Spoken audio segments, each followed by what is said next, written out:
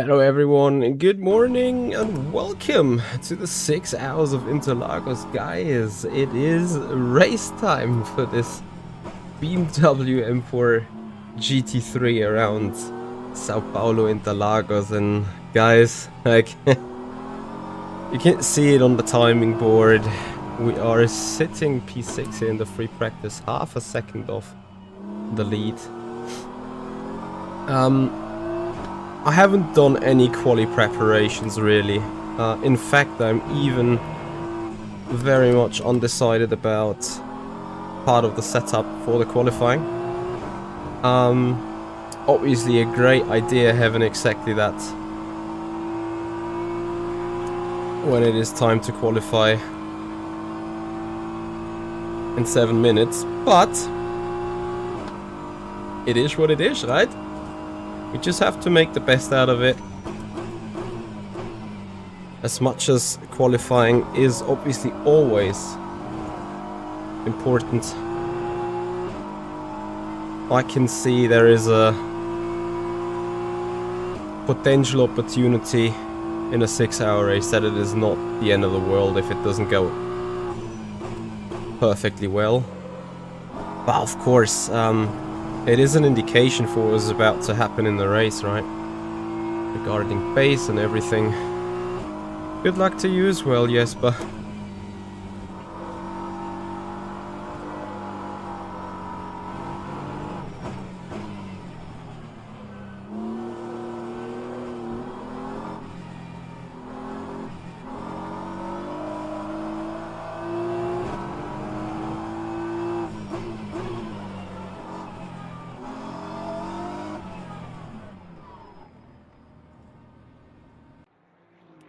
I mean, they might have been on a lap as well. Just need to stay cool, need to stay calm. Can't kill them all. What the hell?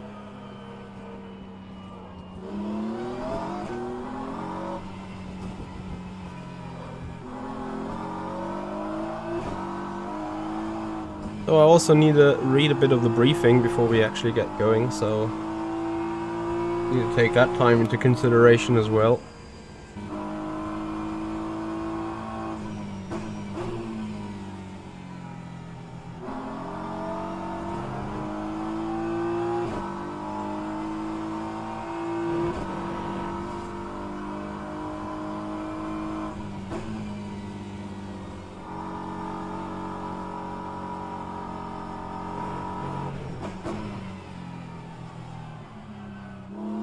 Harry Smith has absolutely no desire to let people do their laps and so on. Insane. Does the same guy just plowed back into a GT on a lap? Like, seriously.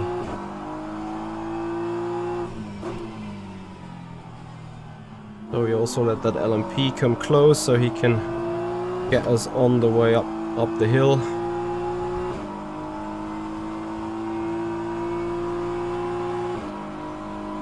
So, and then we try again going for a lap, right? Let's see how it goes this time. Probably with a Spinalla.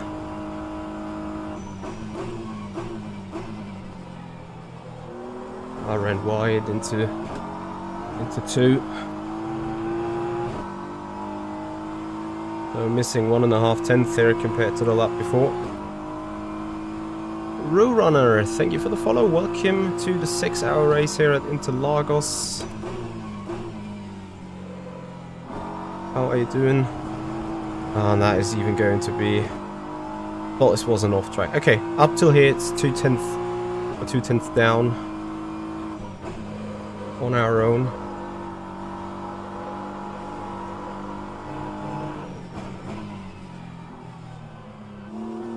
But compared to the lap before, I went 1 click stiffer with the front ARB.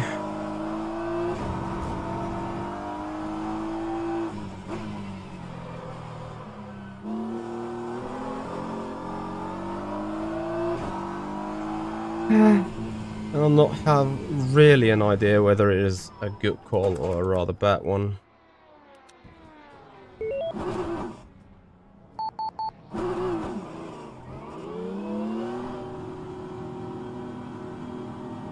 I guess we're gonna find out in another lap. For the races, the setting is certain, as we need to think about the long run. For the quali, it might be a different story. But it obviously comes down to, can it be driven in a good way? Content Ponto be like, I am hell lucky with that white, grey, black BMW regarding the traffic. And I guess yes, you are. Let me see if I push it on the outlap. That gets me an indication, as in what's better.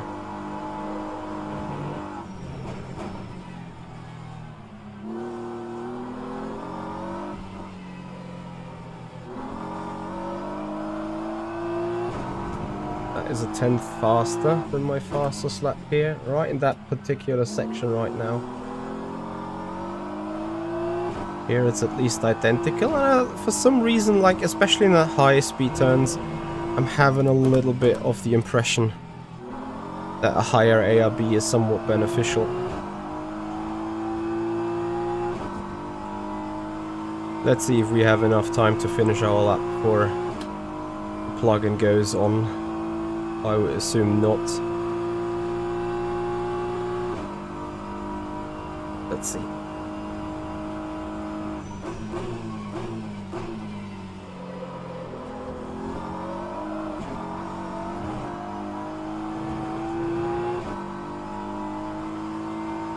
Yeah, for whatever reason it seems much more stable, yet more rotationary as well, which is great for quali.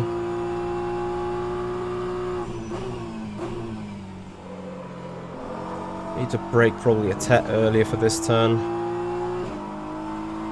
Need to hug the inside curb more, not running as wide. This corner is certainly more easy here.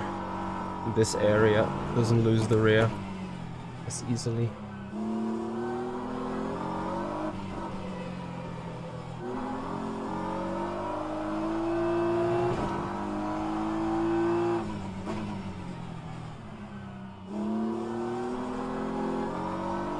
Well, but after all, it's not really faster, right? A tad slower here. So if I'm just smart enough with the other setting, there we go, straight into the quali.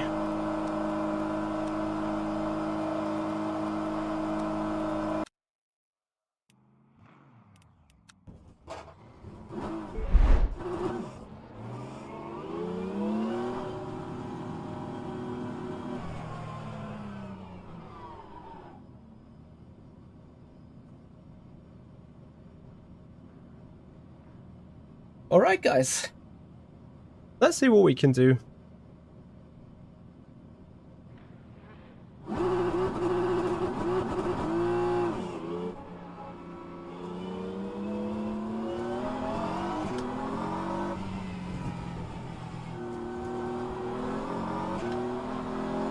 That Mercedes reminds me about a very certain team that once existed.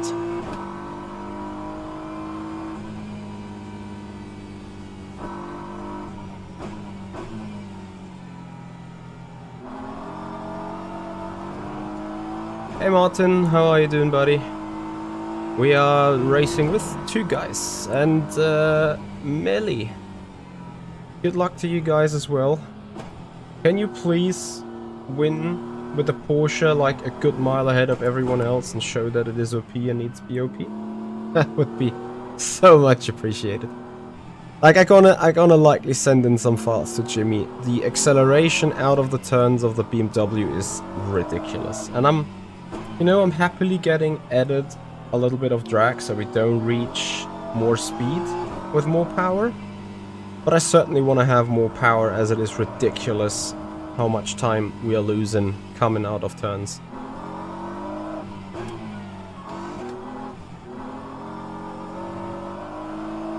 Anyway, here comes the first lap, guys. Target is 29.7 in the overall timing sheet, and that might be the maximum of me. Nathan, long time no see indeed. How you doing? Thank you so much for joining.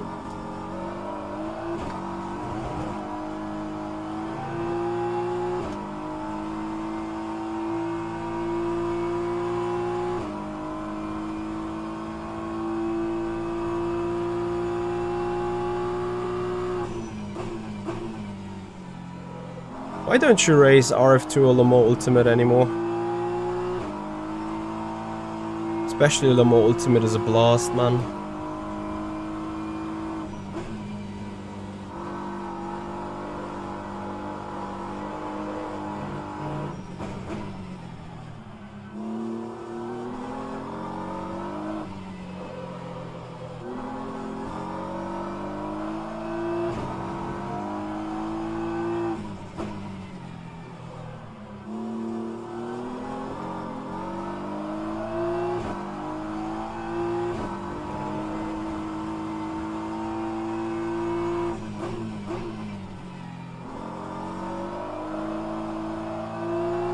Good is this lap? I have no clue.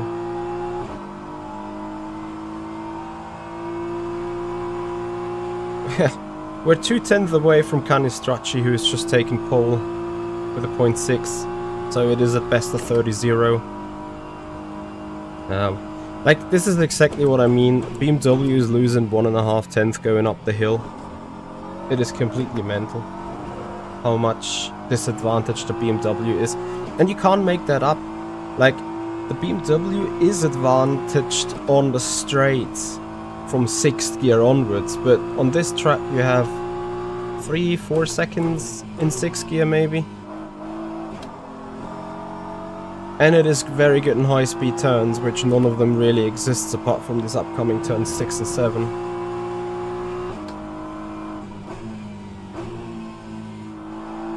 You're grinding iRacing full time now.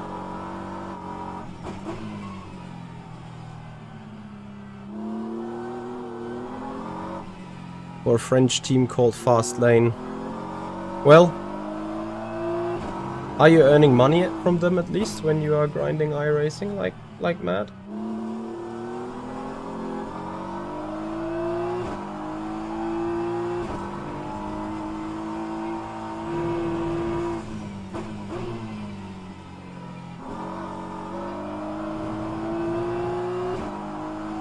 Then on the esports side, what does iRacing offer you over LMU or RF2? Liminal thoughts, hello and welcome.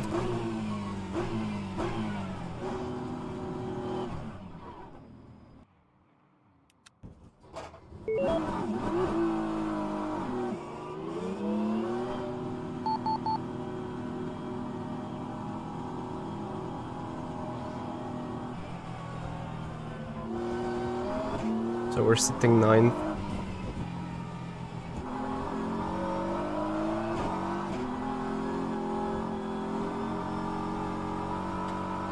So Edem Akyol is, I think, Porsche driver. Ada Akan hasn't set a lap yet. Ada Akan is able to go in the BMW into the front row, which just kind of shows how much down we are on the setup as well for a BMW car. At the same time though, I can do at least 2/10 better if I get stuff pitched perfectly right.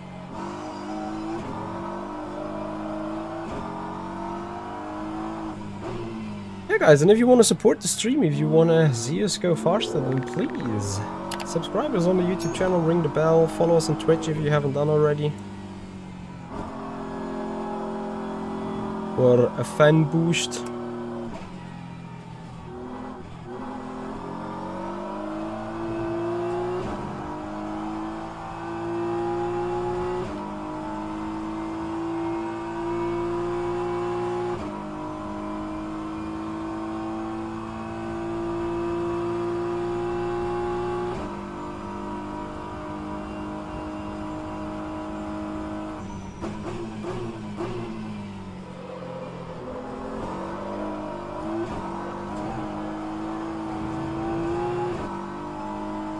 Nathan, I hear your point.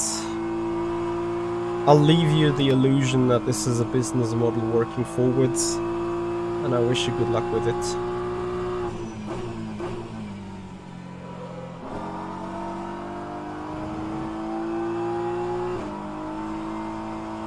Come on, Richie. Somewhere. Get that 10th together.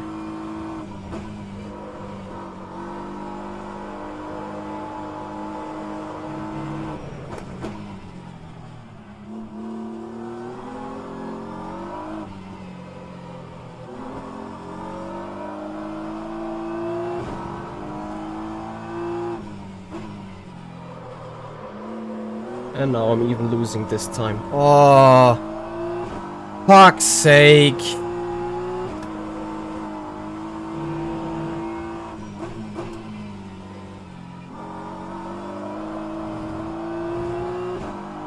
Hi Rose, thank you for the follow on Twitch. Appreciate it. Ah, god damn it, like...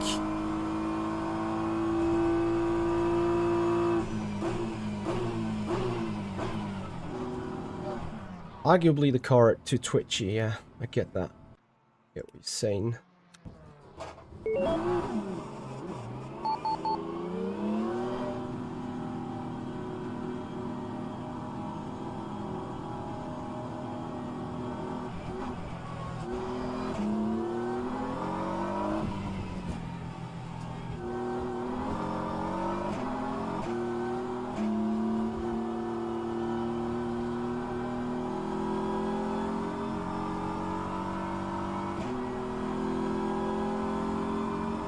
Other aircon 29.8 right now.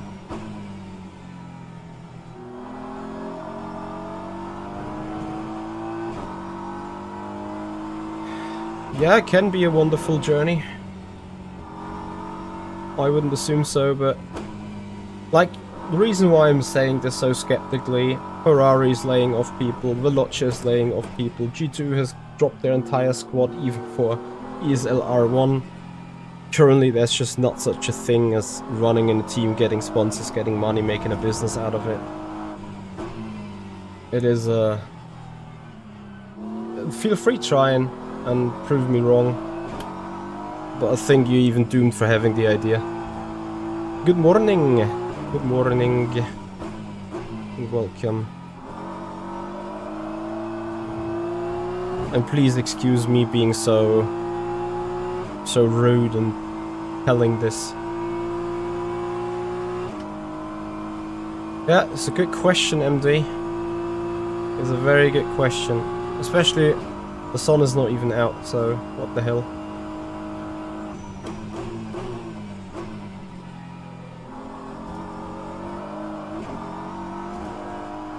Ah, completely missed the apex.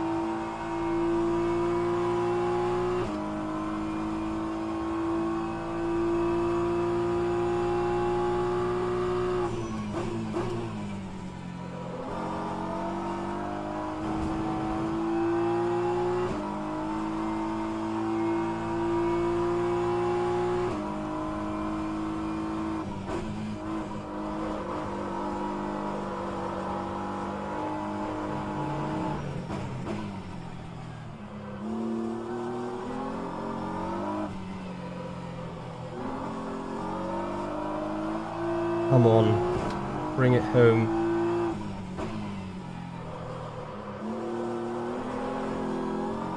Shit, another half a tenth gone.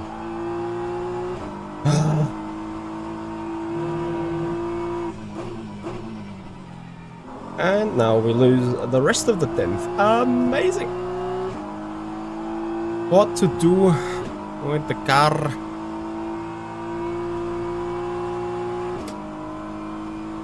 Christ for heaven, the different ARB.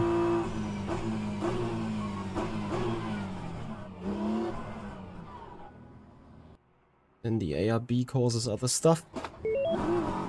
Just need to make it work. We have 2 more shots.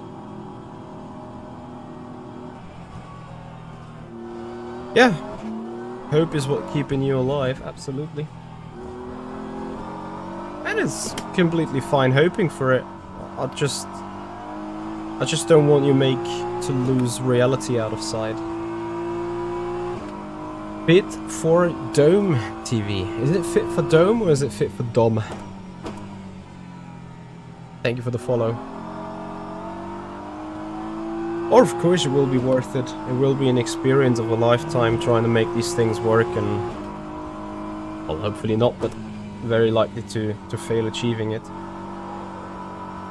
Well, anyway, I keep the fingers crossed for you guys, don't worry.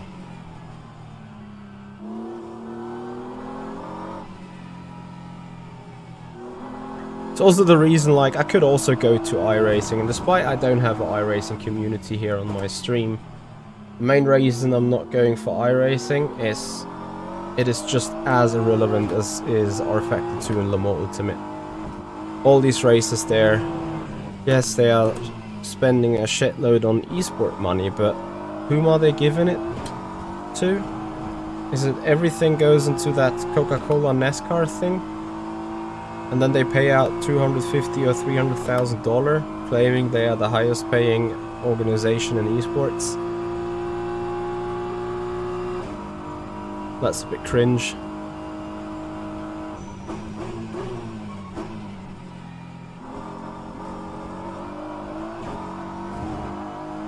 I guess then many of you would be sitting here saying, I'm cringe, sitting and talking there, and talking it down.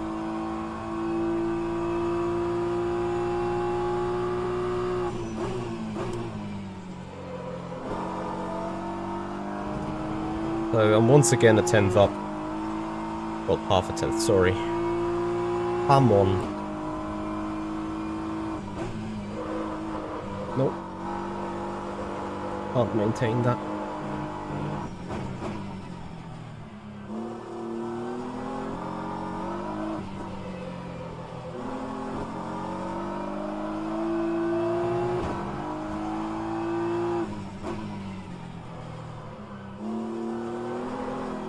I don't know what is wrong with this car right now in this corner, but every time I go in there I'm losing the rear.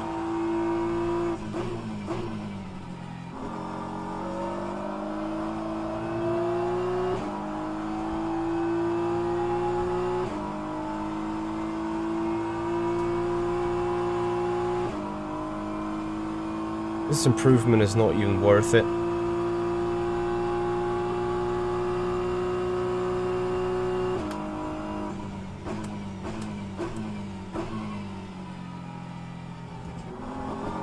What the hell's wrong with that car? Like, it rotates nicely in most of the turns, and then in this right hand hairpin is just pain.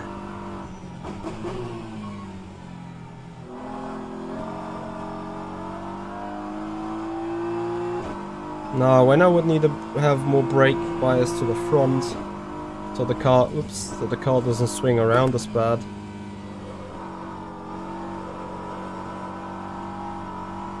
Oh, this is obviously the ARB causing that. Could it be that the soft tire simply is overheated by the time we get there?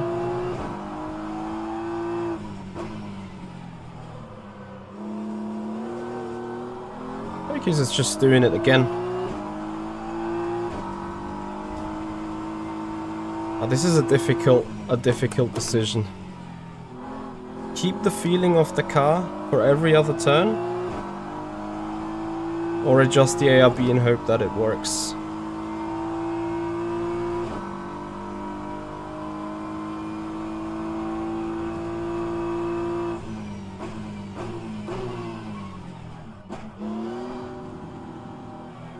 So, we have a minute and a half to think about it. Tomorrow, this is rFactor 2.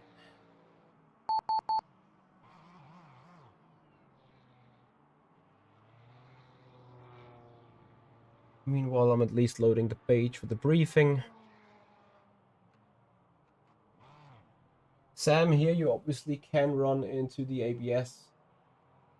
Something that you obviously don't have in the GTE and Le Mans Ultimate.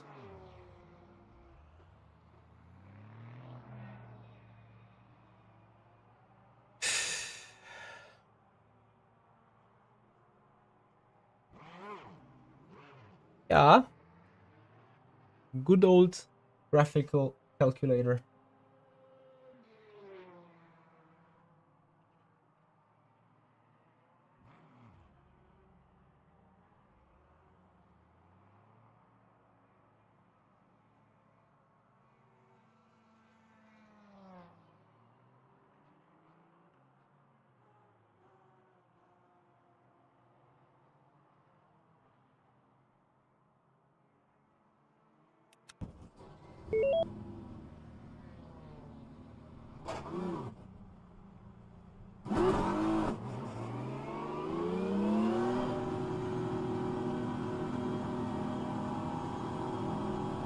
We just keep going with what we have.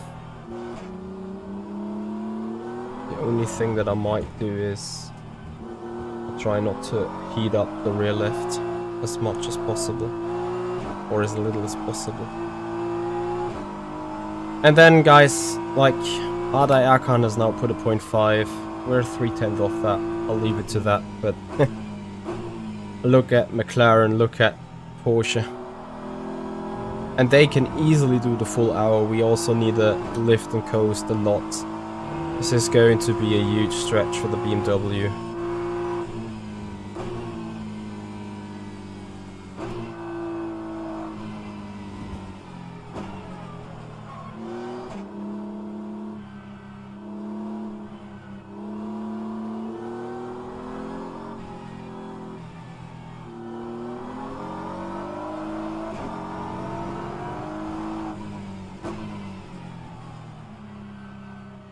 Guys, it's a do or die move. We start once again in P11. I think P8 should be in prospect at least.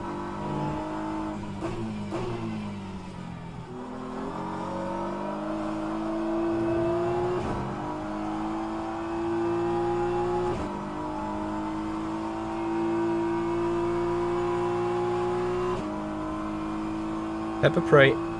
Here we go.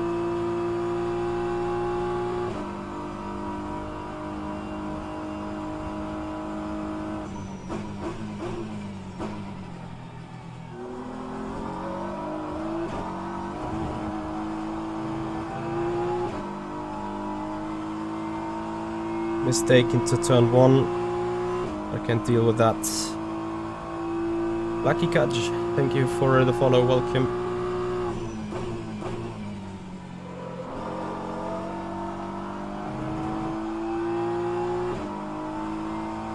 Up till here everything is fine.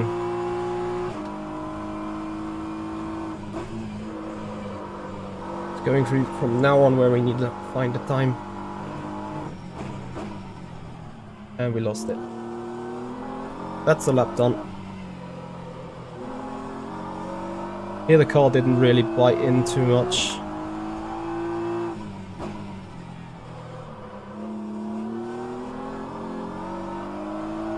I'll just manage the rear ever so slightly.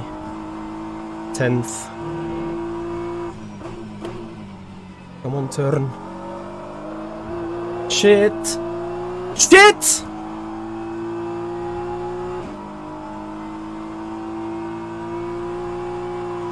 P8 was in.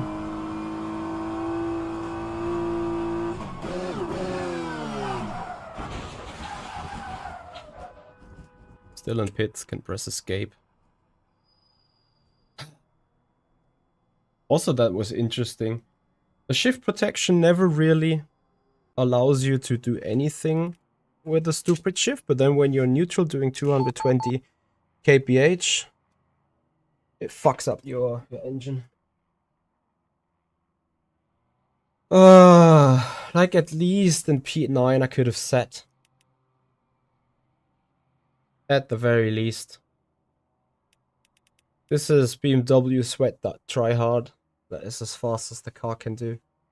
That's about it. BMW is a big box of disadvantages around here for sure. For sure.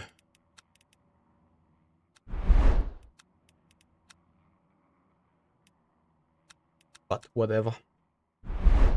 Same for everyone in the BMW, right? So,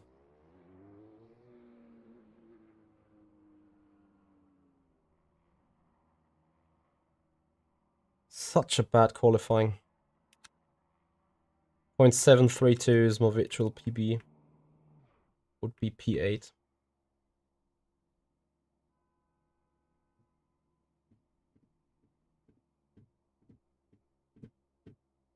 It's fine.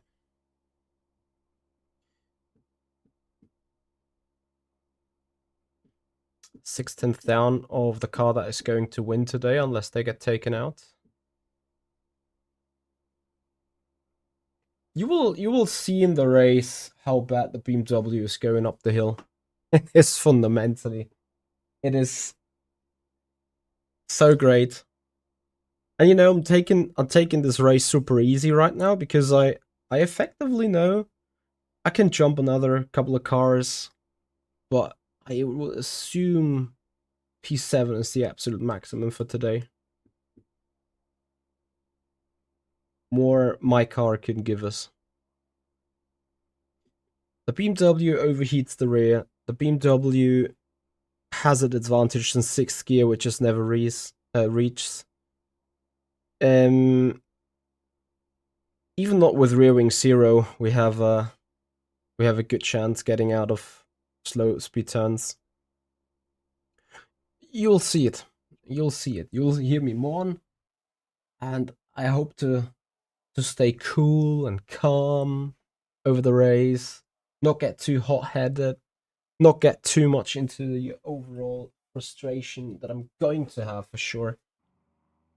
But that's fine. Alright, so about the briefing. Race start. As per the rules, only exception is you can go to 120 kph in Sector 1 and 2 by the end of Sector 2, entering as Sector 3. We must be at pit roads speed limits at 80 kph. And then follow the rules regarding the start. You'll be allowed to catch up, but not slow down to catch up, and slow down to catch up. So we're not allowed to warm brakes, materials, tires, but we can make the gap close to the car ahead. Pitting. A pit lane is rather narrow, and there is 2 lines. So we have pit boxes like this. Please review the rules regarding using the pits. You're not allowed to overtake between and another driver and garages. We're not allowed to overtake between another driver and garages unless pit is in the next in line. So if someone is on the right, I have my pit box on the left, and there is the garages, then I can overtake that car that's stationary on the right. You can check your pit box by using the division service or using the VCV mod. The track is very different than any other racetrack. Oh yes, of course. There is a lot of fast corners. What? What?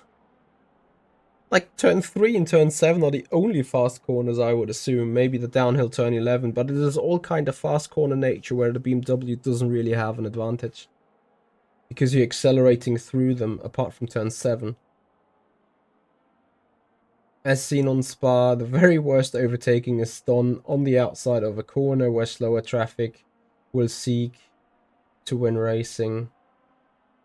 Please be predictable. Causing other traffic to lose time will cost you time and end in penalties. Let's see if we can minimize this. GT3 drivers, on the other hand, give and take. If you can help traffic, then do so. You won't lose the race by being polite to faster traffic. However, be predictable. So, being polite to faster traffic, for me, can only mean lifting early. And therefore, letting a car that attempts an overtake pass on the right line. Anyway, guys, we're about to get going here. Obviously, 20 minutes of qualifying in hypercar category. What do you want to see today? Ferrari?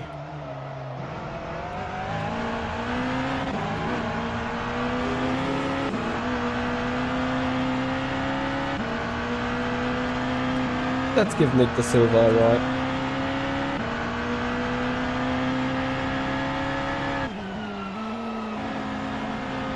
Mario, that button is... I hope it is, because it looked a bit odd to me how it worked.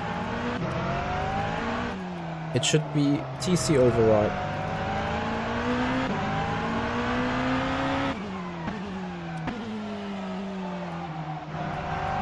TC override, yes. That button is working. The TC override will cut out the TC for as long as I press that button. Therefore, hopefully giving the maximum acceleration.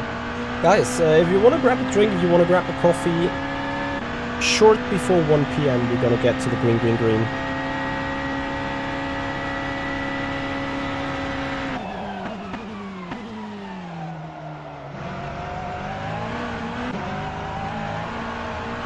Or the fucking forklift again.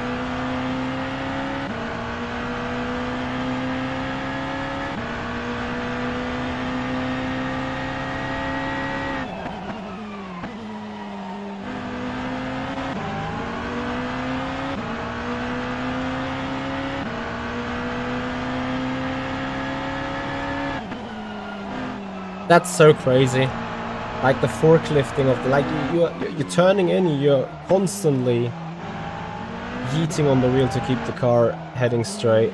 This is the main reason why we didn't go for hypercar.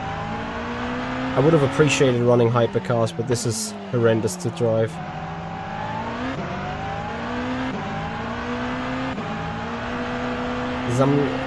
Is it called gnocchi? Gnocchi? Gnocchi? Italian in the language and the food, especially their food. Like my neighbor, he is married to a Italian wife, and he teased me, was like, he's getting perfect pizza and pasta every now and a while. I was like a bit jealous, but then that's salted with salt, you know. Which track on VEC you see the BMW have an edge?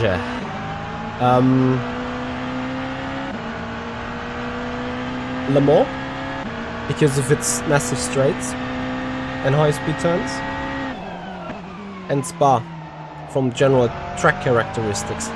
However,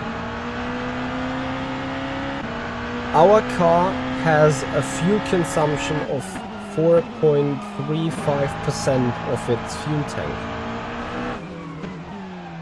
McLaren has 4.12, Ferrari has 4.0, Mercedes has 3.99, Astons have 4.03, so the BMW is inefficient AF. And it is so inefficient that all its pace advantage is gone in the moment he needs to try saving for the extra lap. So what you see today is the Porsche, who sits in P1 with a 129.2, that car can go flat out, as it uses only 3.8 or 3.95% of its fuel tank. But the Porsche can go flat out the entire hour and do a pit stop like every hour without any lift and coast, without any economy runs whatsoever. We in the BMW, we need to stretch our stint by 3 to 4 laps. BMW can do 35 laps flat out, which is 52 minutes and 30 seconds ish. To make it a full hour, including also the pit stop service time, we need to make a lift and coast stretch of 3 to 4 laps. So, beyond the fact that our car is half a second down on the Porsche here anyway, in the race is fundamentally even further. And I'm not sure what Ada Erkan is going to do, as he sits in P5 in class. I expect him to drop down the order as well. Yeah. Let's see. Hello. Hey. What's up? How's it going? I didn't get the maximum out, so P11 again instead of P8 this time. Not P4 at least. Not bad. Yeah, let's see. I mean, we get humiliated anyway, so. Ada Erkan is this time just 3/10 ahead of us. Did a 5:17, I could have done a 0.82 or so it's 3/10. slower, like less gap than in Spa. I guess we're driving the car wrong to an extent. I'm not sure what it is. Not sure it is. I don't really think it's too much of setup. Really? But whatever.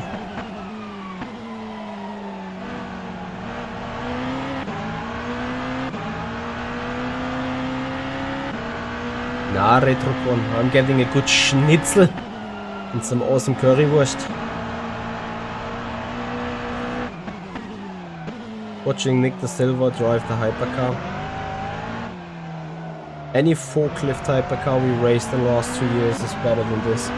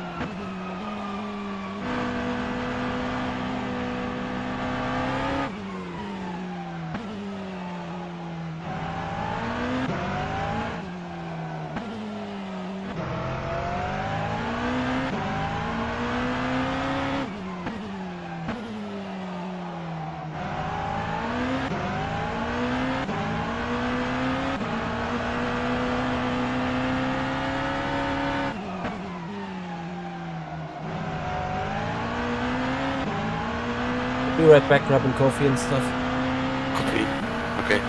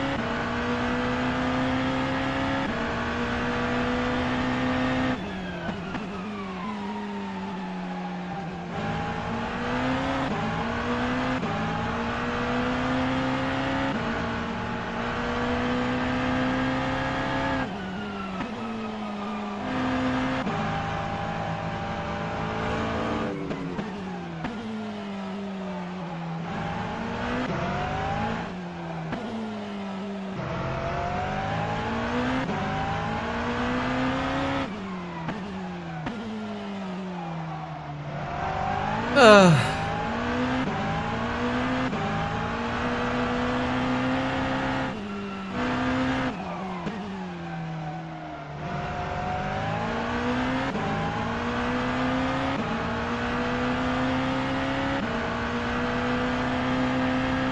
going to be awesome.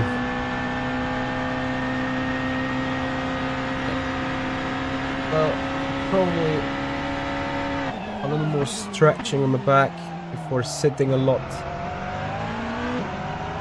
Then we get going here.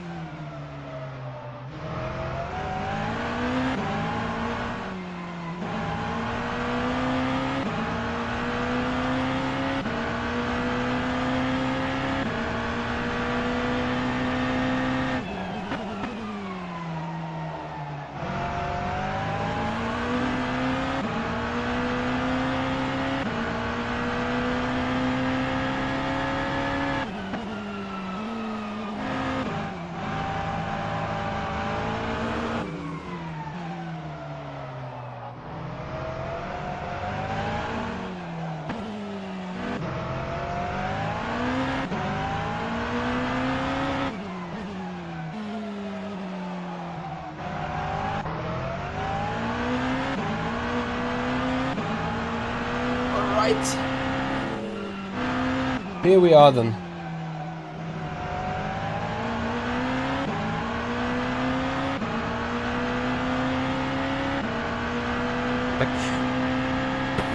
Okay.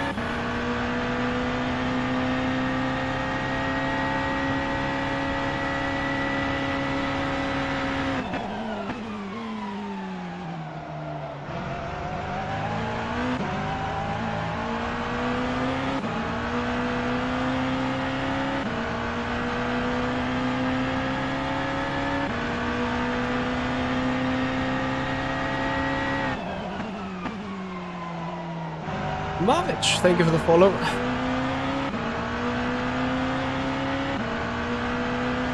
Welcome to the stream.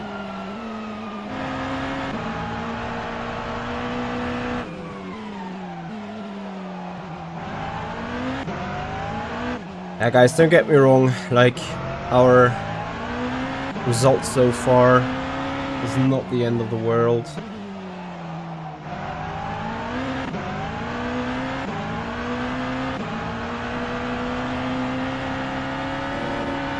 In fact, it means that we're looking forward to some amazing long run racing. Probably with lots of, hopefully with lots of fights. I can't even 100% say.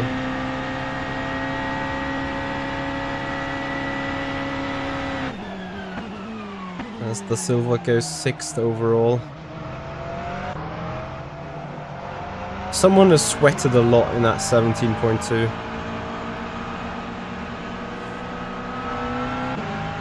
How long to go for these guys?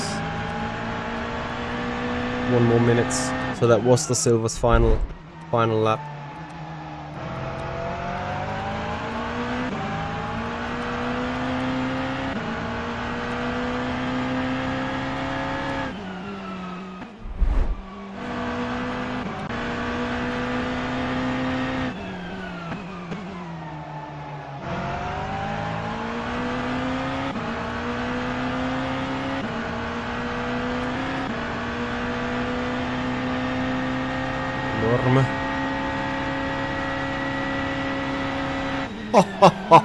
7,000s.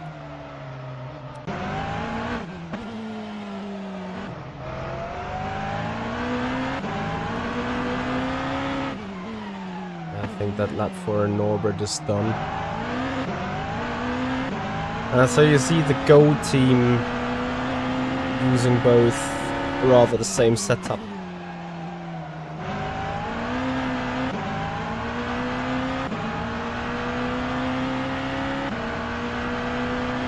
Or is Jakob just going towards his lap now? That would be impressive, let's see.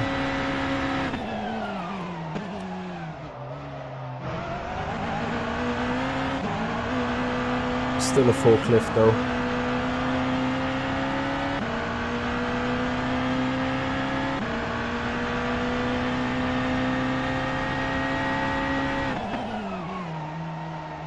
He's missing 15 thousandths in sector 1 to his personal best.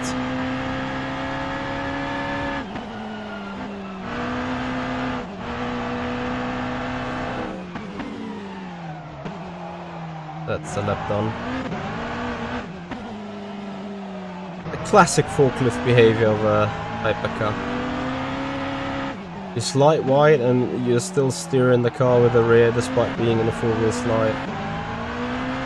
And having the steering on the front, obviously.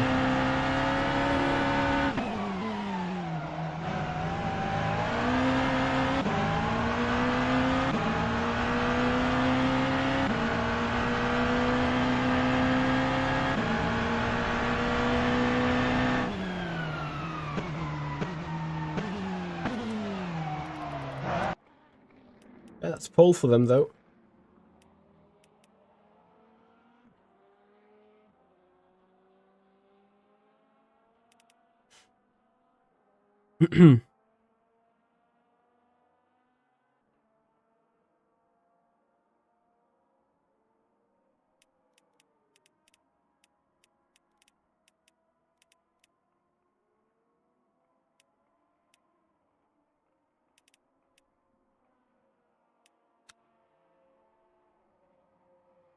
Is that McLaren?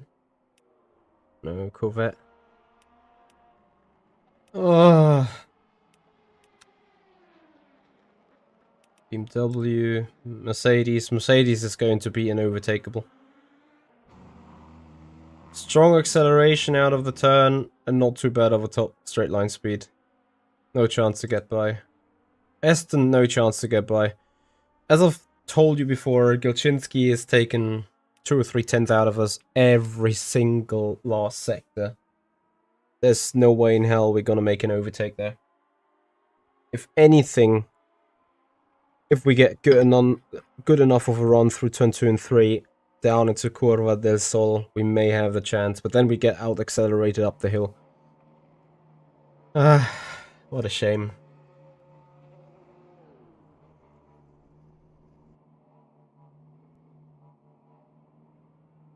Okay, 2 more minutes. Then we get into the warm-up. Matty online, hey buddy.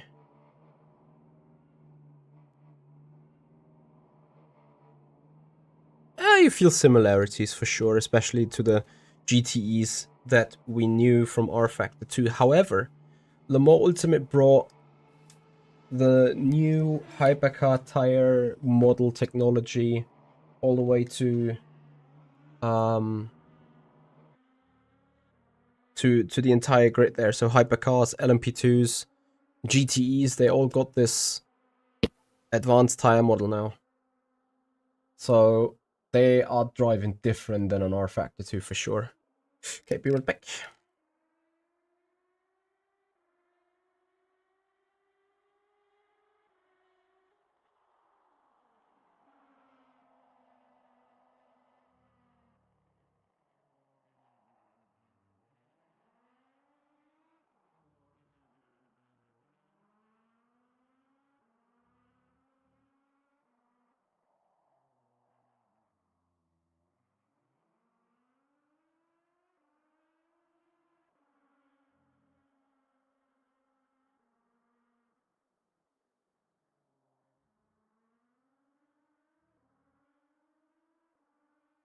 So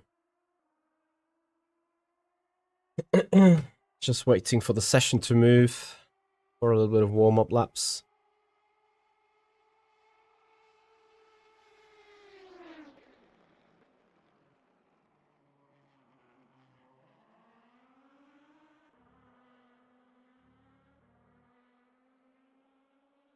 The Matty Online, I think so. Yeah. I think Le Mans Ultimate in its way it's going to be done after all will have benefits that Le Mans that Virtual Endurance Championship should also consider for sure.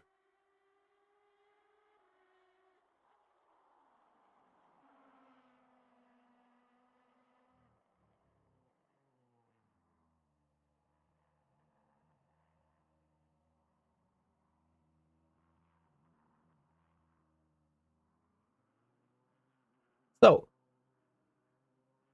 session should move.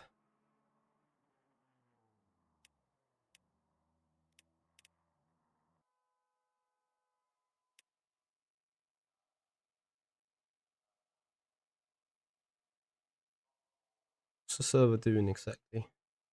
Has Jensen Bins with its rejoin in the right second killed the server automation? Like the session should be moved already to warm up. And then there we go.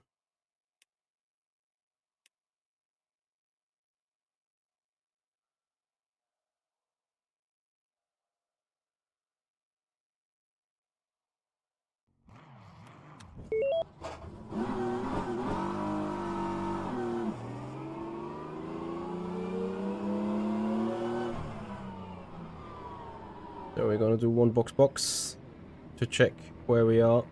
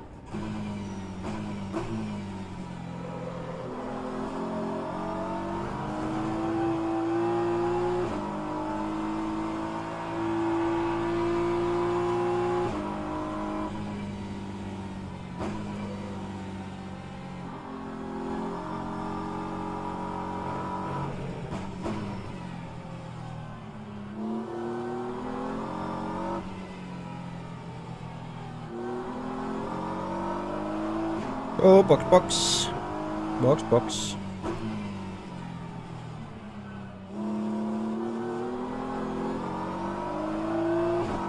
Diogo Silva is the only car on the medium in the GT3 section. Brave boy. Hey Seppel, how are you doing, buddy? Thank you for joining. Guys, welcome everyone to the 6 hours of Interlagos, starting in a moment.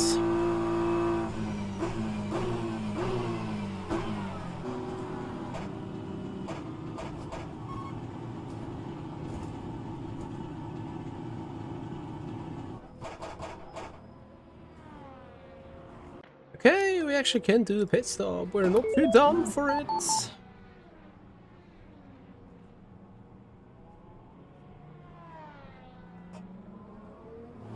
Isn't the clutch just lovely of that Beamer?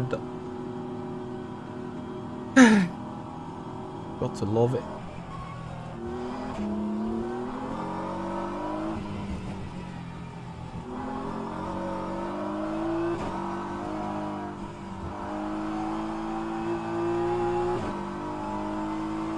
Yep, Seppel, I'm doing good. I'm doing alright. Starting 11th though, which is not really the starting position we wanted to have, but nothing you can do, I assume. The good news is, though, for you boys, when starting 11th, we may have a lot, and I mean really a lot of action ready for you then.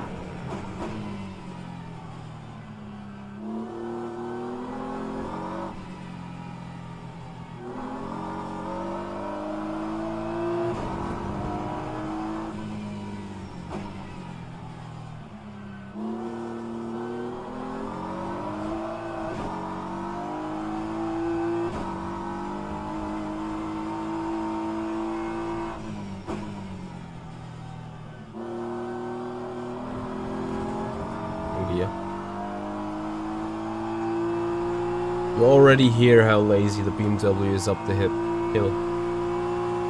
Nepal07, thank you very much for the follow on Twitch. Welcome to the stream. Appreciate your time.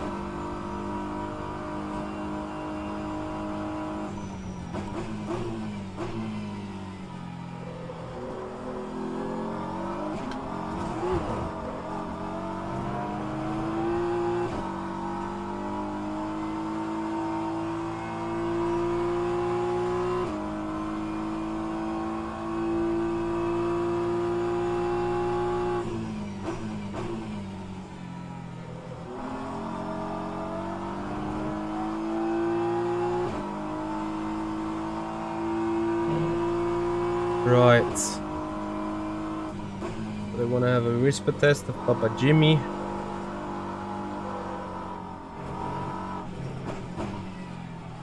I can pretty much use that outside lane in turn 7. I'm amazed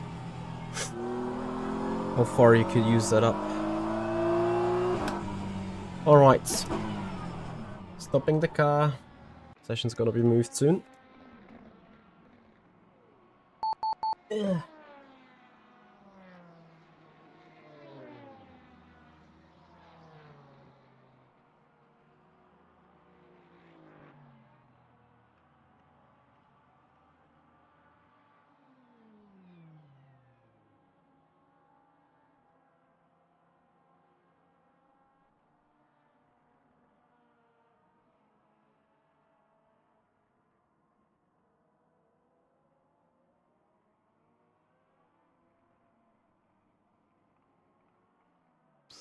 Sure. Right. Hello, and welcome to Race 2. That's the whisper test you get. Ah, classic Jimmy. Classic Jimmy. Hey Jenkins, yeah, we're hoping for a clean race indeed.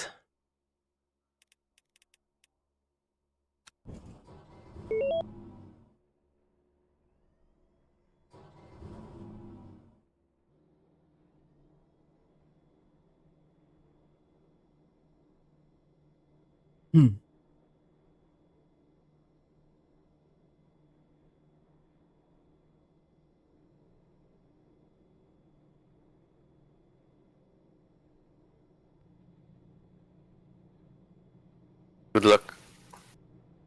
Thanks. Gonna need it. Going to be a good survival. Diogo Silva and Pauli Ahonen are the only guys on the medium, apparently.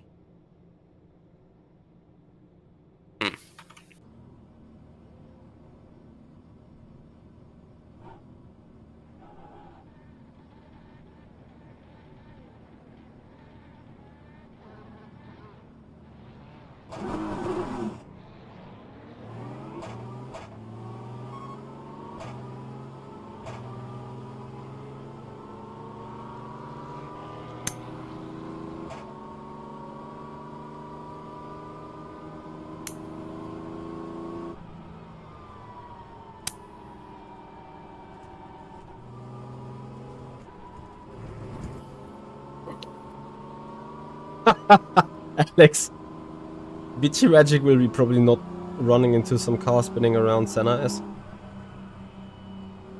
But I appreciate your euphoria about it.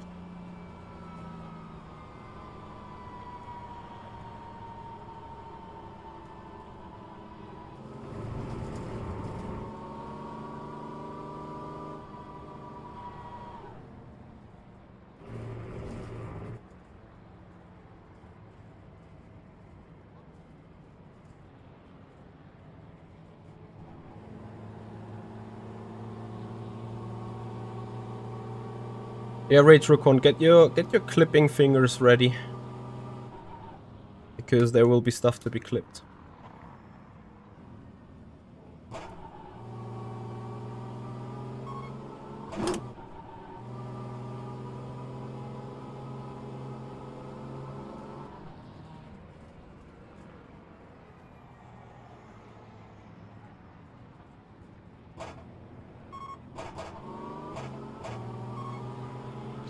So guys, please catch up and back on limiter when you enter sector 3. You can, as always, catch up until the green flag, but please catch up as soon as possible so you don't get a penalty.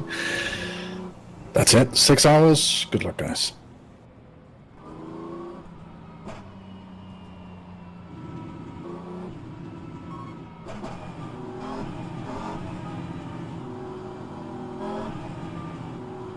Alright guys, here we go.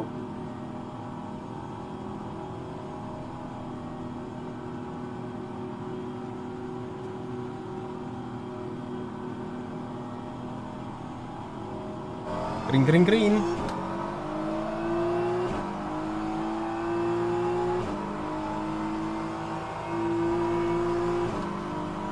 Outside lane is fine here.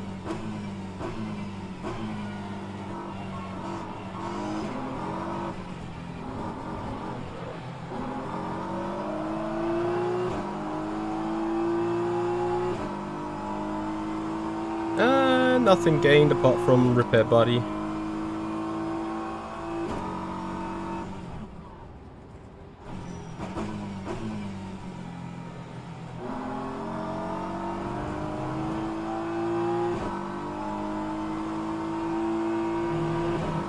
Hey there, Spandauer.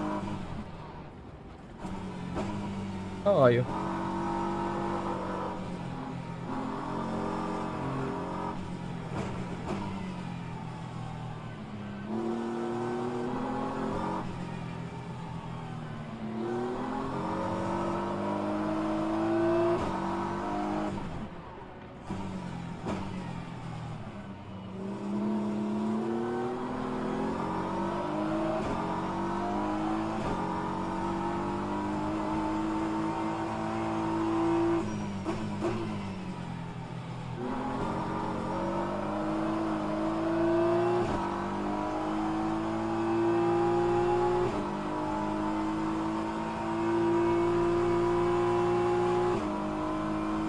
So, average starts, but it's fine.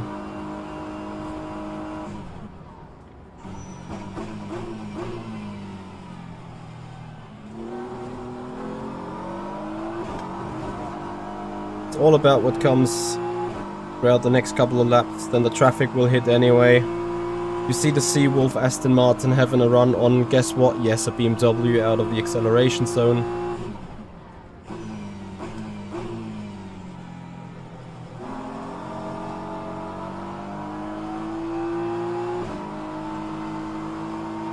That will be a tough one to hold, but we'll try.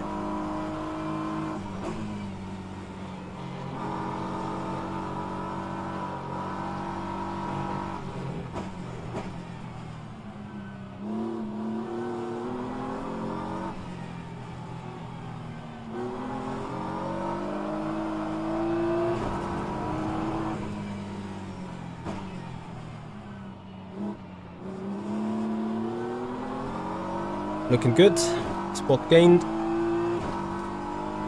Car is intact, no touchy. Oh, this is fun though. What's going up here? 5 wide, 4 wide.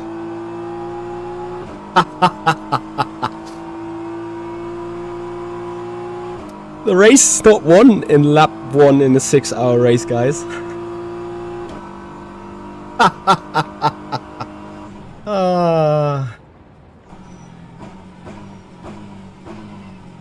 Bonk.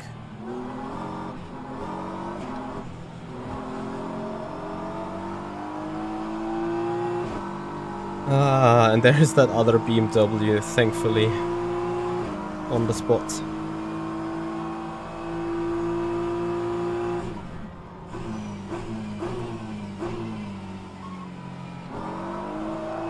Yeah, that happens when you drive defensive into such multiple car wide battle.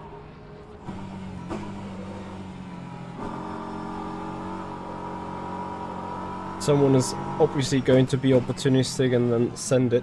Well, that's fine. Hey William, how you doing? I told you it is full of action-packed racing in the opening stages of that race.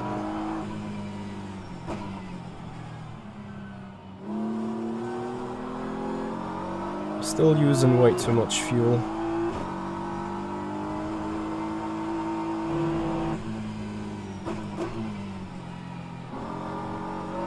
The only drama that has happened now is we didn't capitalize on anything happening ahead, but we got a bit slowed down by the traffic. And to be honest, if I would have full centered, I would have lost that spot too, because I would have been on the inside somewhere on someone else. So it would have just been a pendulum effect happening. So I'm not even sore in the way I drove. Like, to me it was a very much expected position lost. Harry Smith has crashed a car. Remember, that was that hypercar in practice where I pointed out already, being like, yep, he has absolutely no desire to drive clean. Well, here that is his race done and dusted. It's fine, Martin. I'm slowly working, getting ourselves a little bit ahead. By letting up the rear left so hard that I screwed my entire stint now. Awesome.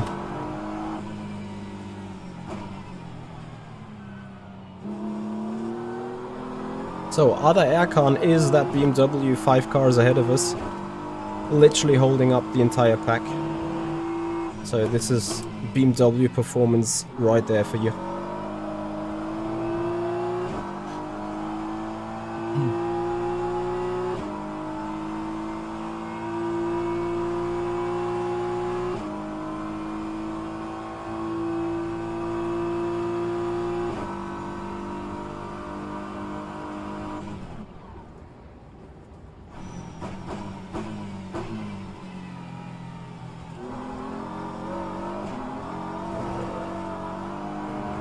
Yeah, damn it. What I've done to my rear left last lap is nothing I should have done. Need to pay a good amount of attention now to cool that tire down.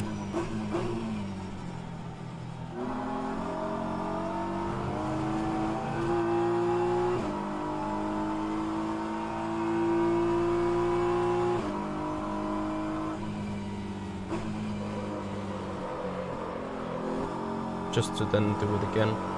Awesome.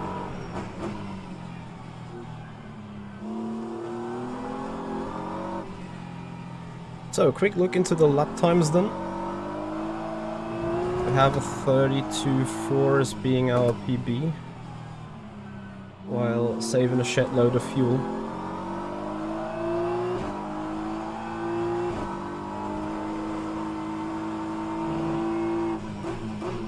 For whatever reason, the car is a lot more tail happy than yesterday. I'm not sure if that is due to the repair body thing. This is going to be a 32.7, which in hindsight is as quick as we've done yesterday in the testing. What are the guys ahead doing? 32.4s.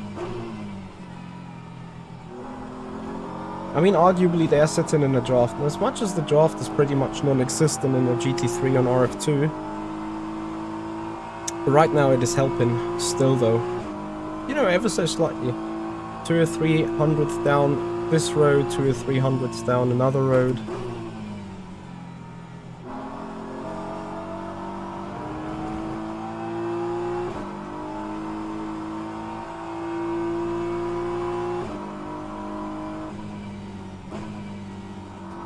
Sitting now on the racing line, not heating up the rear left is a good way to enter the middle sector.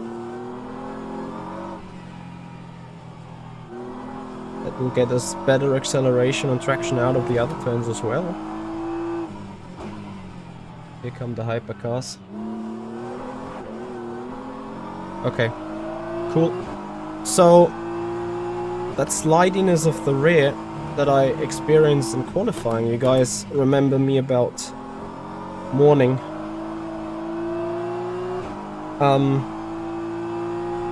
That seemingly made itself into the race, despite I'm running on the very same setup compared to yesterday.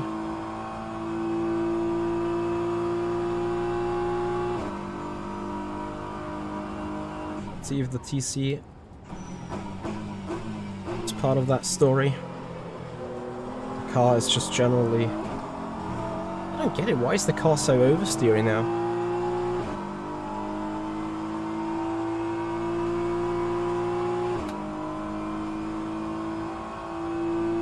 Toff B, how am I doing? I'm doing alright, I'm doing okay.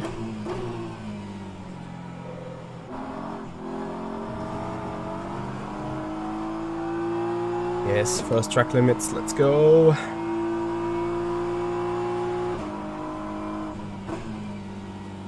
Idiots.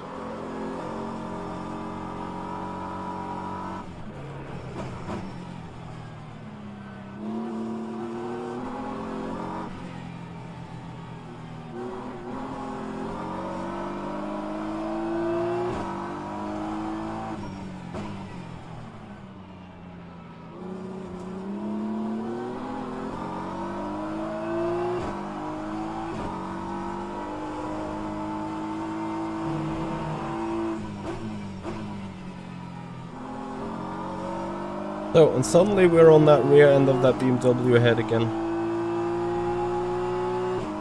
Still have repair body there. Yeah, nice. Hypercar spun on the straight. Like, this time the nose is broken though. Maybe that's gonna fix my balance issues, as stupid as it sounds. Maybe it takes a little bit of front end away.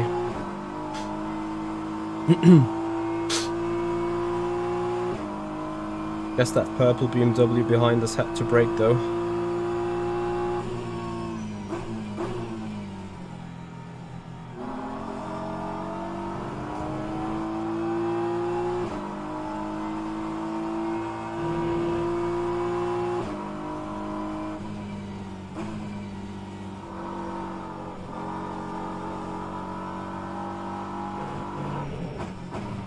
Key of today's race is also getting the tire along the distance. It sounds ridiculous as we're running the hard, as we're going to single stint, but that tire is so sensitive when it comes to heat, and as you can see we have a lot of tight turns, a lot of acceleration zones, the rear is overheating ever so slightly, sliding a little bit out of these turns as well.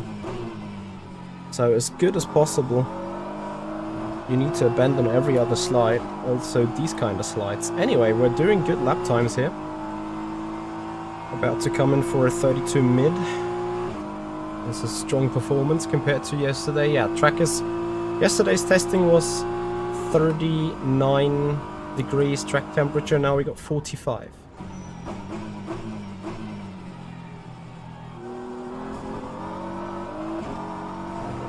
So that is a significant difference, 6 degrees.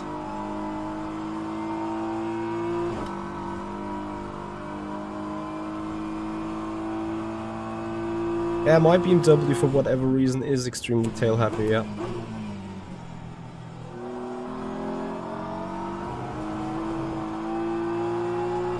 So here come the LMP2s.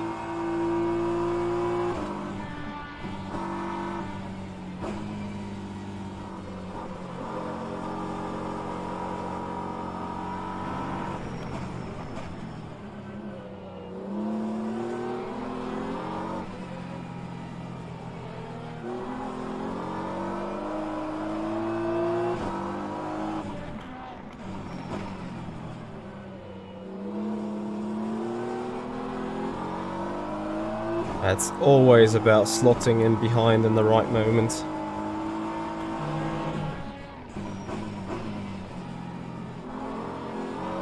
maybe get a little bit of draft here. But more importantly, have all these LMPs gone past us before braking zone.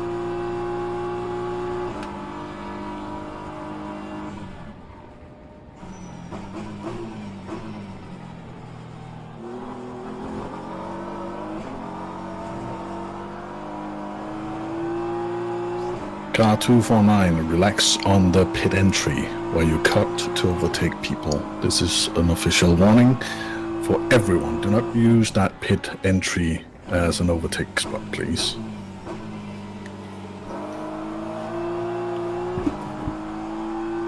Copy, Jimmy.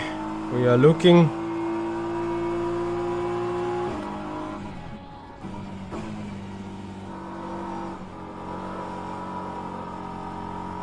They're gonna wreck here.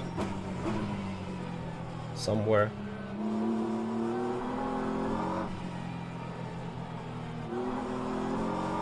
As a slower class car, the only thing that you can really do is playing the traffic right. When you're able to do that, you can gain time on others.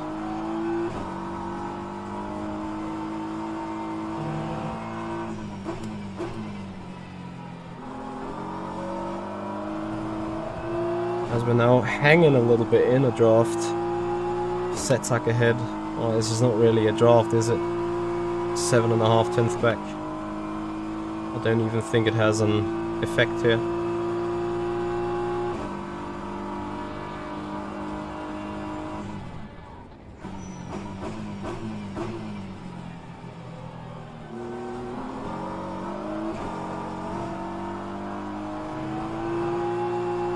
Now it has an effect. Half a second back. That is more overdraft that we can use.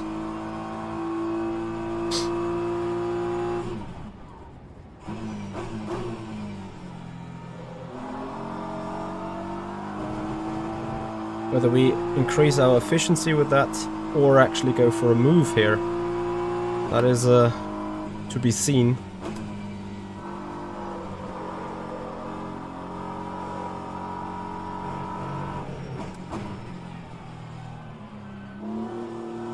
At least the front end tires are working beautifully still. Can take it a bit tight the turns compared to the other guys. Yeah, but that close could potentially at some point get a chance.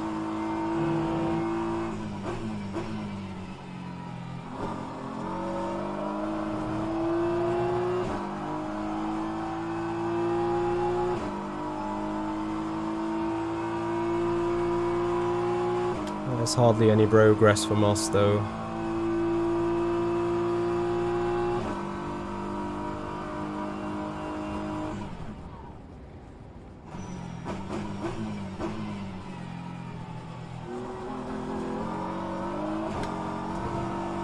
The good thing is BMW and BMW is actually a possible pass if you're close enough on your exits. Fastest car on track even last lap. I am amazed.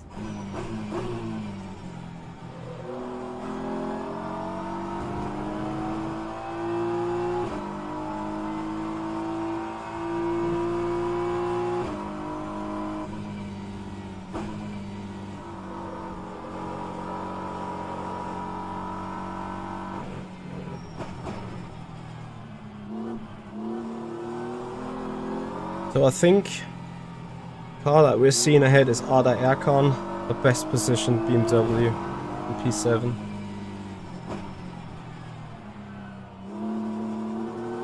You see, that is the performance of our car.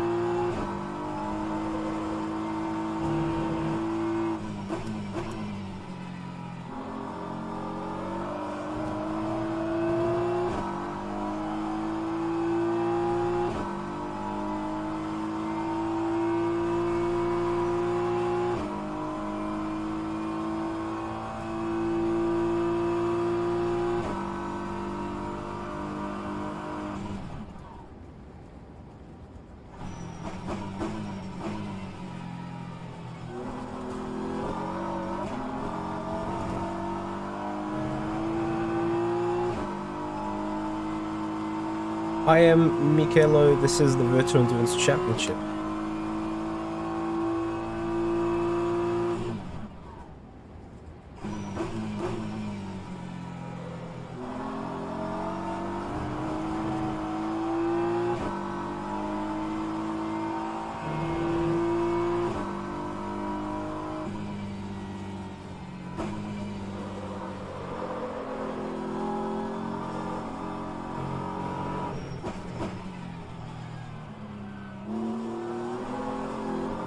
Ah, let my rear left again.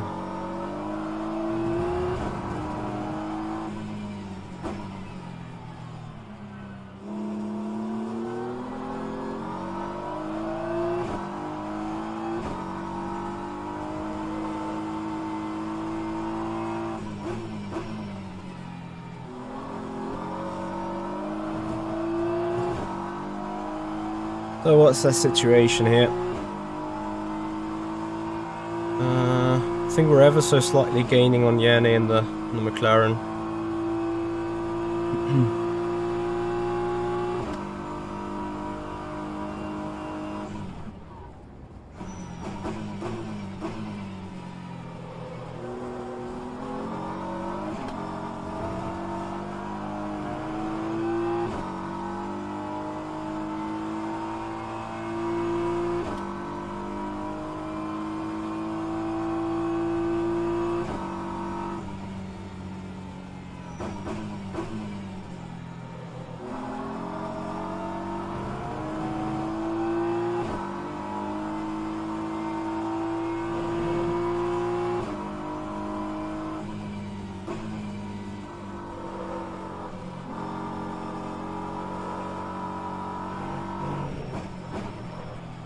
Shit. Mistakes. Don't do them. Nitrox. Thank you for the follow on Twitch. Welcome to the stream.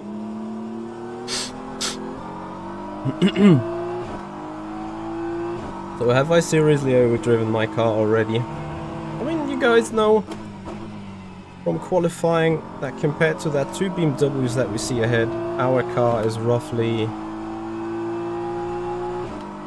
2 or 3 tenths down in performance.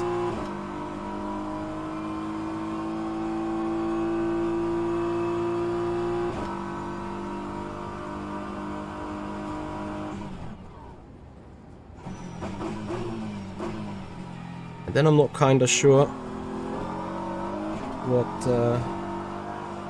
strategy plan those guys ahead are using, as we only see now it's all BMWs in one group.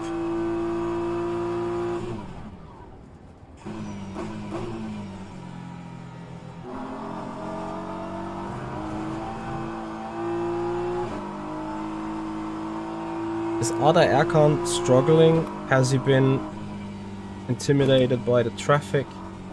He's taken that outside strip into this turn 7. That's interesting.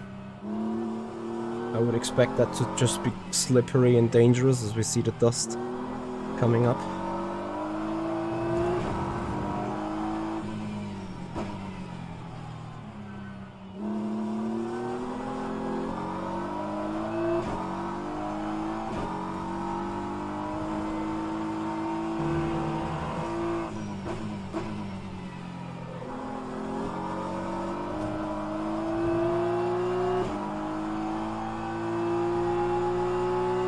Yeah, there were a lot of penalties from last race. I'm not even sure. Probably also a couple of guys ahead of you in the GT3's got some.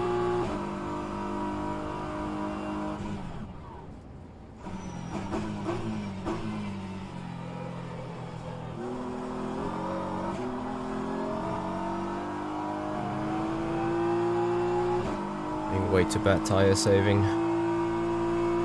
Alexander Repin, thank you for your subscription on the YouTube channel. Welcome to the stream.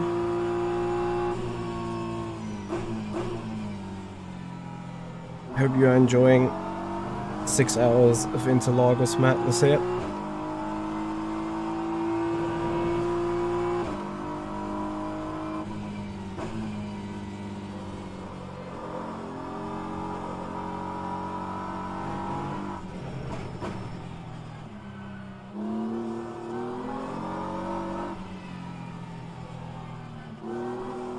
I got excessive understeer in that left-hander going through the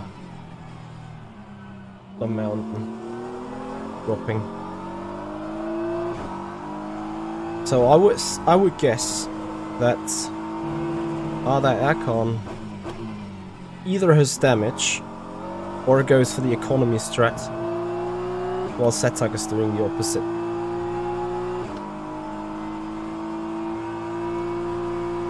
In the meanwhile, we're doing our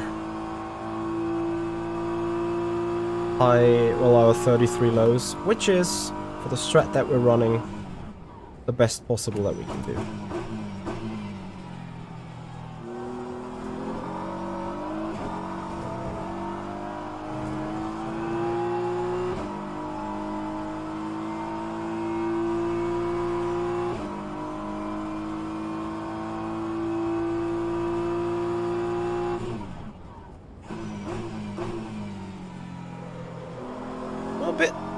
You know, I would love to give you a little bit more entertaining even.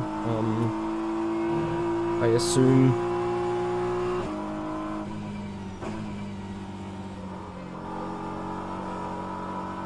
that I would perhaps be a tad faster in the race.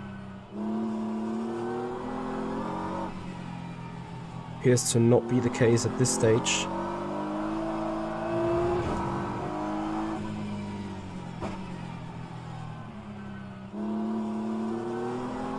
Like, I think we're slightly starting to run in the middle of nowhere.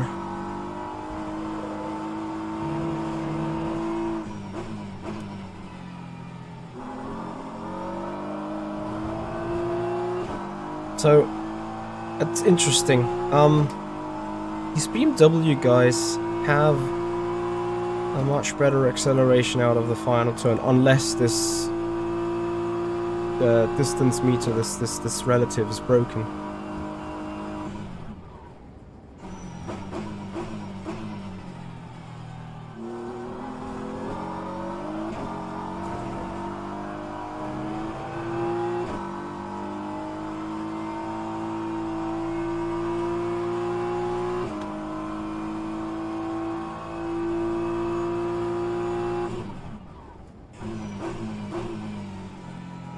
At the same time, I need to save a bit more fuel.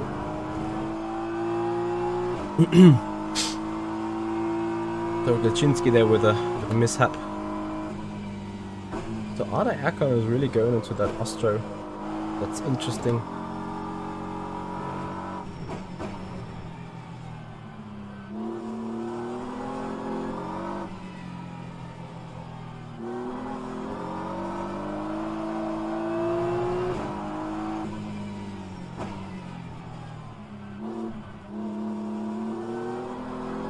Now I'm doing it really bad though too, like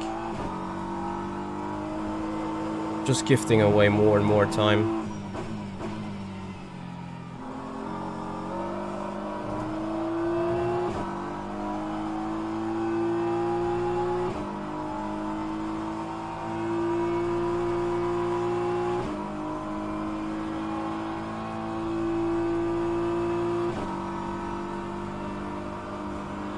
So there's that Mercedes that got a drive-through penalty apparently.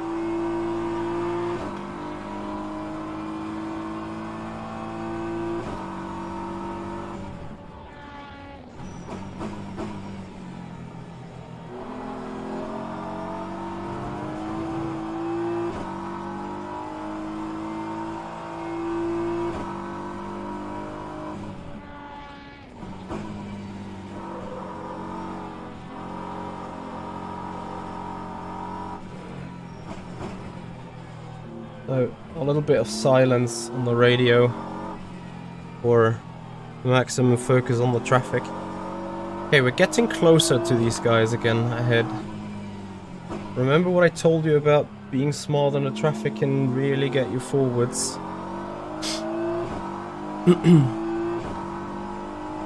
Sometimes you just get screwed up though. And then nothing you can do on it. This was one of such occasions. Ah, this is so painful as you carry that disadvantage all the way up the hill. Dante, because we're sitting in a BMW. The only thing I don't get is why we're even that slow compared to the BMWs ahead going through final turn. However, I believe that could be a suspension thing. They are running a little bit more rake. They could potentially be 1 or 2 kph faster through it, therefore carrying more speed.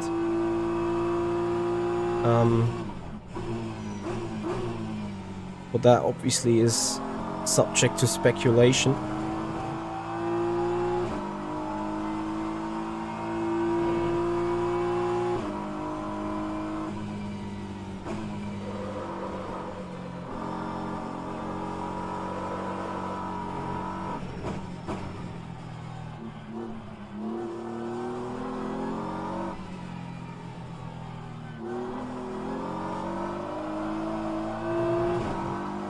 Toonsy, thank you very much for your follow on Twitch.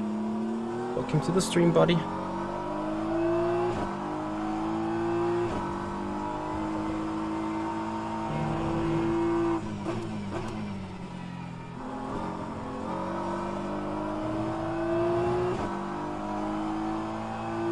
I don't know, like...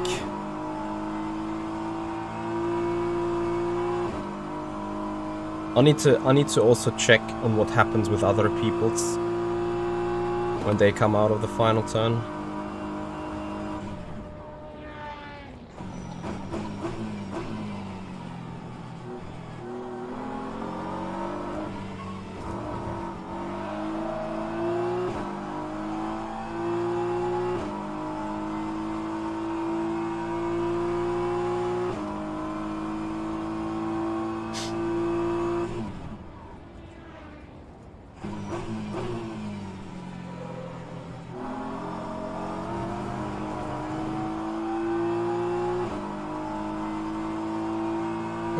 So, maximum disrespect by some drivers pulling right in front of me, making me lose even much more time, so maybe I should also be...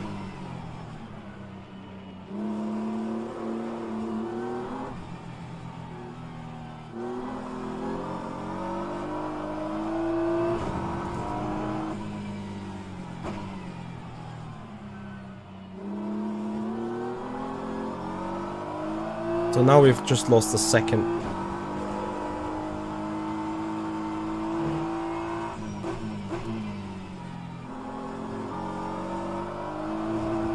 Oh, we're also pulling away like Matt from Borrieta behind, and he is in a Ferrari. So I guess it is just the last corner, but that it always appears to be other cars moving away so quickly from you. This track is a little bit of a mess regarding always those stupid dive bombs, man.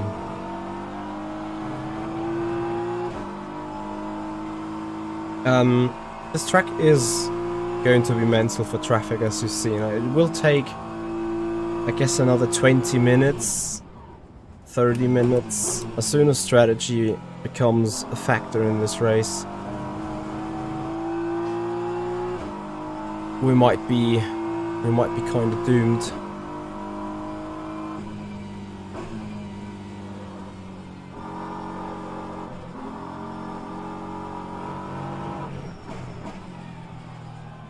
Into every other section of the track.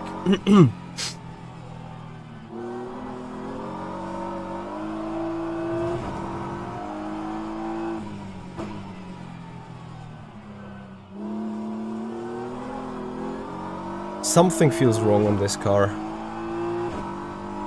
And I'm not sure if it is the broken front splitter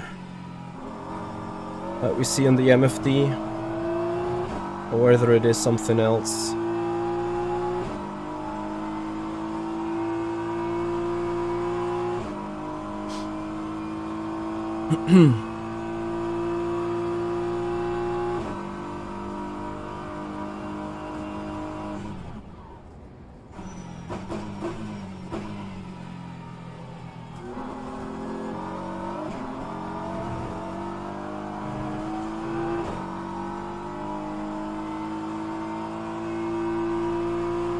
So what's the gap? We need 10 seconds.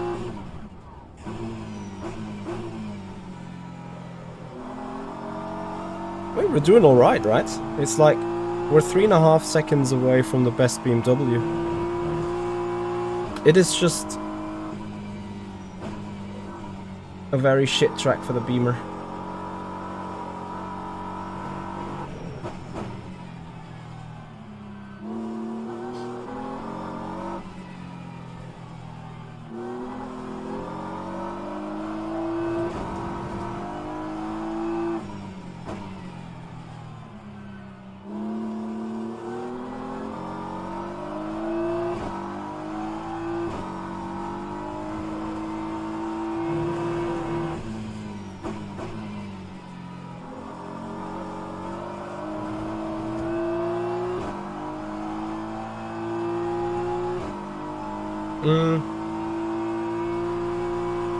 No, Cengiz, I nudged some car in the rear or so in lap 2 or 3.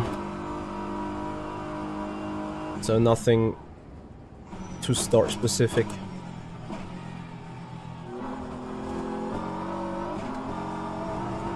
I'm not even too mad about the front splitter damage, as effectively it could have a potential beneficial influence on the overall balance of the car.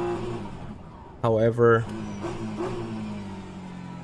as you can see, we're struggling with all sort of stuff. Sometimes it's a bit oversteer, sometimes it's a bit understeer, especially in the low speed turns. Here I'm probably not entering up this turn 7 enough, but certainly I don't want to end up somewhere in the gravel.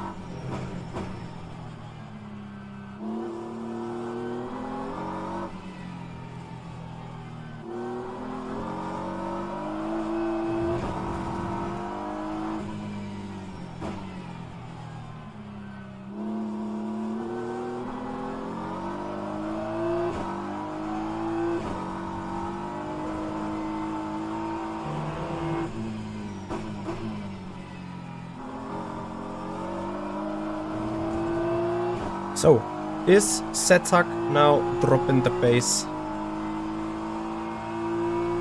What has been his last lap? A 33.2. Let's see what it is this lap.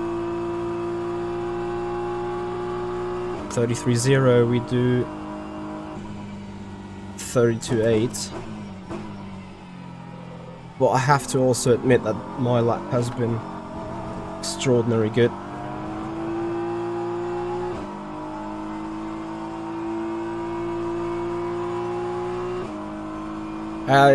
It shouldn't really have too much effect. Like, I have the option to repair body, but in all fairness, I don't think it is that severe.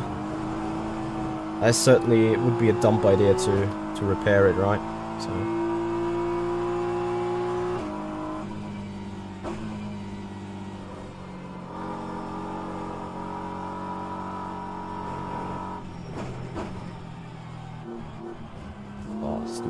Come on, what are you doing?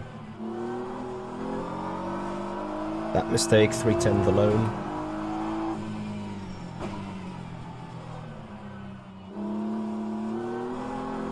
Track's boring, car's shit, race is long, pace is not even that strong.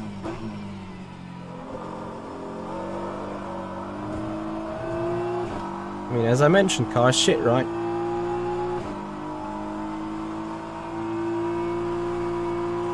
Yeah, it feels like we have no idea what we're doing with the set. So Setak now does a 32.9, we can obviously do that ourselves, we just need to be smart enough to do it, right? That is what stresses me the most in that race so far. Someone said right before the race, consistency is key, and that couldn't be more true. But my consistency is bad. Yeah, I mean, compared to the other BMWs that are just running straight ahead of us, we're not doing too bad. Arda Erkan at this stage in Spa has been seconds away from us already. It's not like we're particularly close, but 4.5 seconds so far is alright.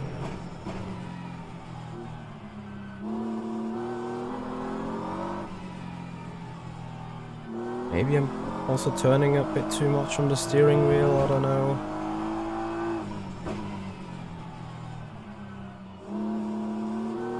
More trail braking required into the turns.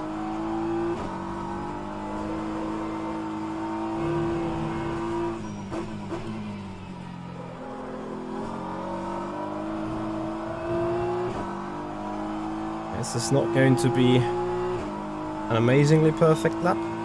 It should be faster than a 32.0.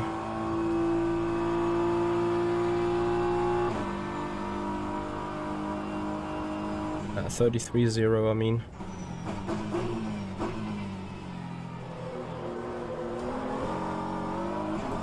What's that do to the dirty air now? This is what I don't get about this car.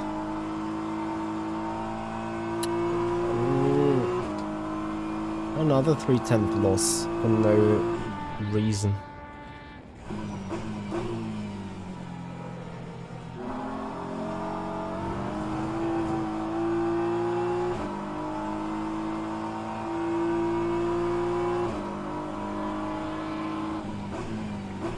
Mate, what the fuck?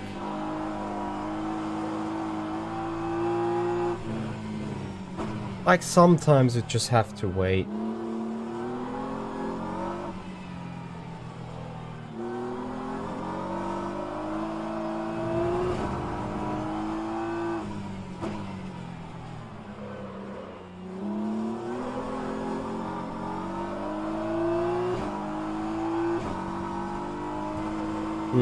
What did I say in the warm-up about staying positive and not being too screwed up?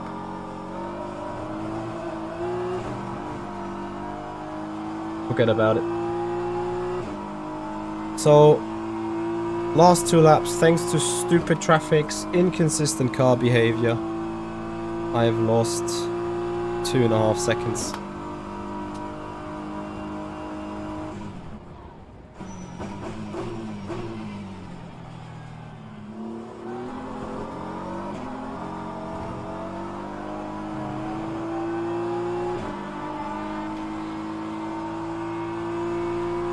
Can only hope that our strategy this time is good.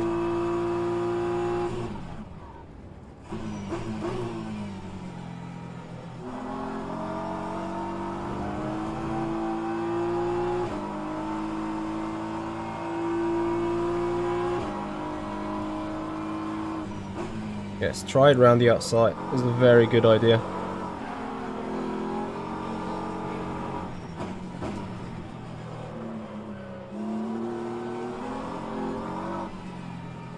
Do you see what I mean with the car? It randomly broke loose in the high-speed turn now, like... What the heck is going on?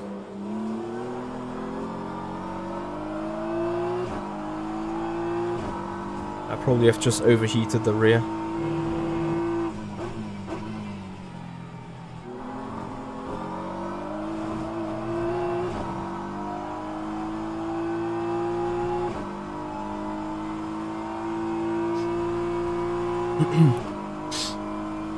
Yeah, most of you guys have seen our testing stream yesterday, right?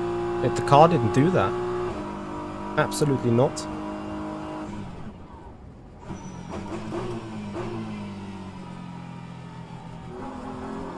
We love cars passing us, but not passing our contenders at the front and go to pits. Just takes time away from you.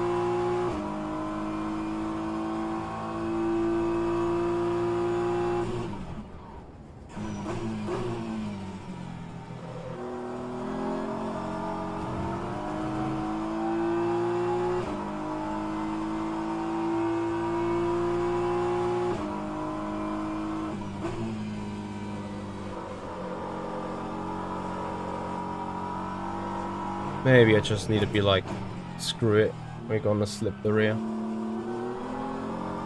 For those last 10 laps.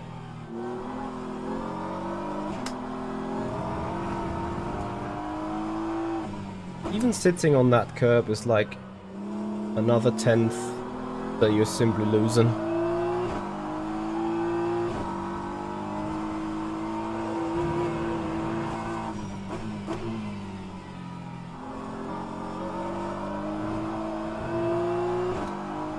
Tires are hot, rear right's cooked, rear left is cooked. Yeah, the rear has a significantly worse balance compared to the front. I wonder if I forgot to change the ARBs from our desired setting.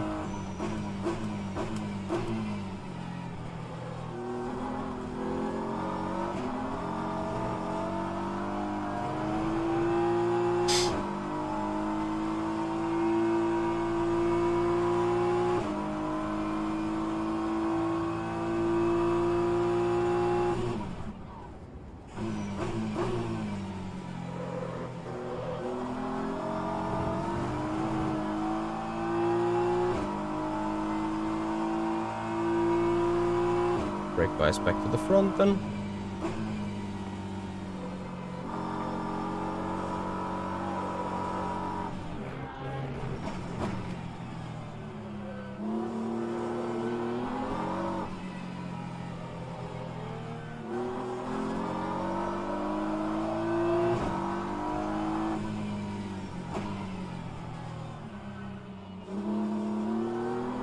Any of you guys have an experience with the BMW M4 on RF2?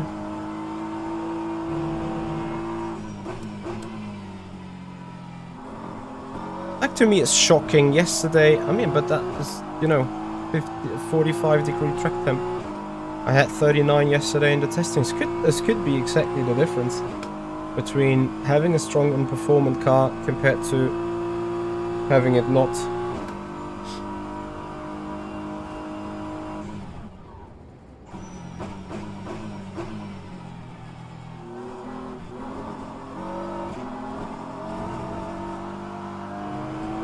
Certainly in the second stint I'll need to take a little bit more care of those rears.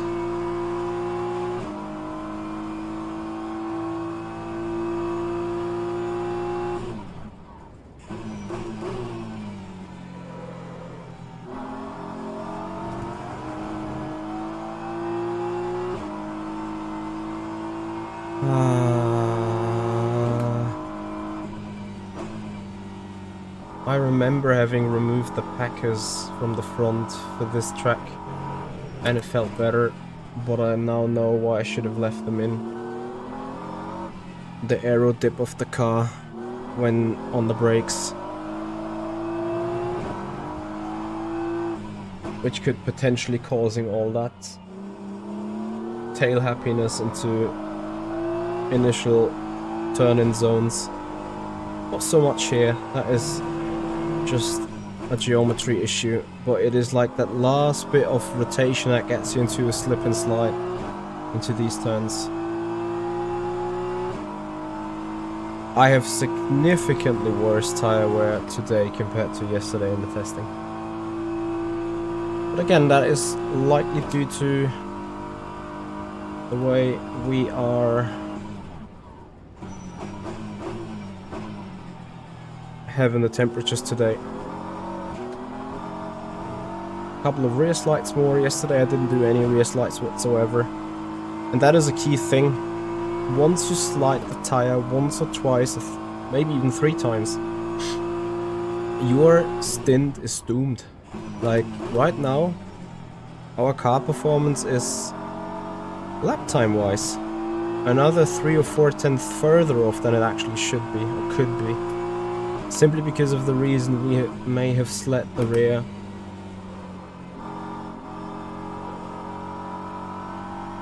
And that has kicked up thermal degradation a lot more even.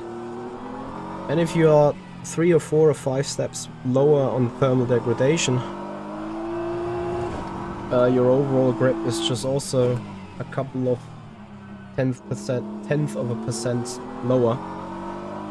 But 0.1 or 0.2% less grip on a tire in RF2 could eventually mean 2, 3, 4 tenths of lap time. Anyway, 5 laps, then we get a new chance to do it better on these tires.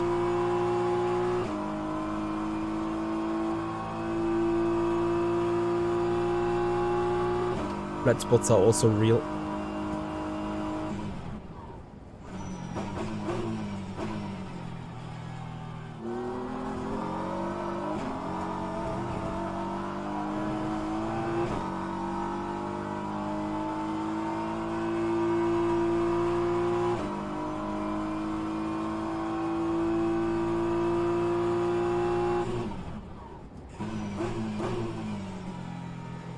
Our only hope is strategy compared to other BMWs. Oi. Excuse me. Thankfully that came on the straight, not into these stupid turns.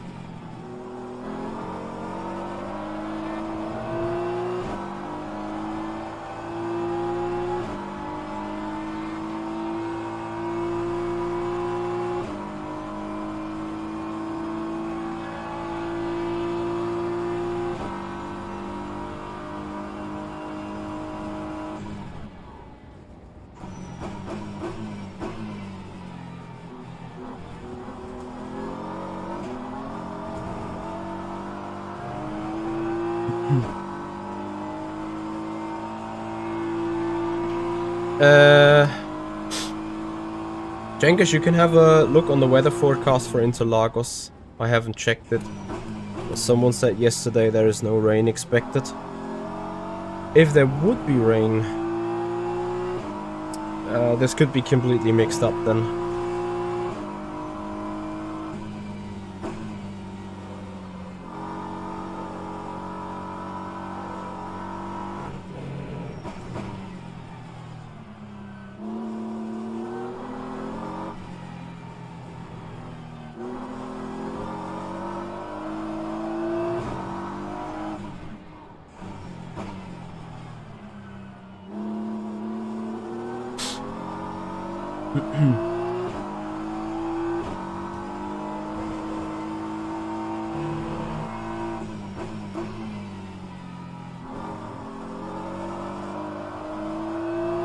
So, as soon as I go box, I need to pee. And I need to get something for the nose.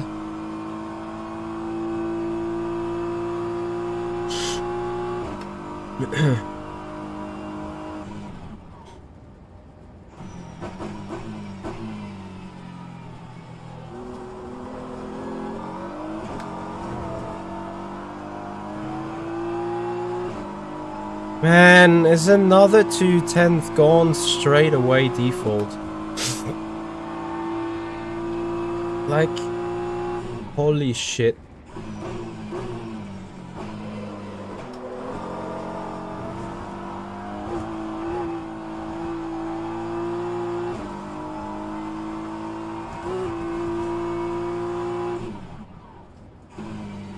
That's a joke, isn't it?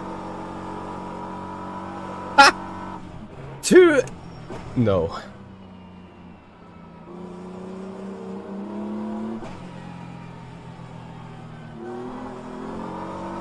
Okay.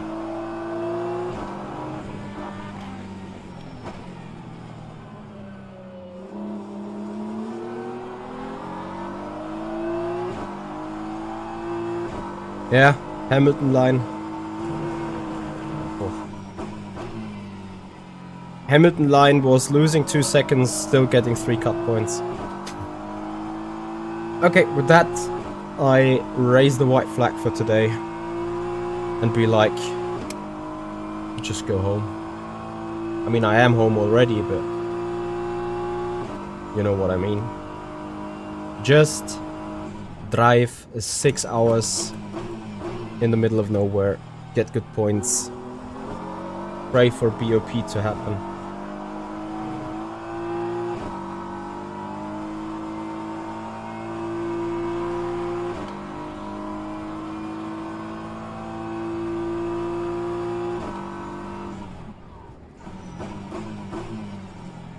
And yet I'm doing faster than Zetak, like how is that even possible?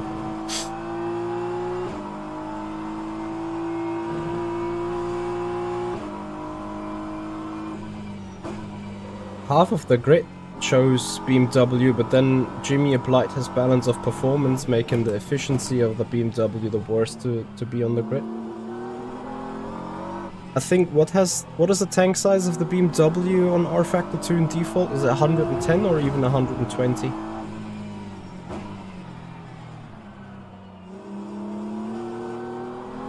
For instance, the Mercedes fuel tank is 105 in default on RF2.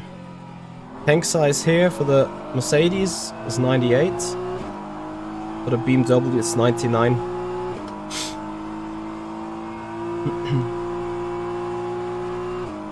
I can tell you, Jenkish, they've practiced a lot to get the car somewhere close to this performance. But then also, they are already in. So they can't do the full hour.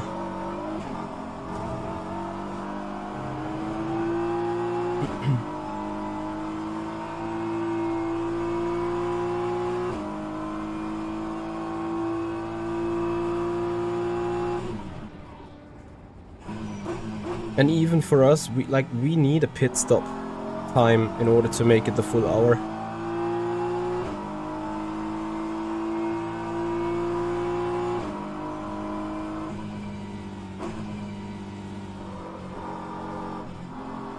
Bad news is that both Ada Erkan and Zetak ahead. They are going with us on the strat, which means effectively... Yeah, I mean, it's no surprise, right? Being 3/10 slower than them on a single Q lap. And you can't be really faster in the race than them while being on the same strat mode. Anyway, the only thing that I can try is getting a fresh set of hard tires. Not kill it as violently as I did, like this, and then hopefully be able to drive a better second stint. Do not repair, hard tires on. Here we go.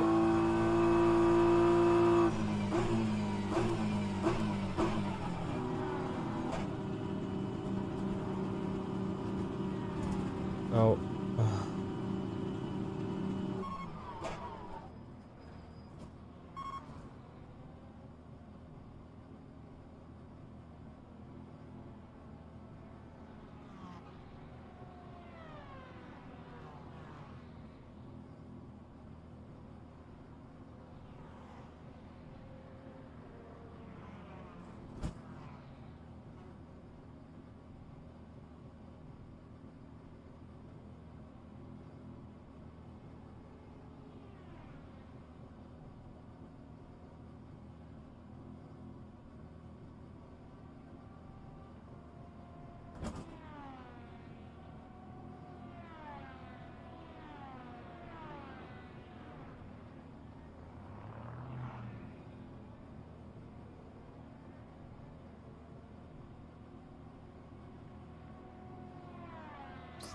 Slow car on to pit road or up the hill right now. Be careful, be careful. He's hitting the pits in a few seconds. All clear.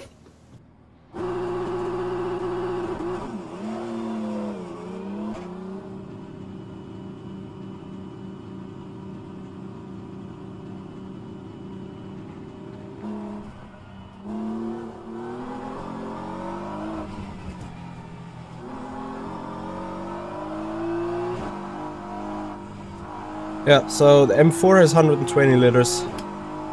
Shindy. We have 99. So we got 20% less fuel tank size. Whereas other cars just got like 5 liters less or so.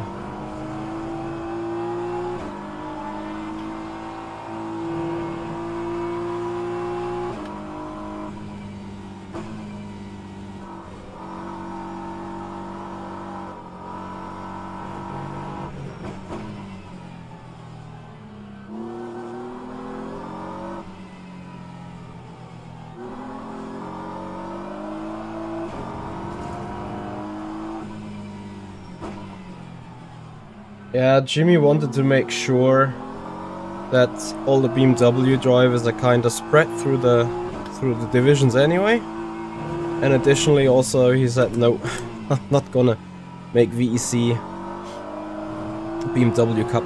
So here we went with the Bob.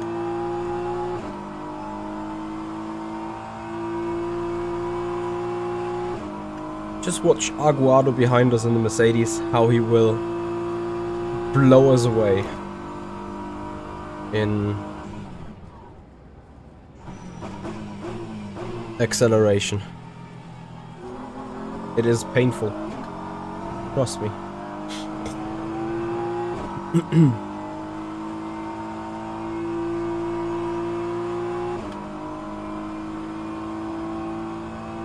Sorry.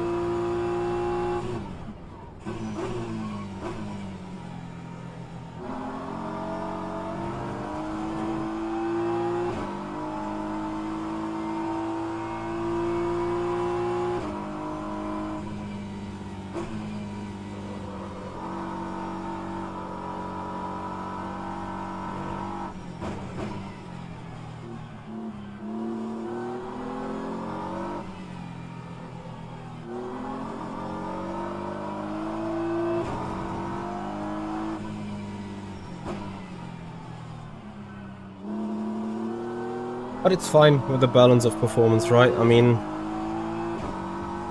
you can't have it always in your favor anyway.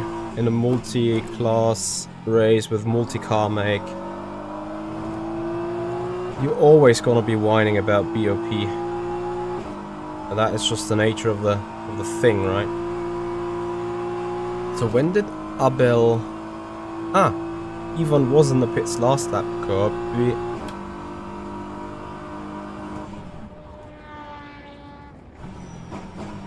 But see, that Mercedes is certainly not lifting.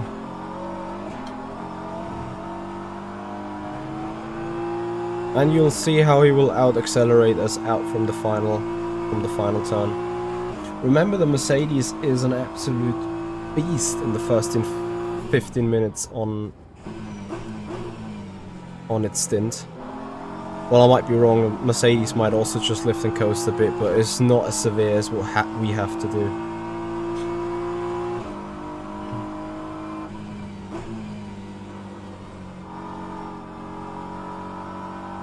Don't slide the rear, Mitchie.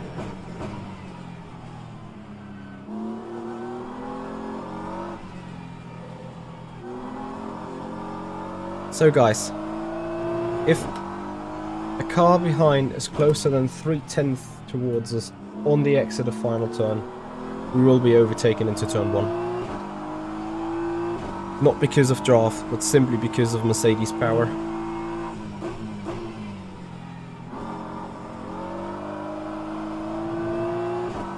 Ever so slightly I get the edge, but see, here pulls the Mercedes.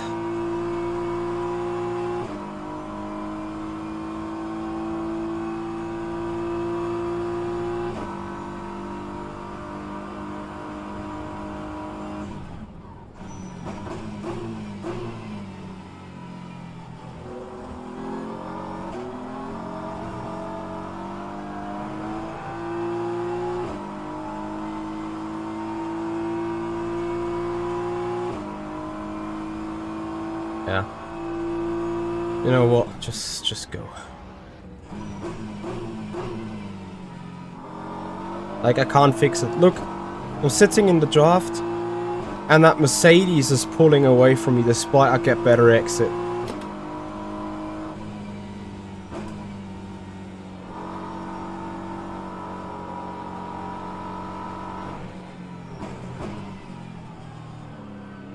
Watch for the final turn, guys. Yes, the whining on BOP is real, I know. But you'll have to feel with us.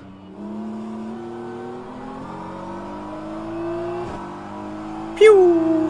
And there goes the NOS button on the Mercedes. Watch on the exit, 4.5 tenths back.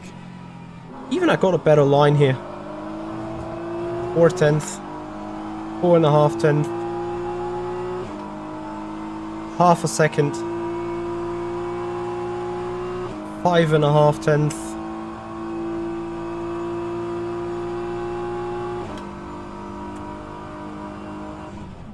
Yep. 1.5 tenths time loss just going up the hill, despite having a better exit. How can you argue with that? And no, it's just not he is running on a quali mix and I'm sitting in safety car mix. Yuri, we all are on fresh tires. Entire grid is taken hard, single stint. Maybe there's one guy, here Diogo Silva, they only do 20 laps, double stinting the medium. Paulie Ahonen 36 laps with a medium single stint, that's possible as well. But everyone else is doing 38, 39 laps for running the full hour on one set of hards. And then everyone is changing them at the pit stop. Not sure if there's anyone able to do a double stint on them.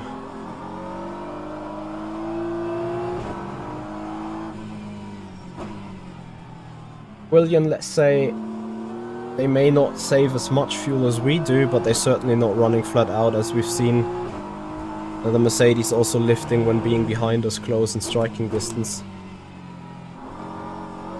Now it can be even more insane. 8 tenths, 8.5, 9, 9.5 tenths, 1 second. Second and a quarter. So, yeah, that is how much I benefited from the draft last lap. So without any draft, I'm losing up to 2 tenths on the way up the hill.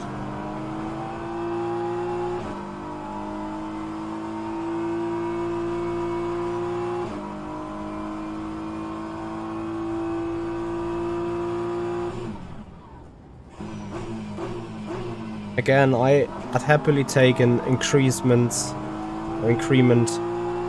of the drag, but also have increment of power. Send it.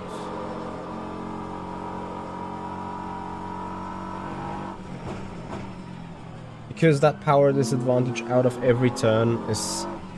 like the top speed advantage doesn't get you anything. If you are half a tenth quicker on 6th gear compared to any other car, but lose 1.5 tenths up until 6th gear, what's the point?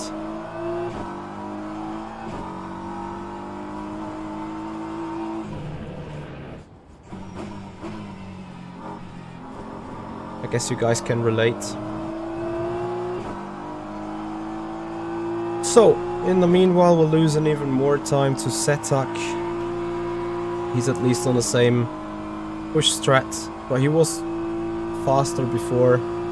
Then we see Erkan, who is fastest BMW driver up ahead, 13 seconds.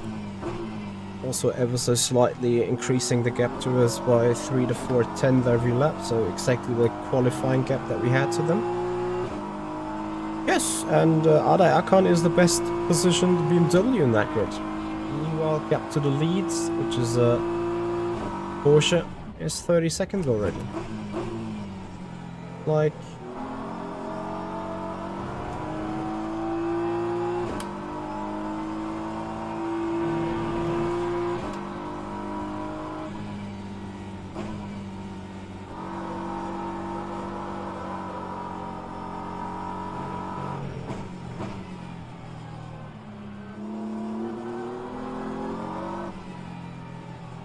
I mean, I might not be driving on my very best game right now.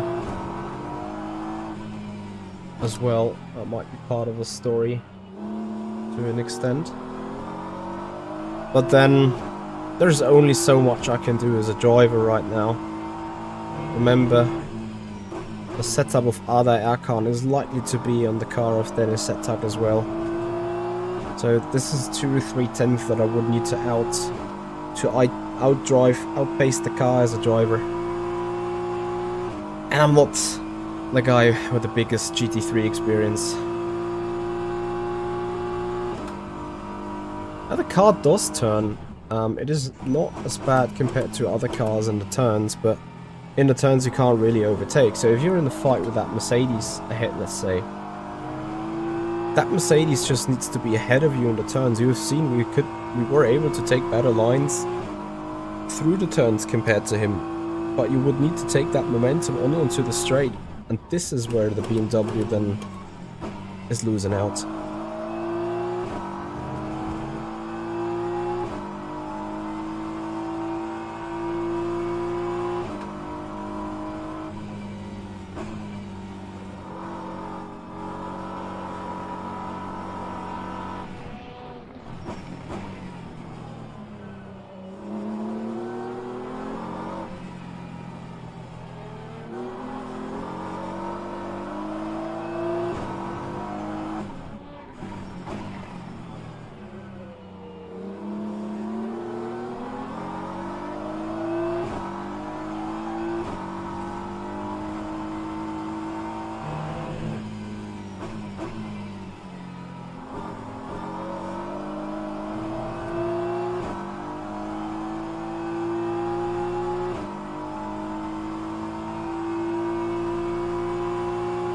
Okay, so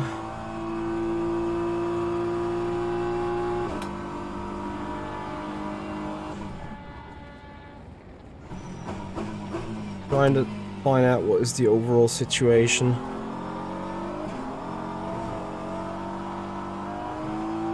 Because there might be chances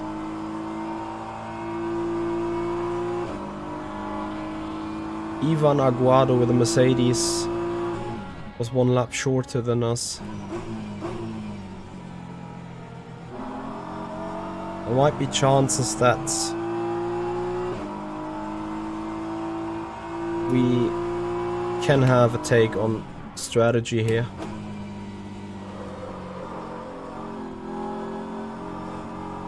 Kudos to that hypercar for necessarily making a send here.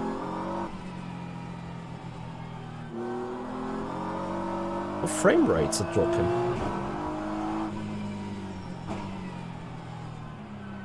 For whatever reason.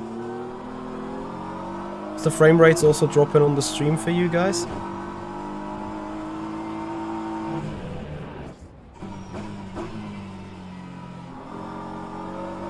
Or is the stream still stable and fine? Anton Shez, thank you for your follow on Twitch, or welcome to the stream, buddy. Okay, so I wanted to finish my thought here. There is the possibility that due to the fact we went a lot longer than a couple of guys, that we might be still going for the full hour and someone else might be coming for a splash and dash in the end. However, at best that is like a 20-second advantage. So as we know, Setak and Erkan ahead not being within that scope for us, as they have pitted with us. I'm not quite sure how it is with Gilchinski. But then Gilchinski is running away from us already, so we'd soon be out of that 20-second...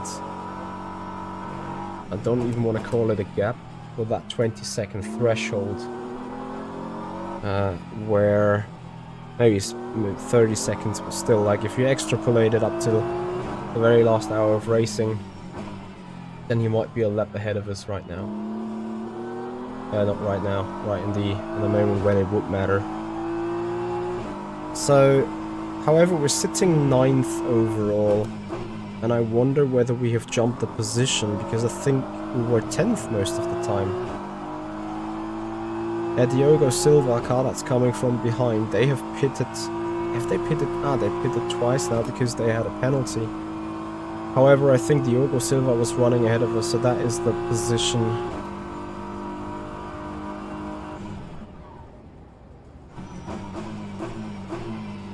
I would at least say, Yuri, the thing that's dropping is my desire to drive on my absolute limit, absolutely.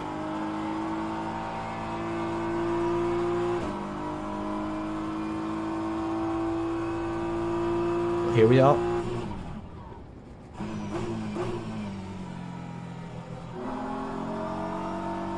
Just underdriving, taking it easy, accepting the fact that we are running slower than everyone else ahead of us.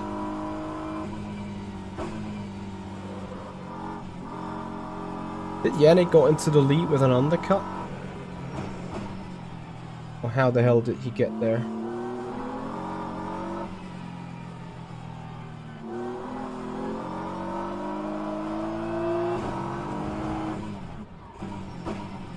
I've looked on Morgera and Aikyo. That is not even the lead. Yannick is the lead. Ah! They are double stinting.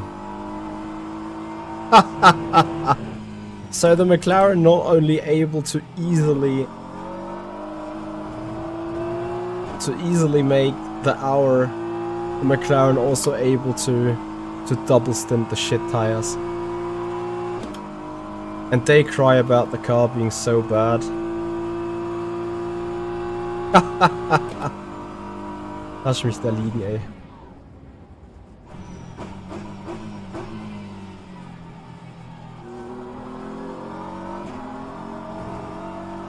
So maybe McLaren OP, not Porsche OP.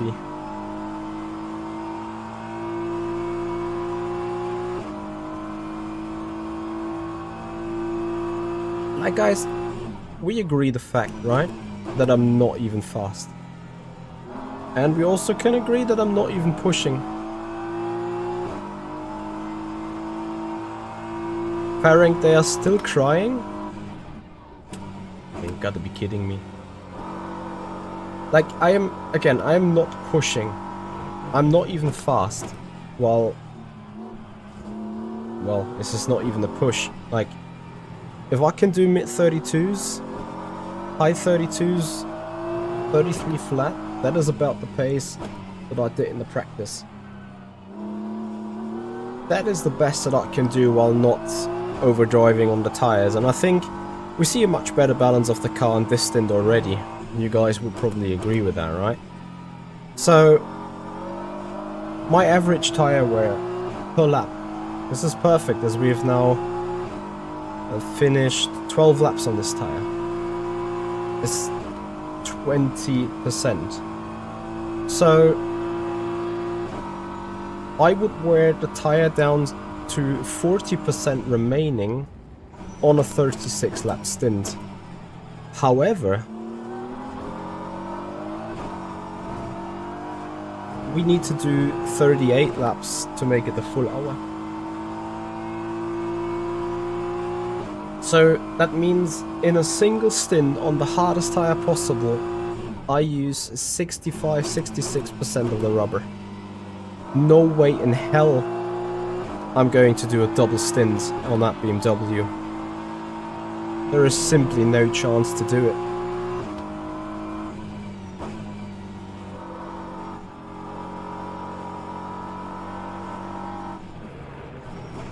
Bearing, are they really sitting there and crying about their McLaren?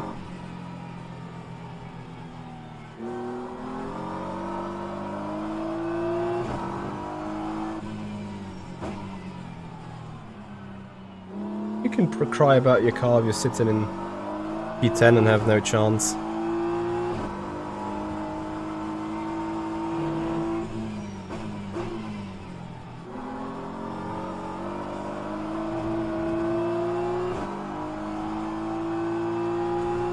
Leo Zelas, thank you for the follow, welcome to the stream.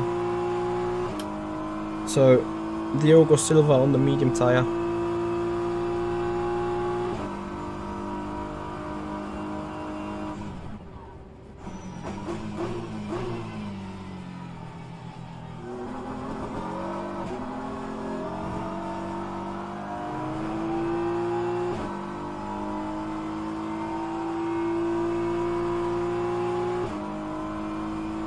thank you for the follow.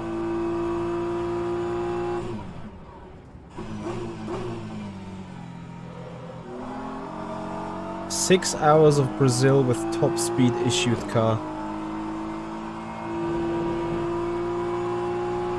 Again, I trade top speed with efficiency or long-living tires. Because track position can be just so much more worth it. As you can see in this example right here. Apparently that McLaren is super balanced on tire wear. Super quick on the tire too. MK, thank you for the follow, welcome to the stream.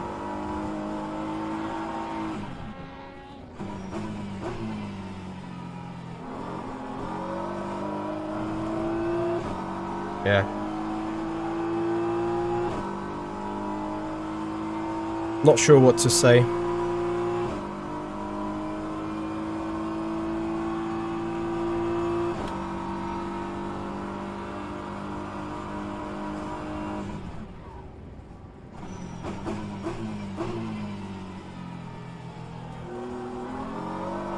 Your car doesn't need straight line speed if it goes faster than anyone else over a lap, right?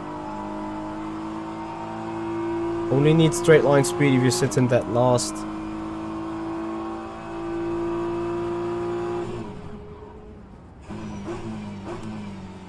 So that Corvette behind certainly not saving as much fuel as I save. Yeah, Jenkish, I'ma just drive like I said this before. We're just hanging out as a community thing here. So let's turn this into a Q&A, guys. Whatever you want to know. Whatever you want to talk about. Just put it into the chat. I'm gonna go as quick as I can within my boundaries. And boundaries for me is rear tires, boundaries is fuel. And a couple of other things. And we just see where we end up. Likely, I said to my girlfriend this morning, if we finish 10th, we're gonna be happy. Like, realistically speaking. And I think sitting 9th, well, soon 10th, is exactly where we are. Clutch fuel saving is still a thing upside down. Absolutely.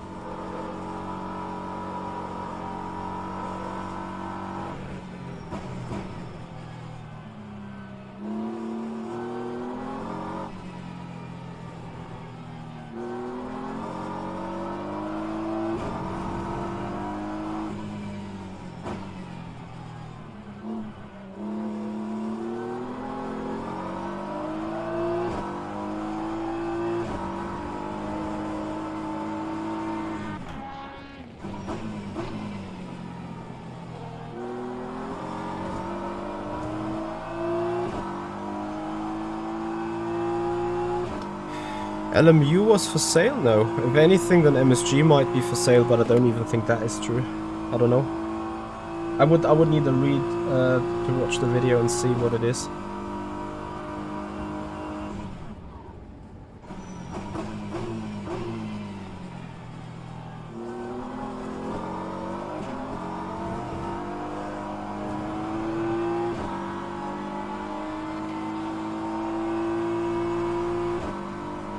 Looking forwards.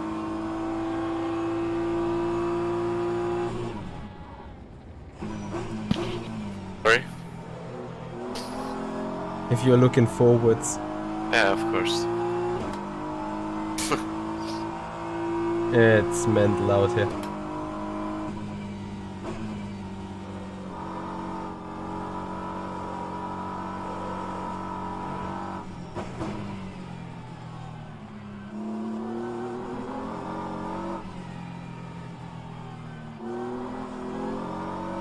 watching the stream, listening.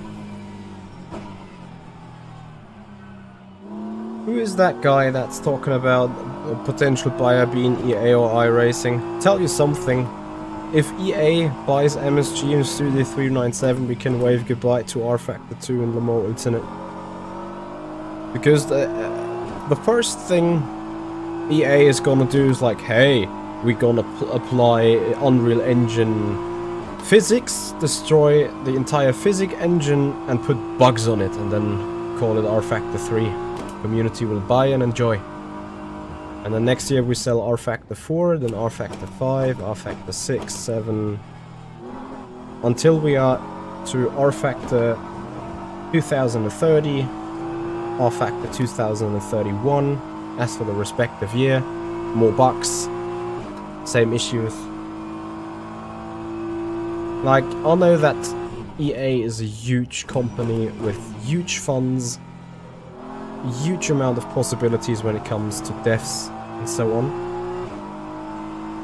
But all they can care of is bringing the game out each and every year and ever so slightly improve that.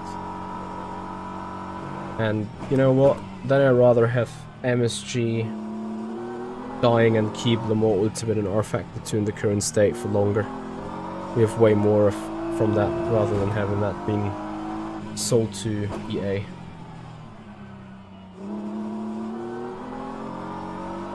Maybe EA stands for early access and these games never make it out in full version. Suspicious.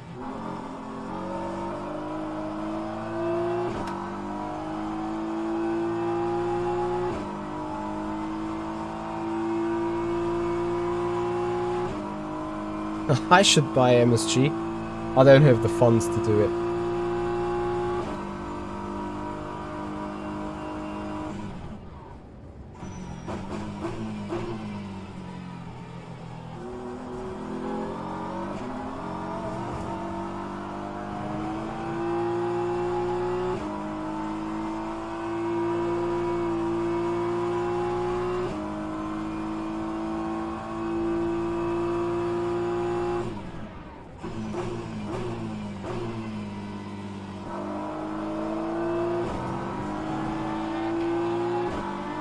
Right, I'm using the clutch because it's the most efficient way of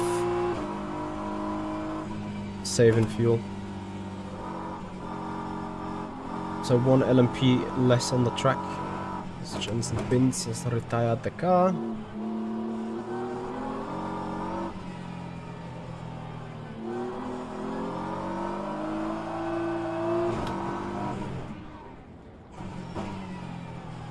What a guy.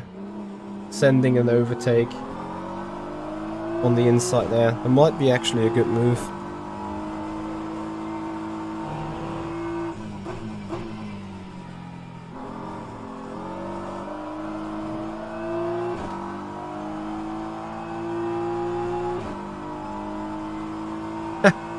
Why do you think I got enough money? Like, I think I would need to put a couple of millions on the table in order to buy out Studio 397 from MSG. Don't get me wrong, guys, I'm not interested in buying MSG because I would buy a couple of assets with a lot of debts. And surely I wouldn't be interested in buying the debts of them.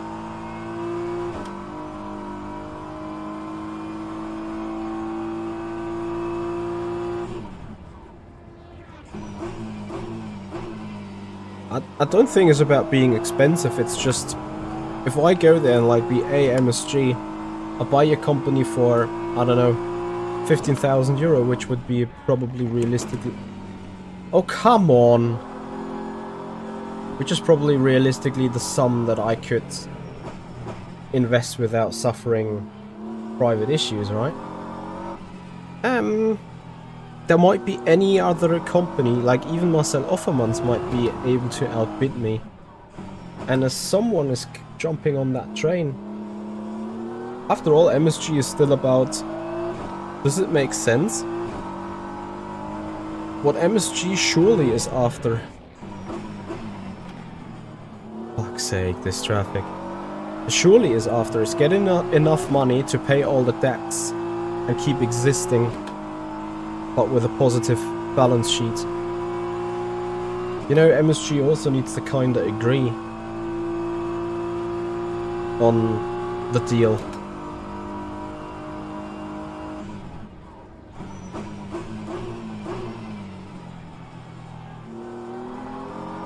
And I don't think they would accept the deal where they cannot pay out their remaining debts that are due to Studio 397 buyover from a couple of months back.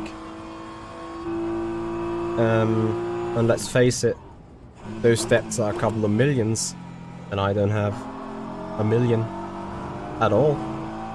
So that's why I think it's going to be that expensive. You know, just because the company's up for sale, it's not like I go there with one euro and be like, okay, that's mine now. MSG as a company might have their own price tag on the company, and quite rightly so. I would do the same, right?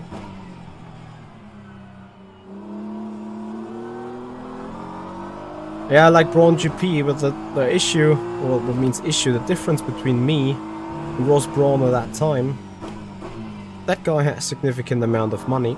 That guy had a couple of partners as well. Yes, it was all on the edge of seeing the Braun GP story. They ran out of money too. Essentially, their genius car is what made them survive. Because as soon as it was evident that the car is amazing, you had the people like Richard Branson throwing in the money. And let's face it, with Jenson Button and Rubens Barrichello, you had decent but not overly expensive drivers.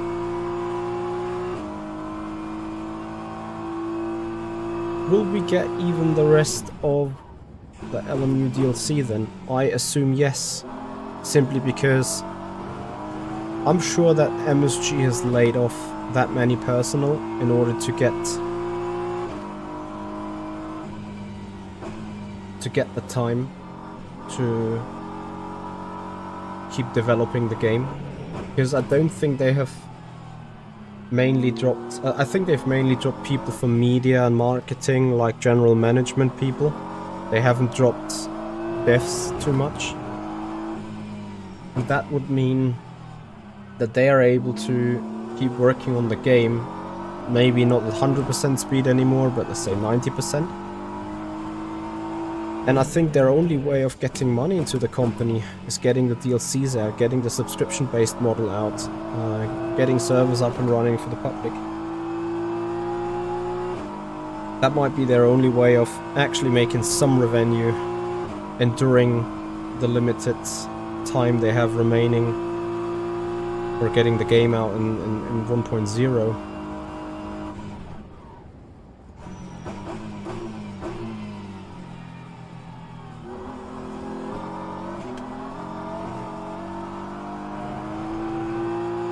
As a matter of fact, with those layoffs though, you make your company much more uninteresting for investors as well.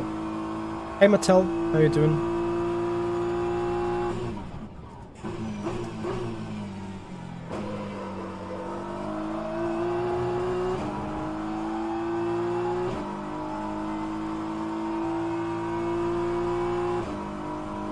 Yeah, Luminous is still awaiting money from that selling of Studio 397. So that's where we are with MSG. So again, the best thing that one could find for Studio 397 or for Le Mans Ultimate is an asset deal, where a company is like, you know what, here's $2 million, get me Studio 397, get me the licenses for Le Mans Ultimate and for the RF2 code, and then pay out your debts with that. So an asset deal is where a company or where an investor is only buying the valuable assets out of the company, but leaves the debts within the company that sells the assets. That would probably be the smartest thing to do from an investor POV. But then you would probably buy Studi 397 as being a deficitable company. So that means Studi 397 with the running on a F1 Academy or F1 cafes, how are they called? F1 Academy. The running of F1 Academy, the running of rFactor 2 and that DLC, and the running of Le Mans Ultimate and that DLC is probably, and again this is just me giving a best educated guess, those three sources of revenue aren't likely enough to even keep Studi 397 afloat without MSG. So even if you would remove that massive concern kinda general management, I would just take Studi 397 with one guy at the front being the CEO. I'm pretty sure that those three income sources, F1 Academy, rFactor 2 and Le Mans Ultimate, are insufficient to get to right black numbers.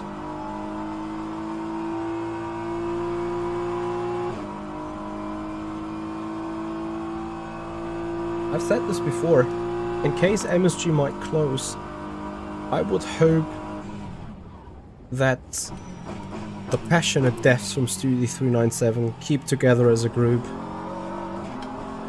find new jobs, but finish Le Mans Ultimate in their free time. But obviously you can leave Le Mans Ultimate to the community, yes, but then you will have all manufacturers revoking their licenses, so you would not run a Ferrari but a Ferrero, not a Porsche but a Porsche or a Dacia, whatever it is called on those UTD mods for RF2 already. You would not run a BMW but like a Bavarian Motorsports wagon, which is obviously not a Bavarian Motor Works. Yeah, that is what BMW obviously stands for. So you would not get into licensing issues with those manufacturers and so on, you know.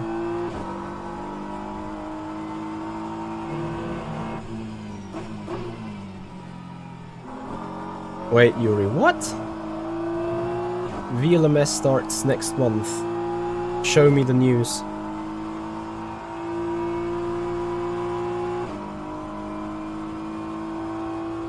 Wait, what has happened to... Oh, so they are not double stinting, they are 1.5 stinting, yeah? As we have Jesper sitting behind us now. That is an interesting strategy as well.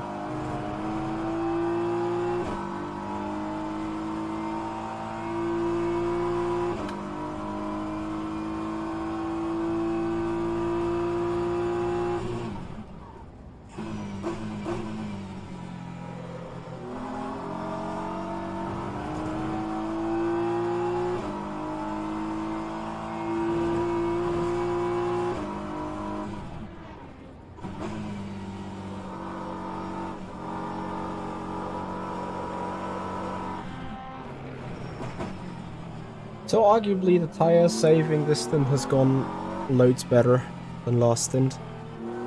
I think though with 44-degree track temp compared to 38, 39 of yesterday, this is exactly the reason why we're running 33.0 in average or 33.1 compared to 32.9 or 32.8. And then of course traffic. 66 Racing Gert. Hey buddy, how are you doing? Thank you for the follow on the Twitch channel. Appreciate it. Yeah, if you guys appreciate the talk, if you guys appreciate the Saturday drive, then please have a subscription on the YouTube channel. Follow us on Twitch if you haven't done already. Would massively appreciate that. The wake of the car ahead, let's just F this up.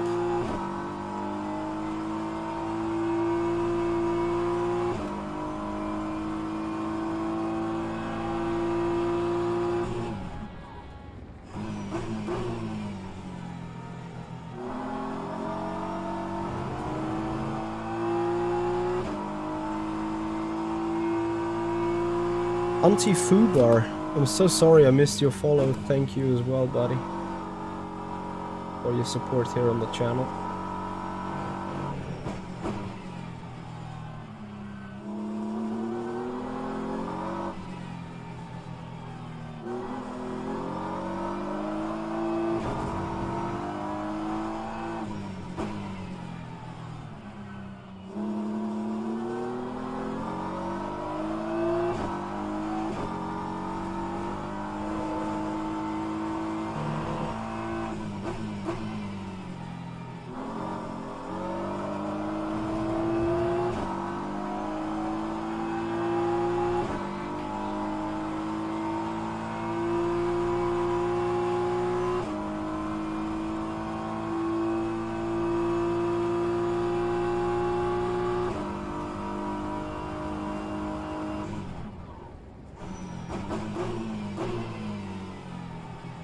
Right, soon got a break. I'm looking forwards.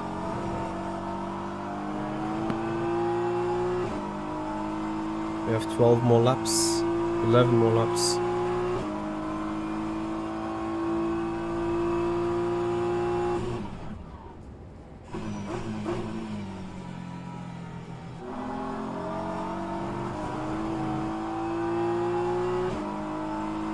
Yeah, sitting on the curb, 10th gone. Amating.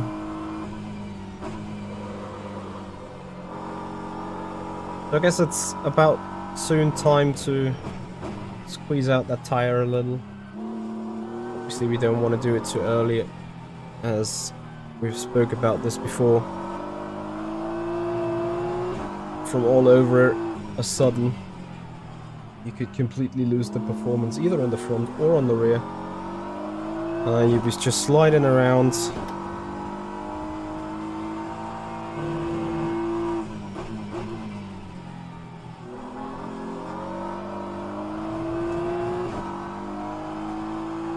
Yeah, 32.8. Here we come. Might apparently be a 0.7.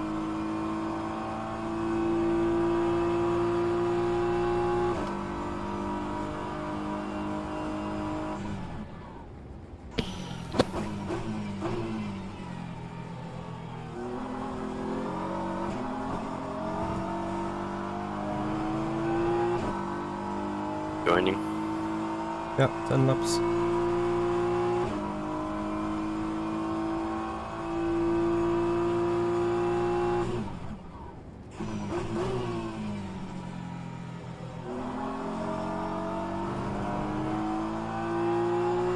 Punch Max, hey buddy.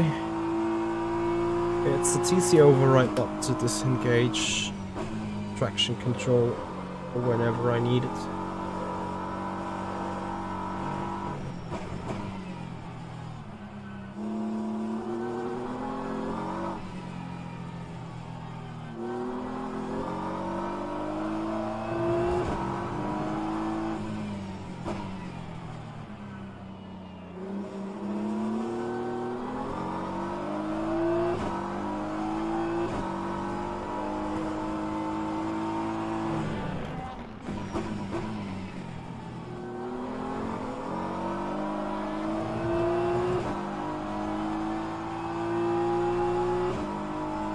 It's a call for coffee. Oh, that would be so awesome. But imagine my caffeine in the blood would be boiling already.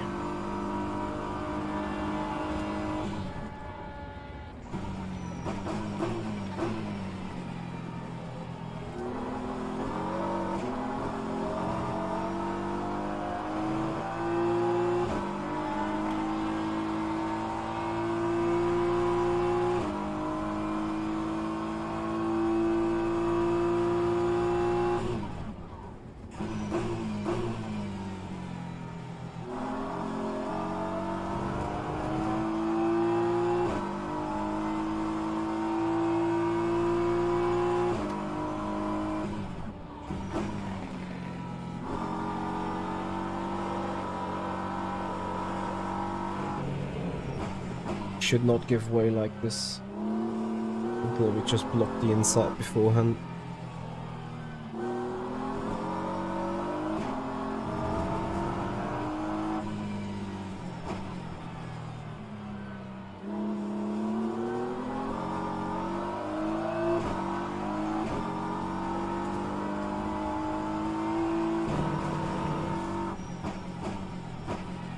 crazy. Whenever such a hypercar's passing and you drop into a real vacuum, you really feel how the engine is getting like 100 brake horsepower for a moment.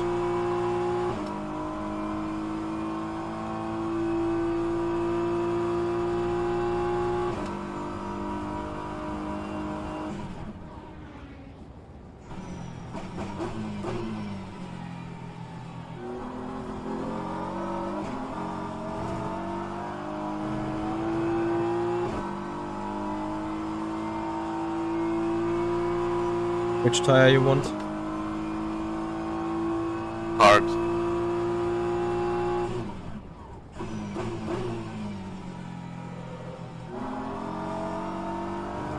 Copy.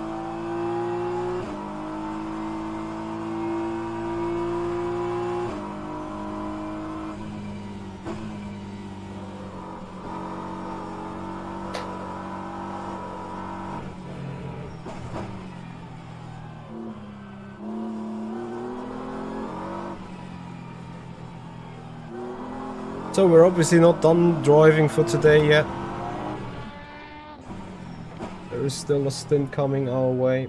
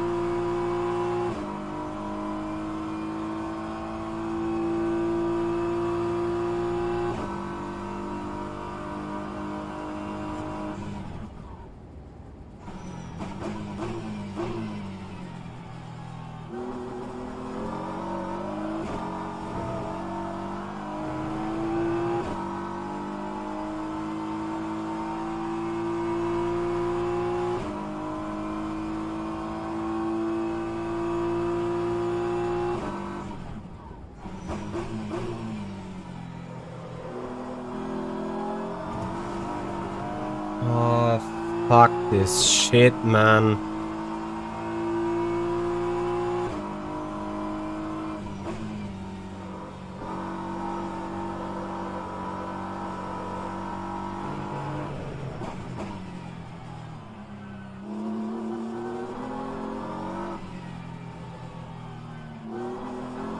It's interesting, like the slightest tip on the brakes when being in that low speed turn.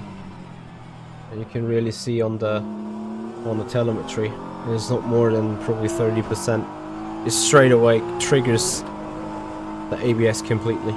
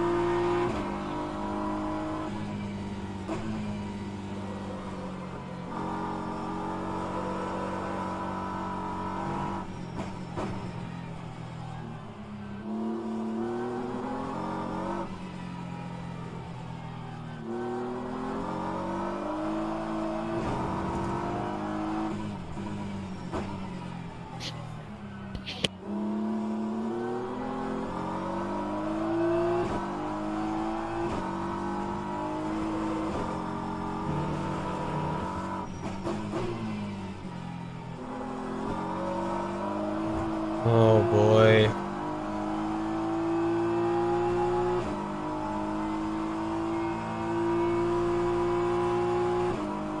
Yep. We're sitting in maximum position, really.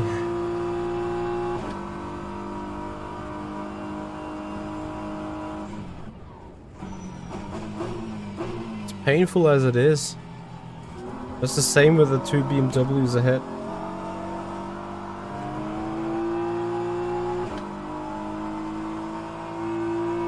Yeah, let's see. Who knows if we are still racing next race.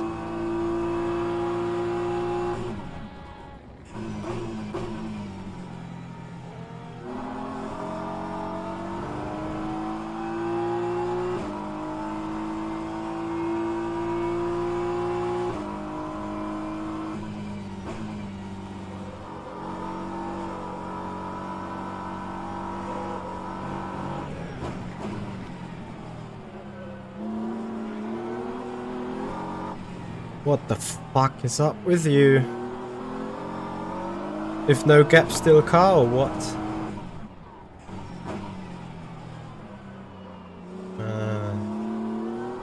Like, I'm a hypercar, get out of the way! Nope, not gonna have it.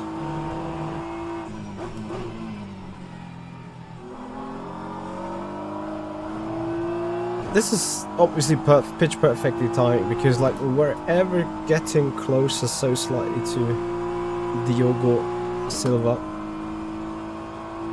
I have a problem. Yeah? What up? You're gonna cut off my electricity. What? For like at least an hour. When?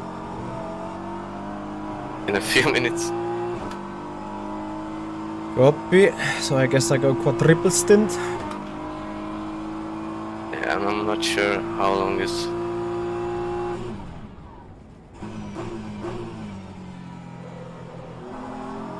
I mean, as a matter of fact though, if you get into the car now, it's a DNF regardless, right?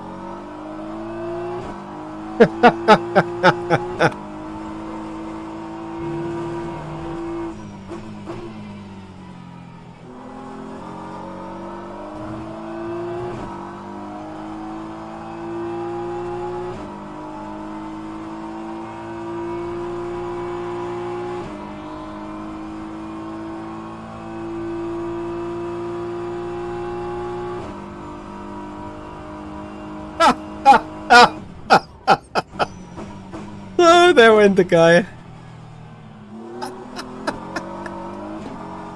Ah, 6 hours of solo running. Here we go.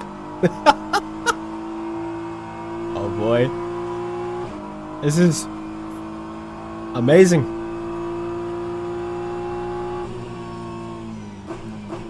Thanks, guys. So I hope you will all suffer with me and stay a little bit with me. Again, we turn this into a Q&A. If I have to do this race all by myself, it is a disqualification anyway.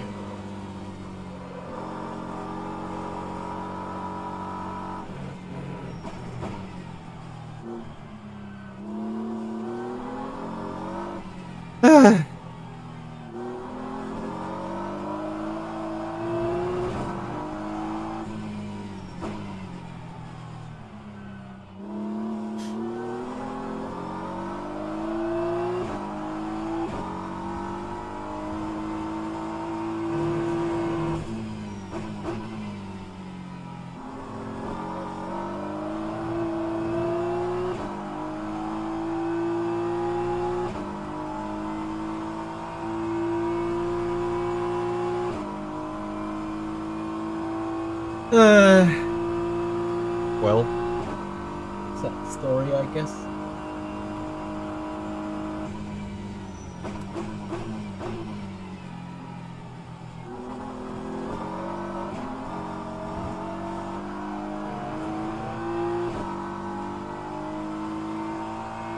Lori.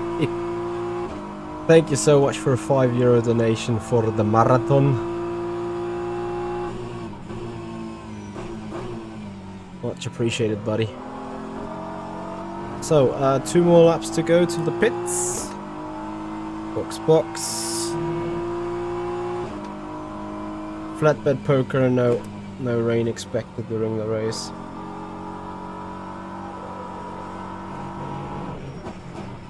Ooh, turn.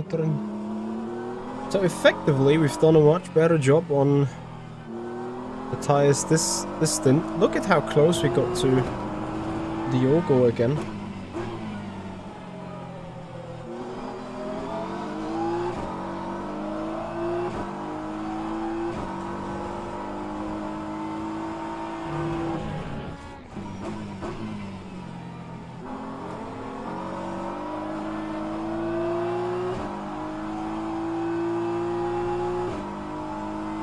Spandauer, has there been some update proposed to Rennsport? I was looking so much forwards to the break here, but whatever.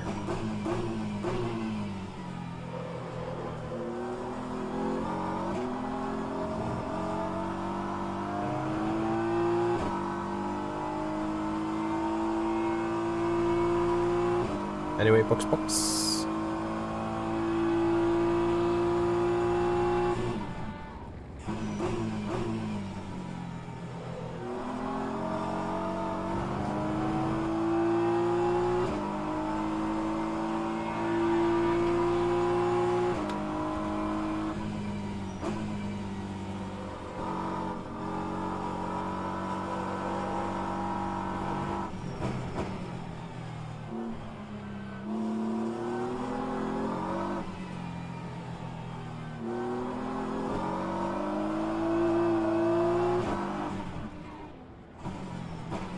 I might as well at some point retire the car though. Like again, this qualification doesn't help me, doesn't make the content any better.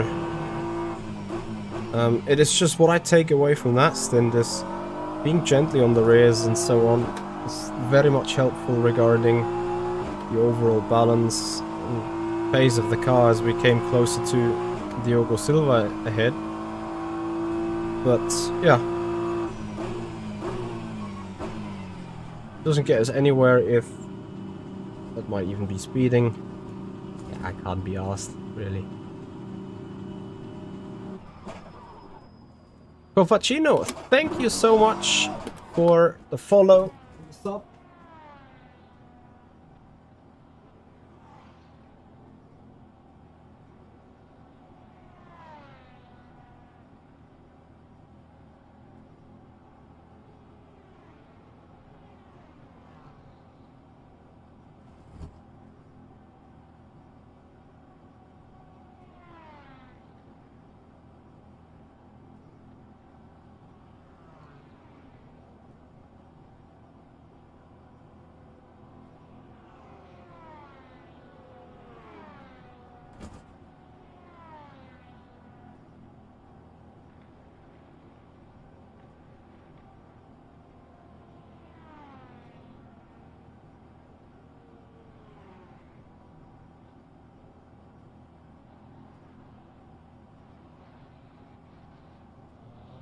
Here we are again.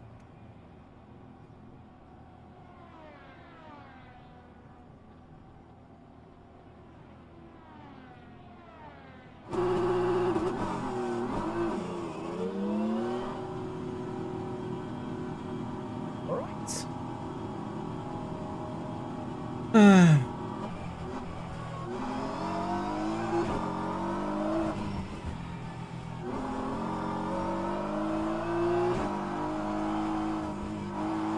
Let's see if with that on. Oh wait, we've lost a second on the pit entry, right? Anyway, let's see if with that undercut we are able to get closer on Diogo Silva.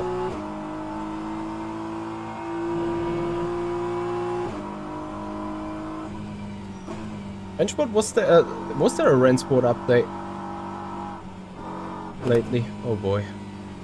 Yeah, get me more cut points, it's fine. Race is fucked anyway. And then we're doing good with 4.25 out of 24.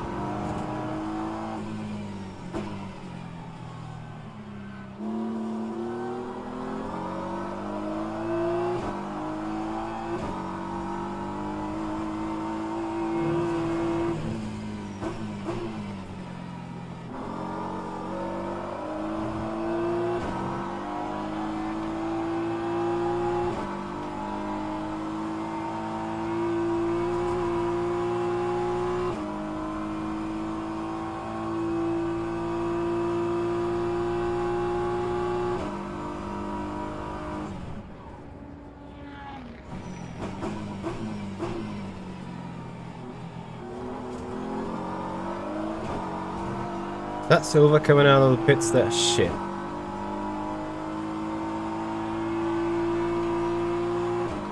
Yeah, not even close. But we've shown that we have better potential than the Corvette in lap times lately.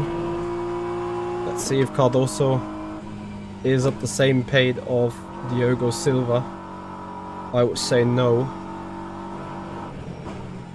Which could potentially mean, guys, we might have an on-track fight in prospect here.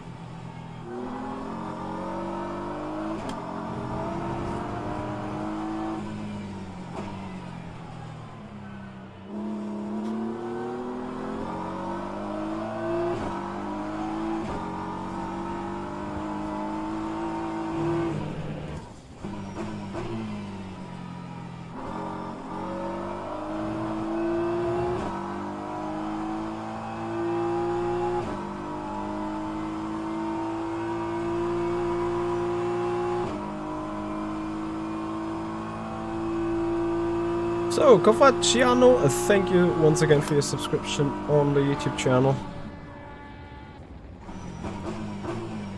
Much appreciated. I will be glad if you not spin right ahead of me. Much appreciated there. Driftlish, thank you so much for your Prime sub for 29 in a row, 36 overall. Giga support, buddy. Thank you very much indeed.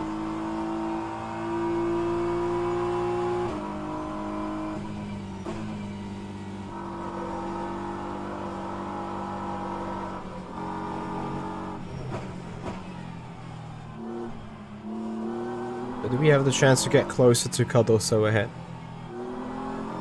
That might be a game changer for the race, guys. Also in terms of suspense. But imagine if we have the chance to stay in the draft of that car, that will make our efficiency issue a lot less.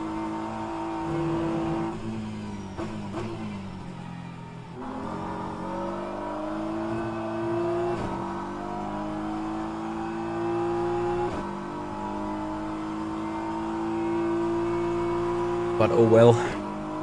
There you see his medium tires pulling.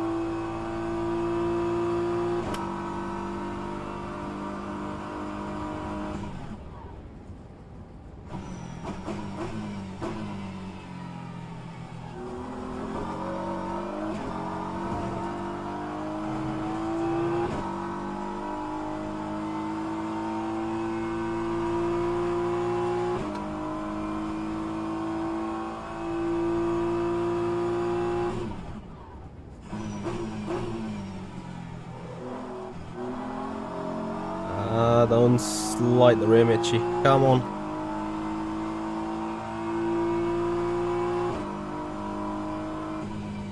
Yeah, you see Cardoso now. Also, optically, just driving away from us. Visually, the gap's just gonna get bigger here. Unless maybe lap 15. This could be the crossover where hards are faster than the medium. Guys, don't get me wrong, as much as I can write off this race, I'm not writing off that position. We're going for it.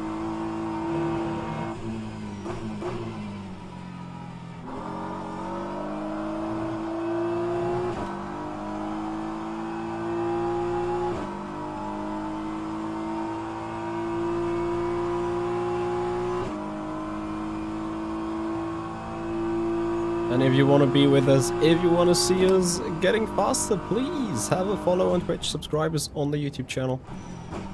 If you guys haven't done already.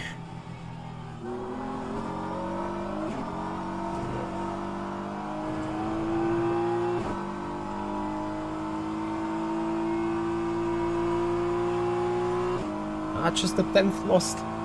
As soon as his tire is caving in, that's when we need to be around, right? So we need a little bit of luck with traffic.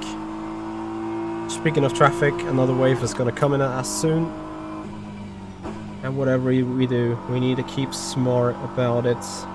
I'm driving here with our tire. Not slide the rear up the turn 7 hill. Be patient on acceleration zones for the flat out moment, not run over that curb here. And at the same time keep the efficiency up. It can work out. We need that hypercar behind us though during the turn. Of course we haven't been heard. Anyway, it is a good lap time. Not quite the traffic luck that I was hoping for, but what can you do, right?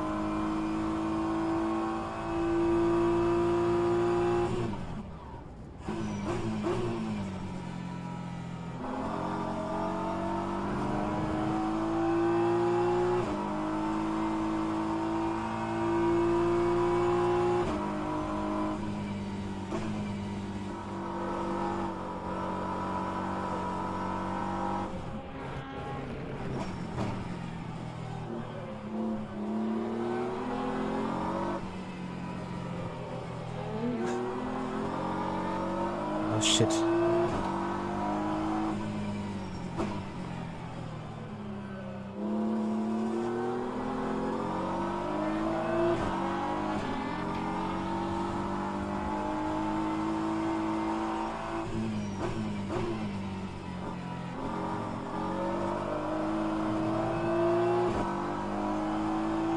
I still think that that Cardoso is benefiting from that traffic right now more. I would need it to hurt him a little bit somewhere.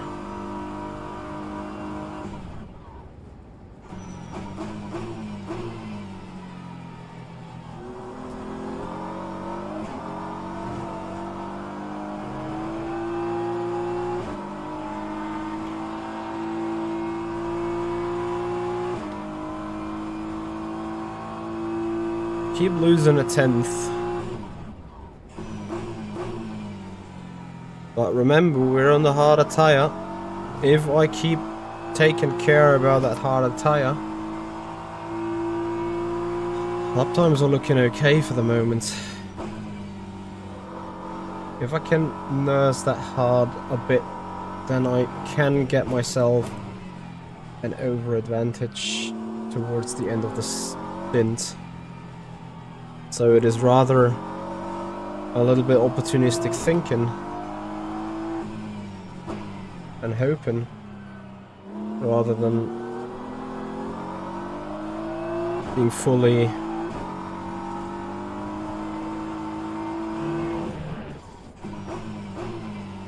oh shit. Every time they pass him on this stupid long straight.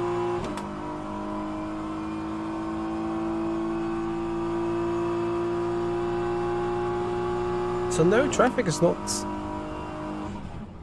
going to be helpful here at all. In fact, I feel getting screwed over every now and then again.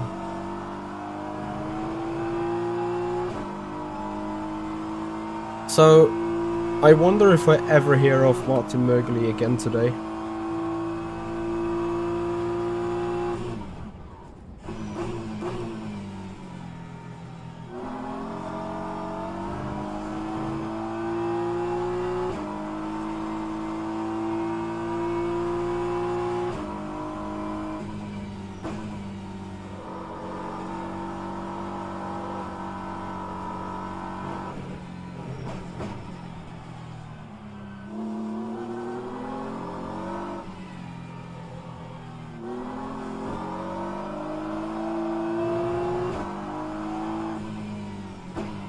Oh, that Porsche's holding him up big time, though. Who's that Porsche? Falco.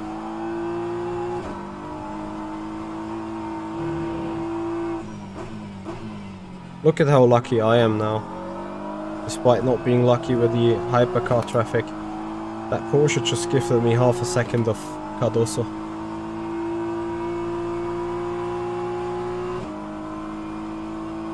Guys, you feeling the excitement we're gonna get here? Fighting for P9?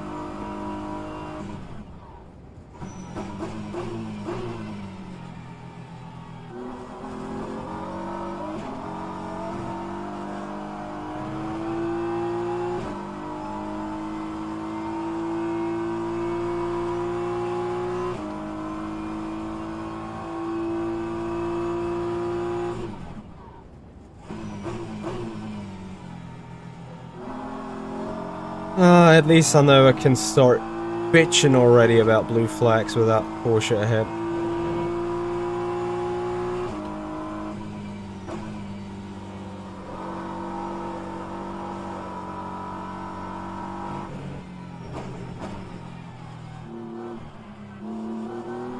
It's not even a Porsche, it's a BMW.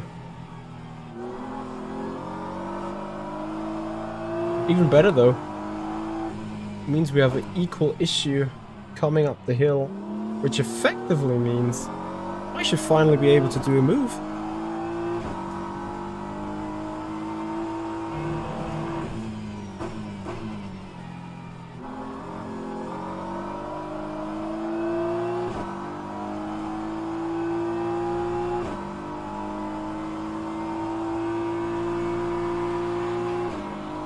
Oh, sorry. Sorry.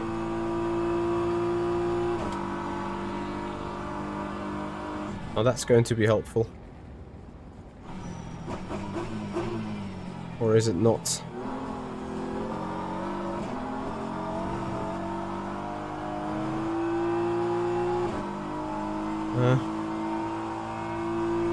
Anyway, we're getting closer. Which is literally what I want to see.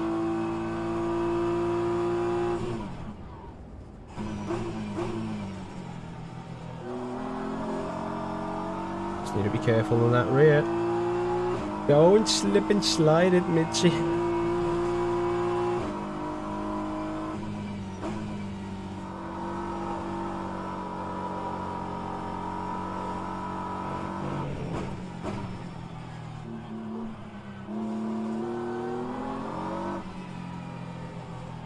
So I need to get close to that BMW on the exit, the final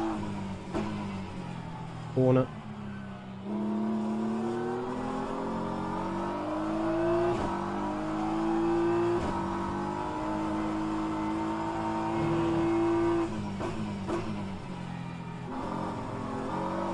Like this, yes.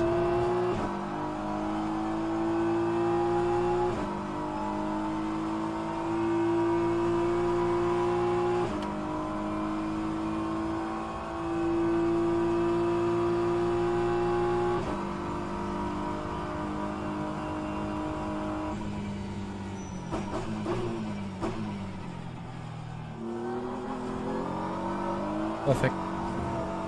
Perfect scenario. 2 seconds to Cardoso. Guys, here we go.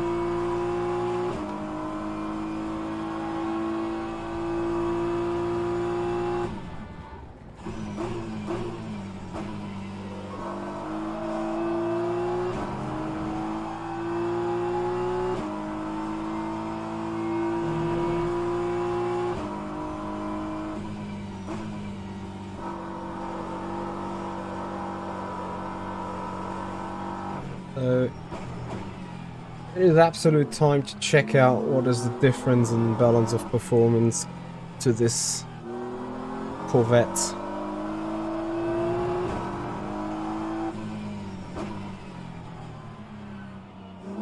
Compared to the BMW. And I'm ever slightly fearing my driving to be a little bit over the edge here. Because I think I'm ever so slightly starting to slide the car more. So it is lap 12.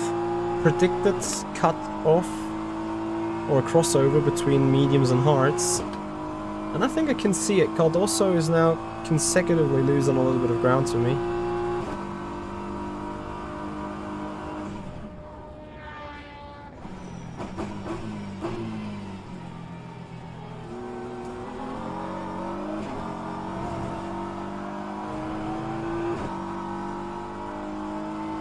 So that's perfect news.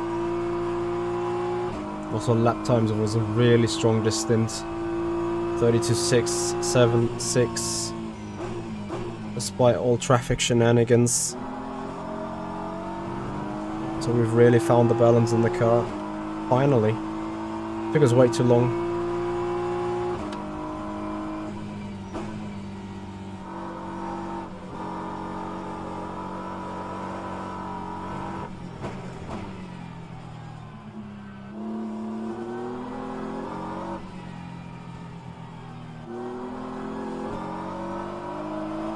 Where is the grip? Where is the advantage?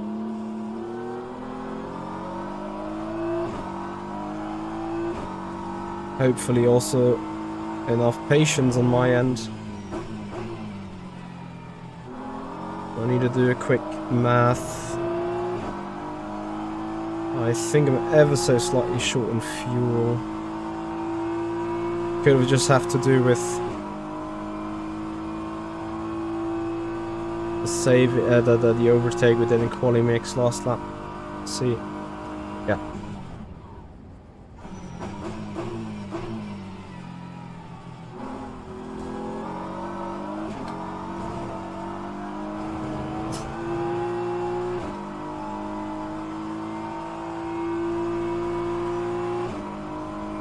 More hypercars coming our way.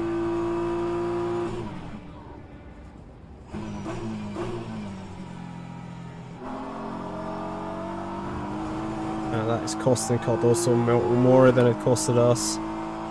Hey, Alistair. Yeah, as expected, I guess. Only issue is that Martin Mögli had a power cuttage, so I'm alone now.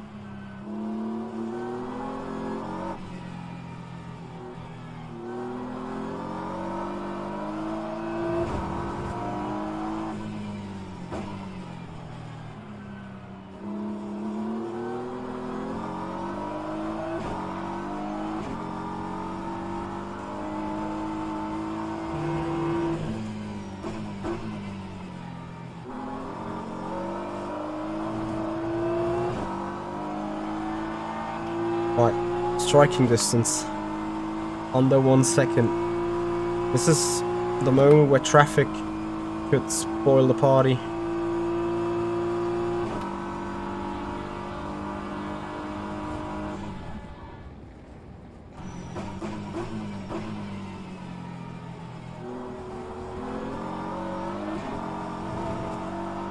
I know that Diogo Silva probably sitting in the chair be like, no, Miguel, go faster.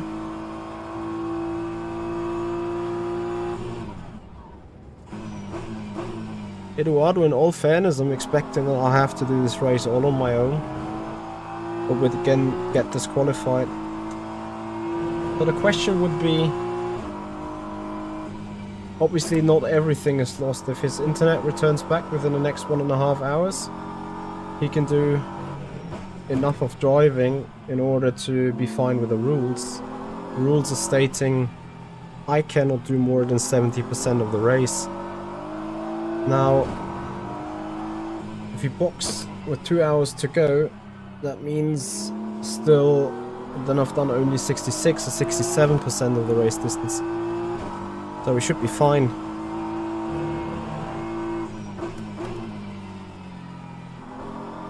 Oh, we can get really close now. Can't wait for BMW shenanigans. Not having an overspeed across the straights.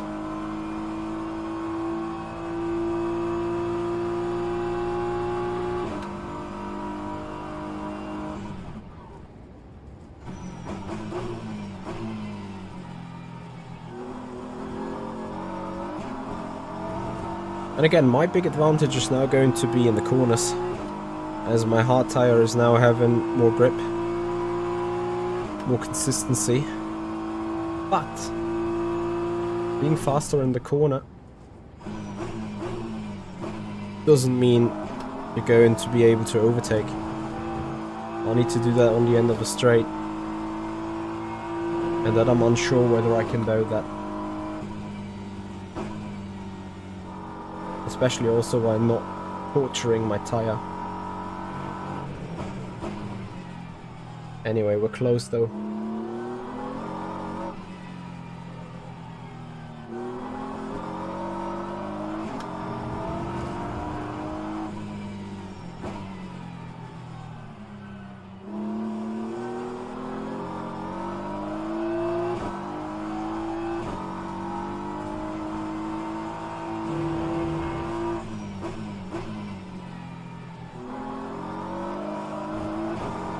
Shit. Doing the same BS.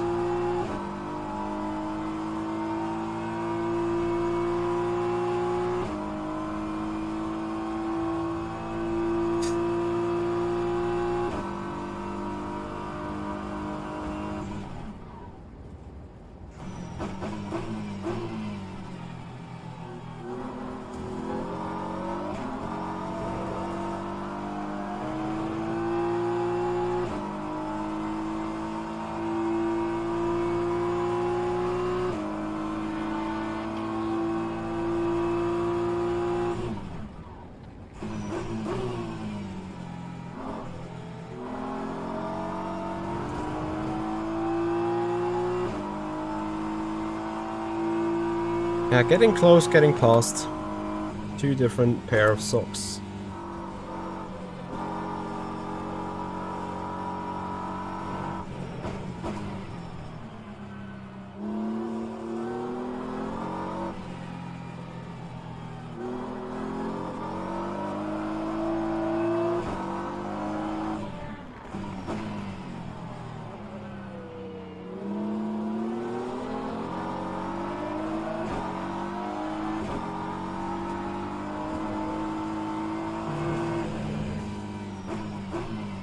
Here comes our chance, maybe.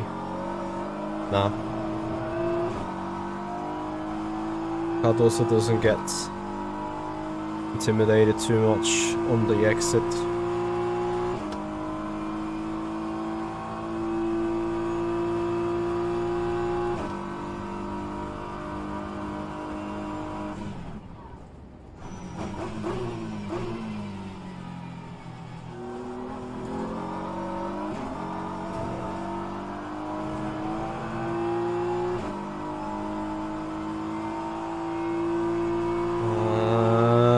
LMP.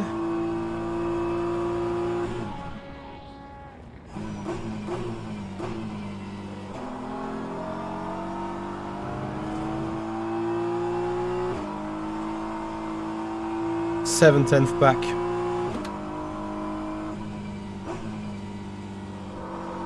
And you see clearly that it is this turn 7 where my car has the biggest advantage. And then from every acceleration zone onwards, I think I'm suffering. Let's have a look.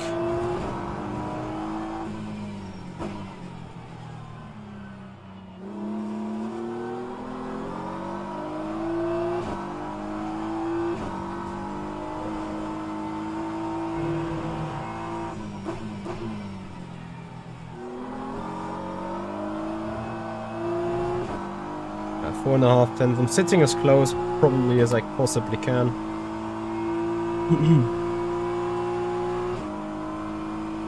But I will still not have a chance. So plan needs to be to stay close. Oh yes.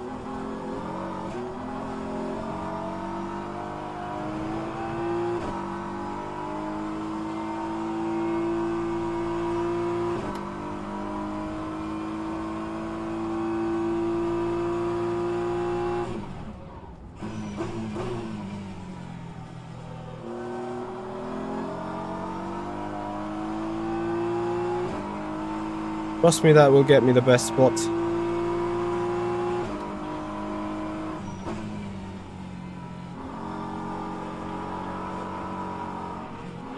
What the fuck is that LMP doing?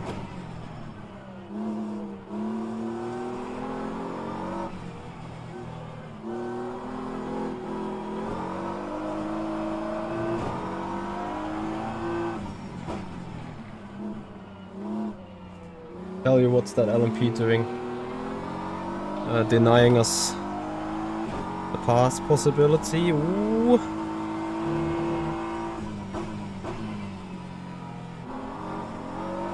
Everything we got in the BMW engine, let's go.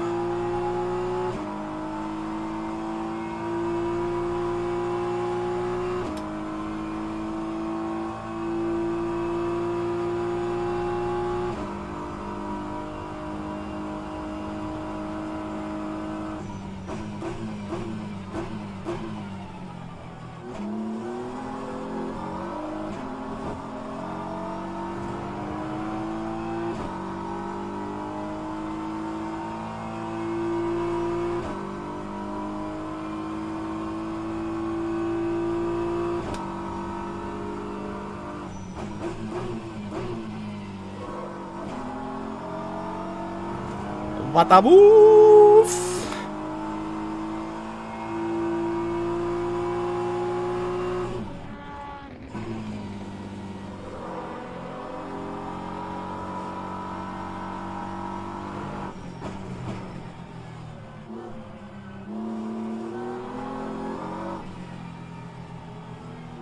I'm afraid the only, or the last highlight maybe to see today. Now we have the task to slowly walk away here. Tires are burning though. That is the only danger, that we may have ever so slightly treaded our tires here.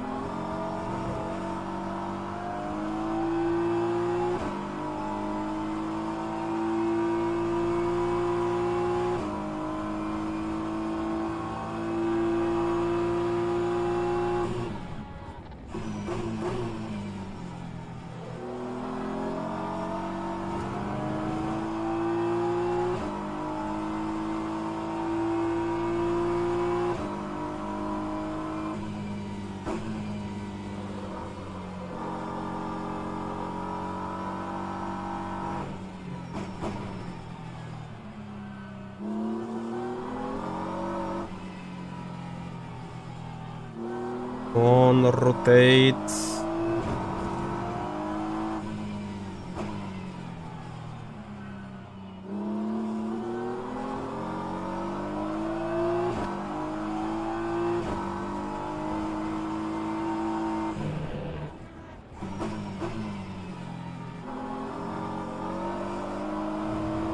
Yes, very good. We're building a gap. Zero, thank you so much for your follow on Twitch. Welcome to the stream. Welcome to the 6 hours of Interlagos. Guys, half an hour, then it's half time.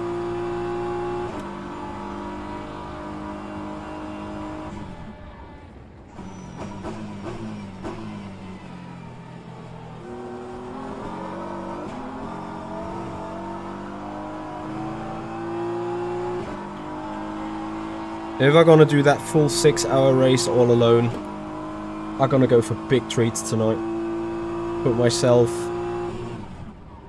EMS gadgets on the back, on the shoulder, on my legs. Gotta go full wellness.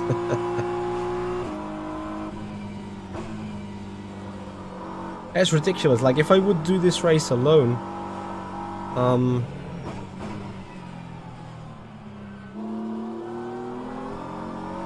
that is probably doing as much as driving as you would do in a 24-hour race, being with a squad of 4.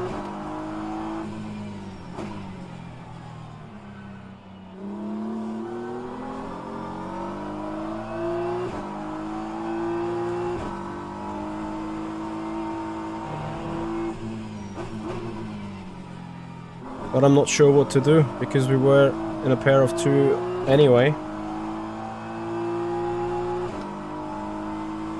And, well, as you can imagine,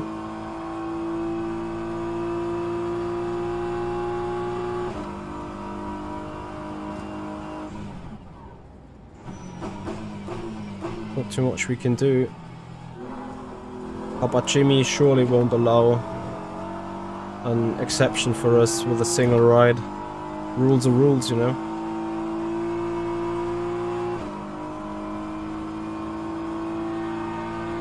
MD, I think I will be disqualified, yes.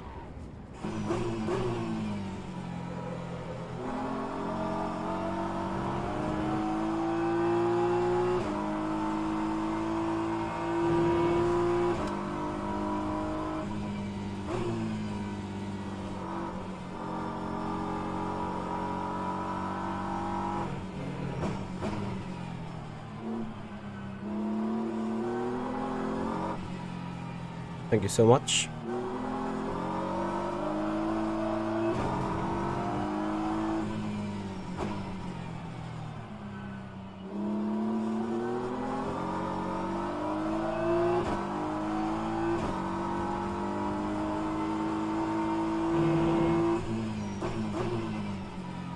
You know, at this stage the question would be,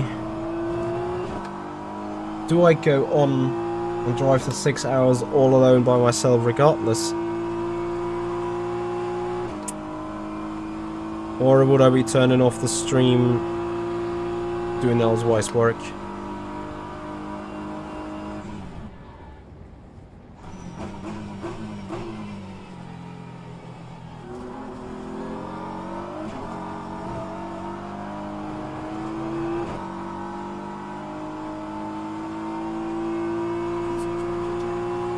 I'm back. Oh, hello. I'm sorry. Everything should be fine now. Perfect. It's fine, we're good. I gained a position. Nice. Well, my lady is out of town. Or out of the house, so she probably would be not interfered at all if I kept running or not. Both Martin Mergely now being back, with good chances of maybe finishing the race.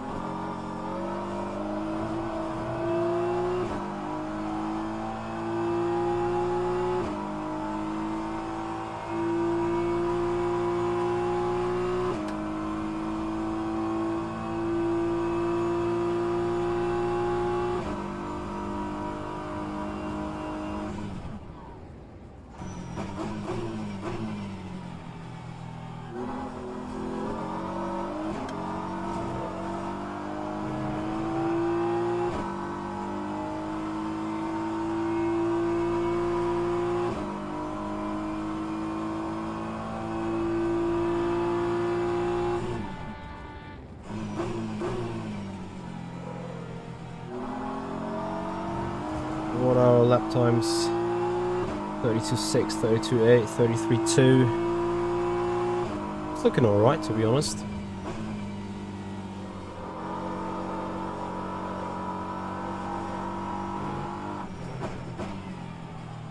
In the grand scheme of things. Like, at least we see a couple of greens.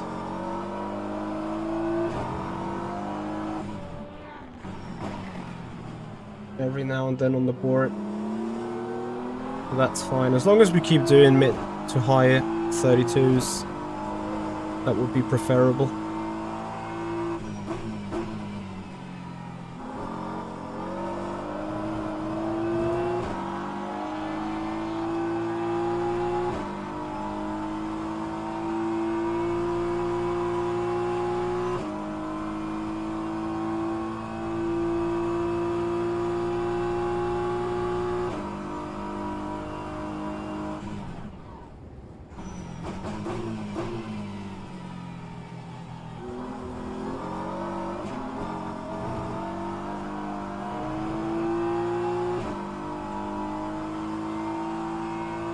Hey, RD Esports. Now the cam is not on the equipment list. Is Elgato Facecam Pro.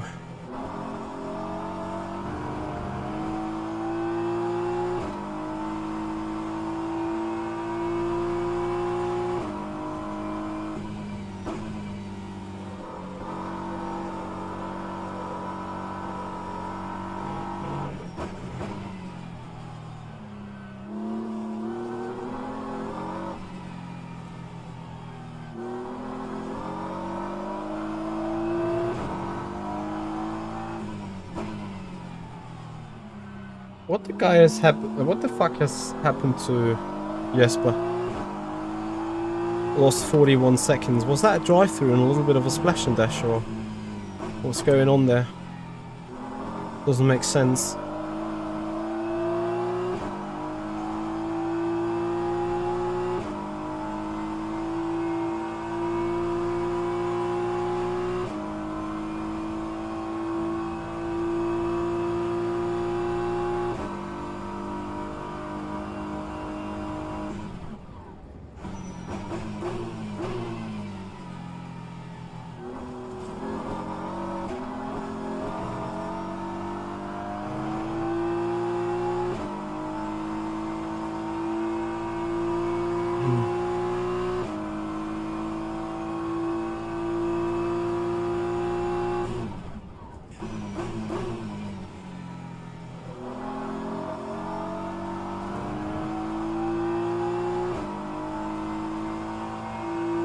Ah, so he took fuel for half a stint then.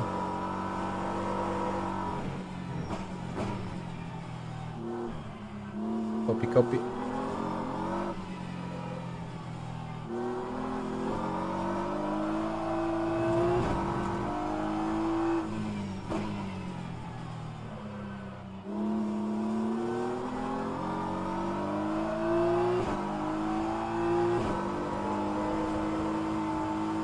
Is that making sense though? 1.5 stints on one single set of tires? Like, what are they gaining from that? They surely have to do 2 additional pit stops. How much tires they gonna save on the swap though? Jenkish, what was the pit stationary time? If you don't mind.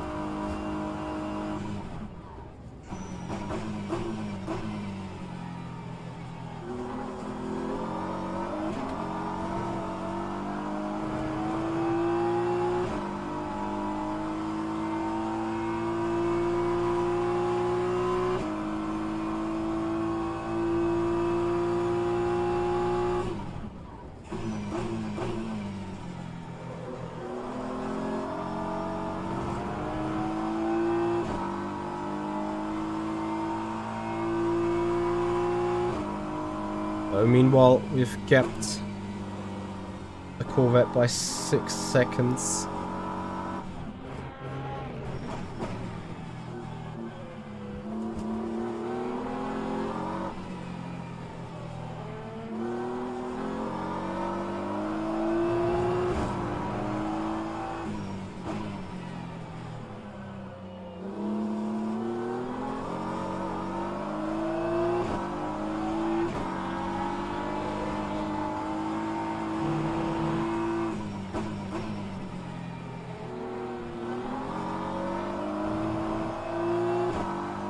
Mir never learns.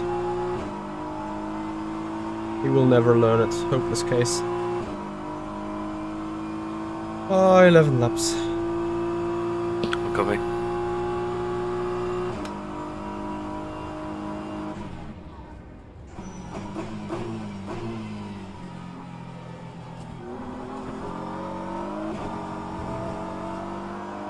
Panic.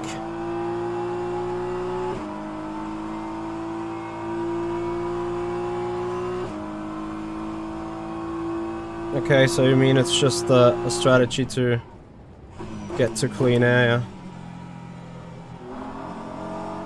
I mean, certainly they run mid-32s all the time.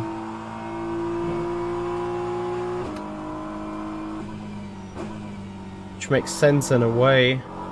I'm just not sure if that is really outweighing. Like, that means they do 2 pit stop in 2 hours, and they do 4 pit stop in 3 hours. So in 6 hours is 8 pit stops, while we do 5 stops only. You know, they run a couple of drive-thrus for that. Yes, they also do 1 tire change less within 3 hours. But that doesn't outweigh the pit road, right? It's hard to say, we're gonna see in the end, I assume. Okay, and after a Medicore lap, it's about time to pick up the pace again. As we have 10 laps to go. Can't wait for the lunch. I'm hungry AF. I think that would have been the hardest part as well. Like I would have need to get some crisps to put to my mouth in while driving.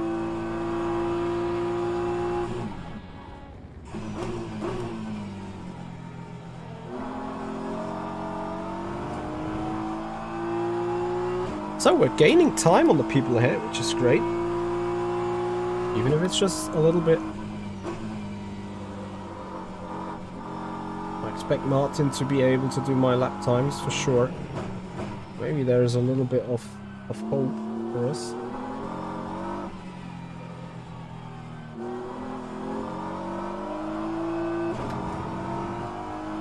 Oh yes, get me a carbonara with some good Italian basilica.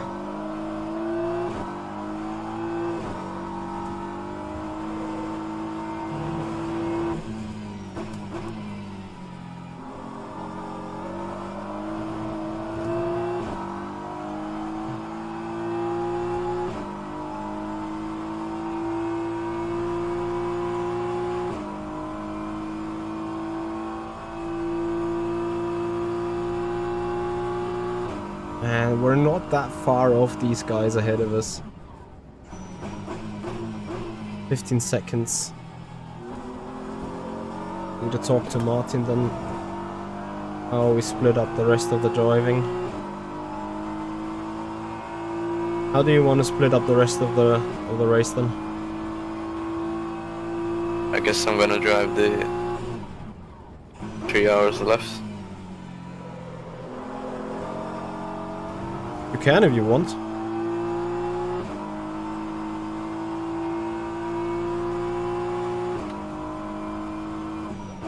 I will see.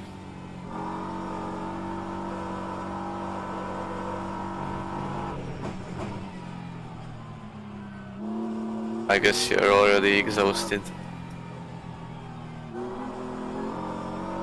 It's okay. I thought about going the full race if you didn't reappear.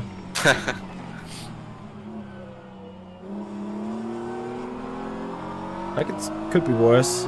Just pace is off because car is off.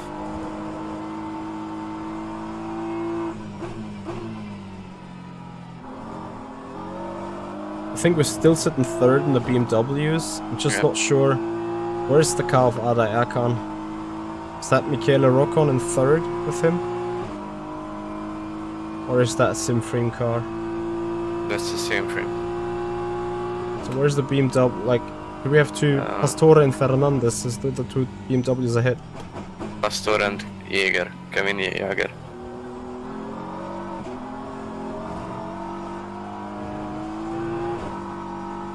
So 17, 18 seconds after 3 hours is not too bad. It's an improvement compared to Spa.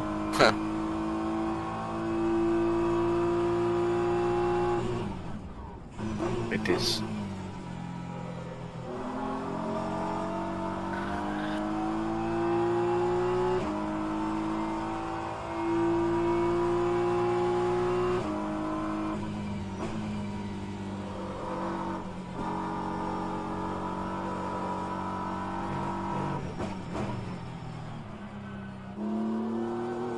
So guys, let's put this into a Q&A when we're off the driving. Oh, now we can cry for BOP, I think. Yeah.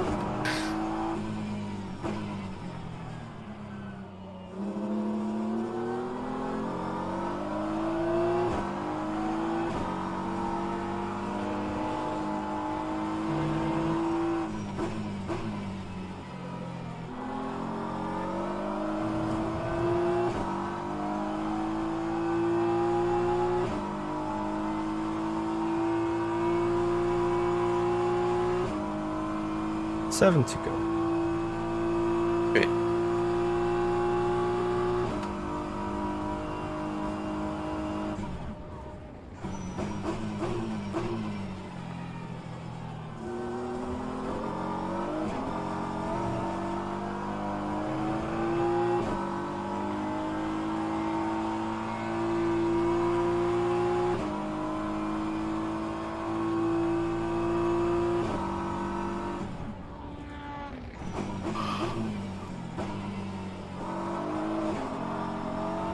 Are you sure that your internet line is going to be stable though?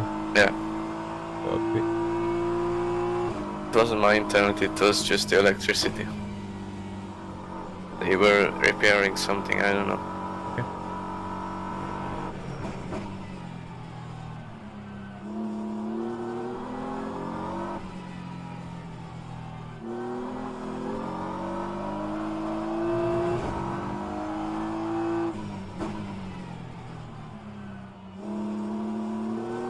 Try track tempo 42, you need to be careful with the tires.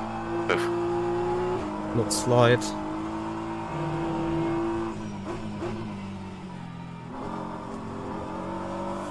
Almost underdrive a lot. Okay.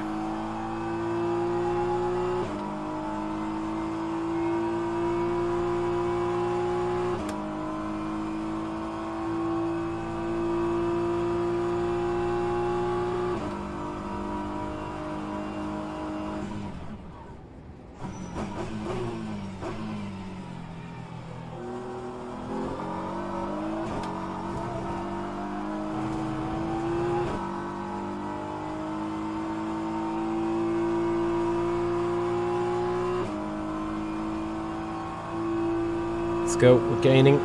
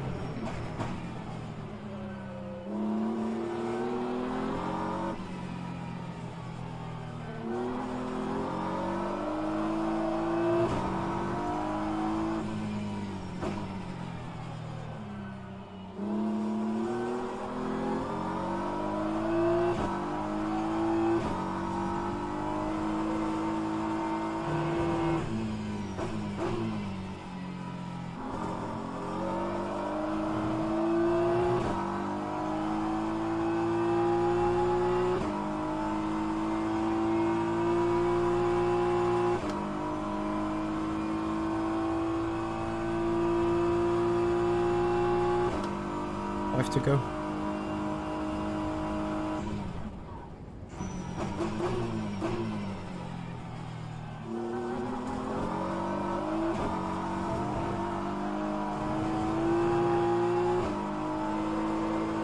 Oh!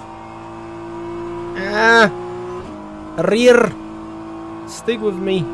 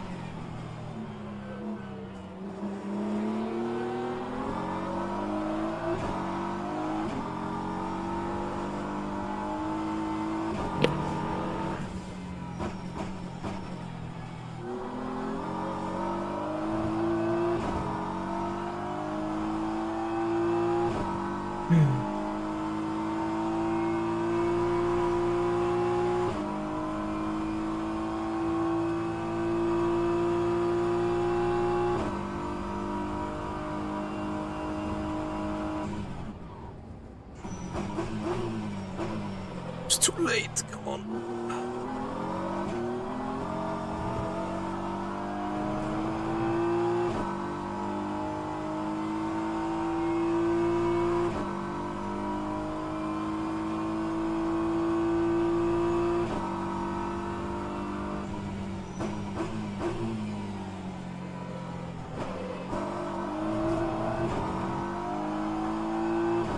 I don't know what the fuck you guys are expecting with those dives, honestly.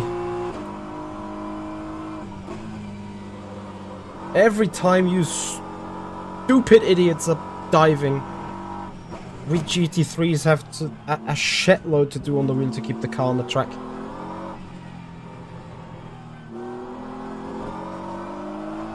Man, man, man, man.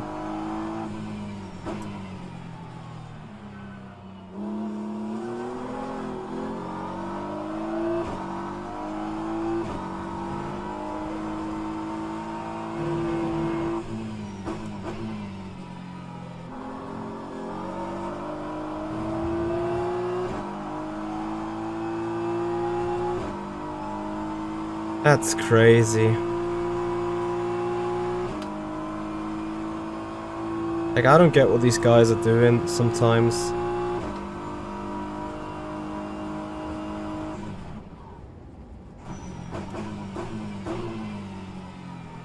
There's always the Go team, guys. Whether it is called Meal or Hevesy, it's always the same guys that have absolutely no idea how it's done. They keep grinding for the VEC, keep doing good lap times, they keep doing good paces. That's not what it is about. But they also are completely reckless in the traffic.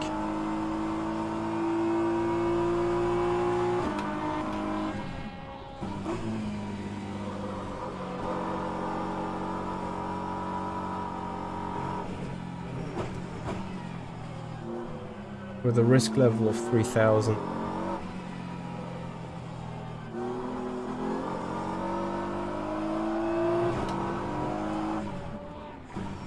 Now that is just as stupid. But okay. Could be worse. Call me a hypocrite, call me a crybaby, whatnot. Call me full of myself, I don't care. It's just my opinion. So, 2 to go.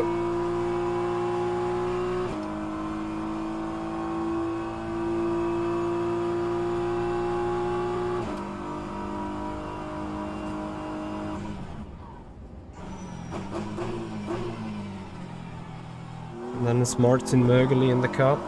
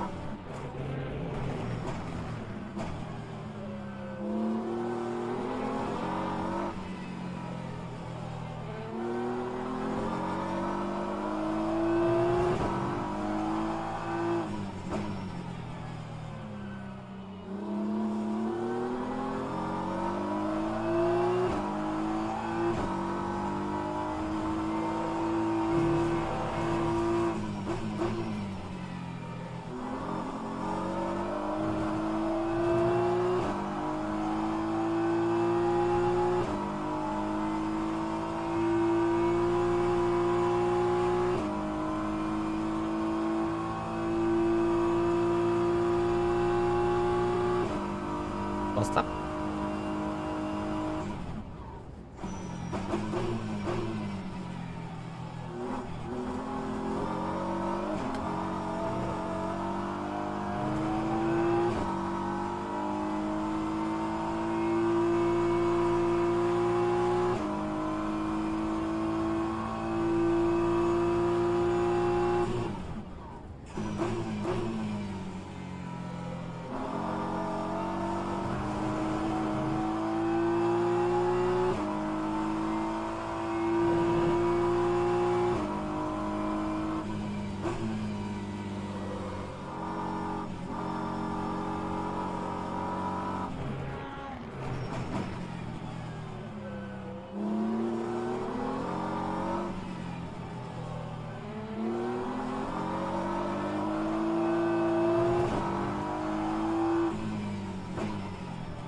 luckily I had another look. Obviously that bonk on that hypercar got more damage.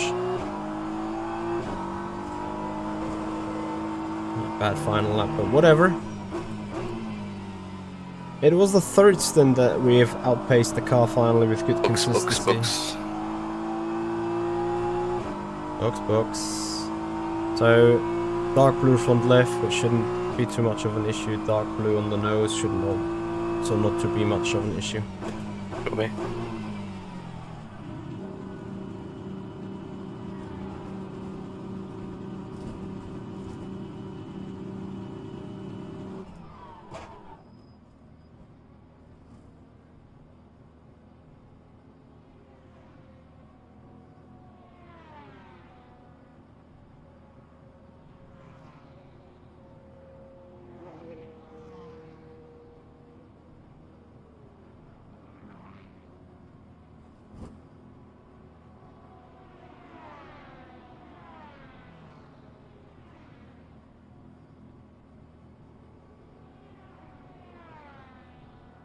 Thank you, MD.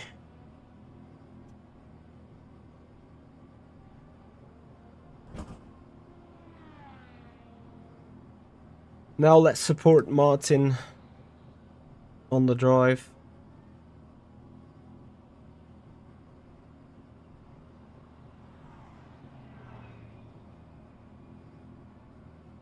That's about to happen soon.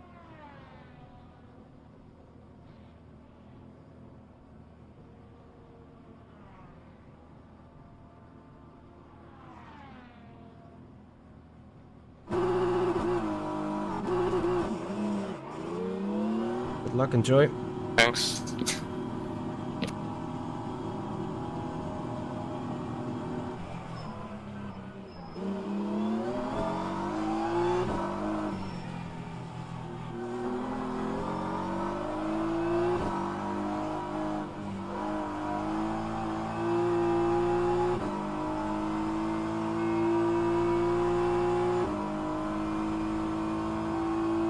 Carlos Fernandez. 8.5 ahead.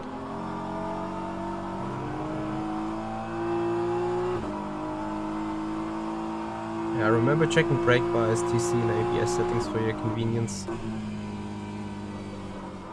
Other than that, 38 lap target for the fuel, please.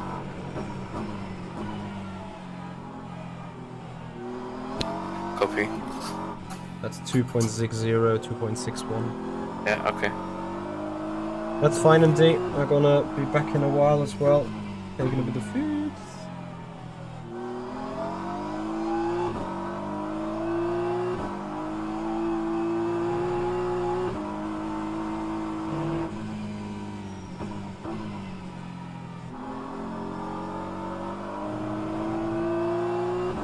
The Merc just crashed. Oh. Something happened with them. I think he just spun.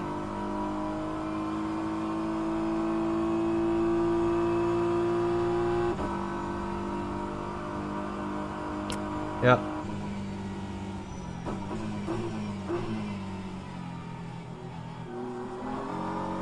Merc difficult to drive. Anyway, go get him. Maybe P8 doesn't prospect there.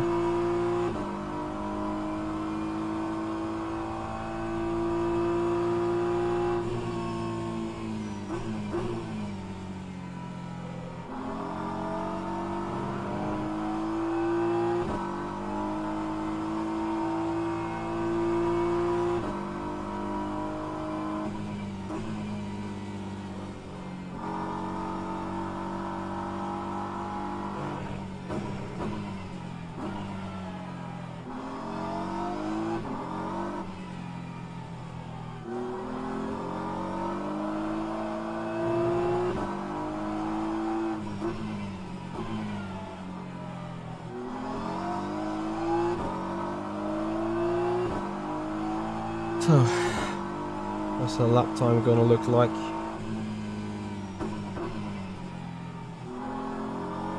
Martin Mergli might actually be faster than me.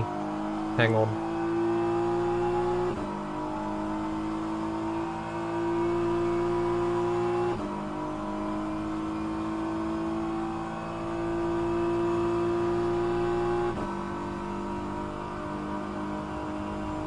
32-1, identically quick to the moment. Tuckton, thank you so much for the follow. Welcome to the stream. Enjoy the 6 hours of Interlagos.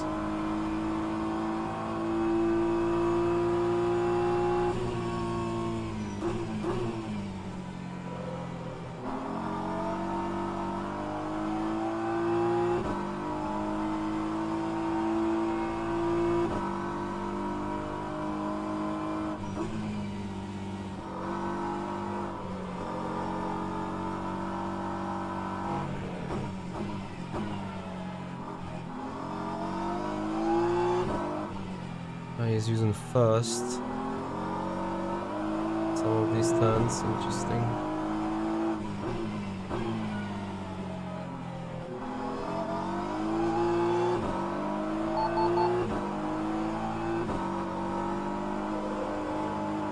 Oh boy.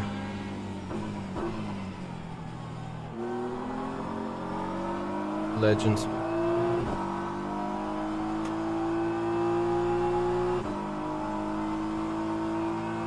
Alright, I'll grab some food. I go grab some food real quick. And then I'll be right back.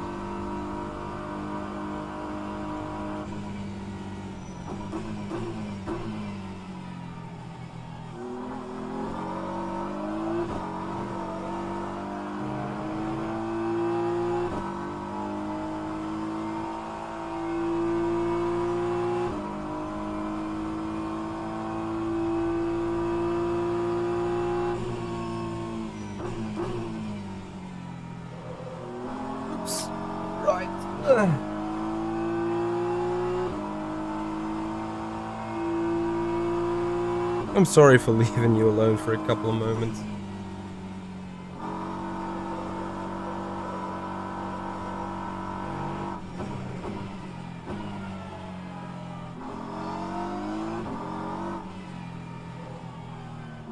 Hey Daniel-san, how you doing?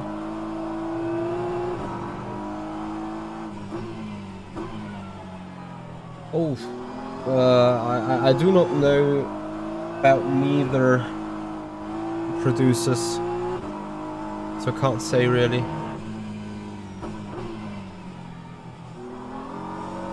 Has something happened to you, or? No. Because Fernandez regained 4 seconds. Yeah, I don't know. He's just faster. To me the delta says 0010 though, so I was a bit confused. But okay. Yeah, keep pushing.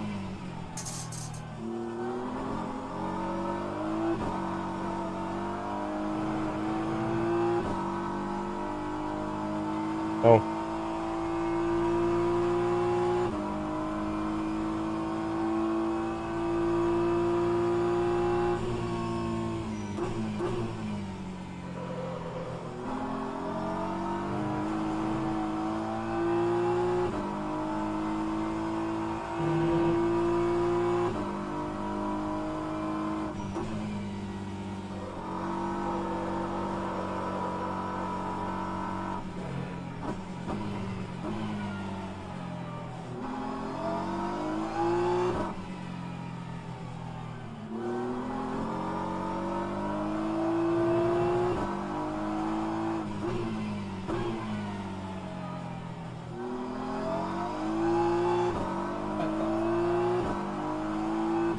.245 to go. It is actually more tight with cars ahead than I thought.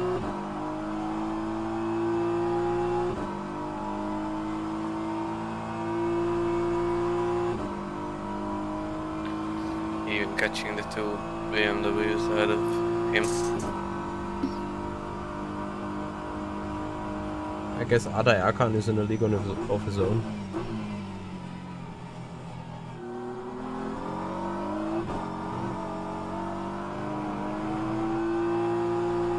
Daniel-san, what is your budget regarding a wheel?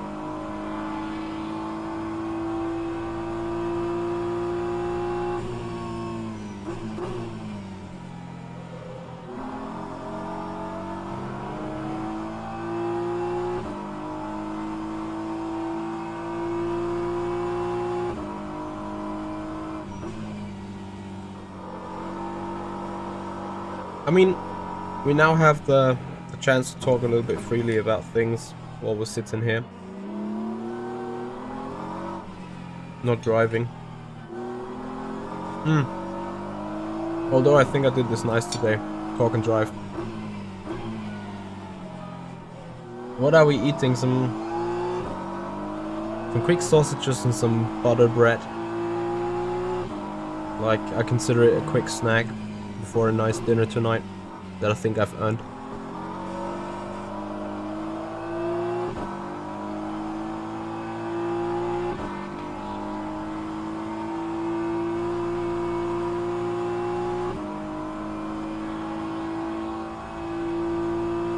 So now that you guys know what we're snacking,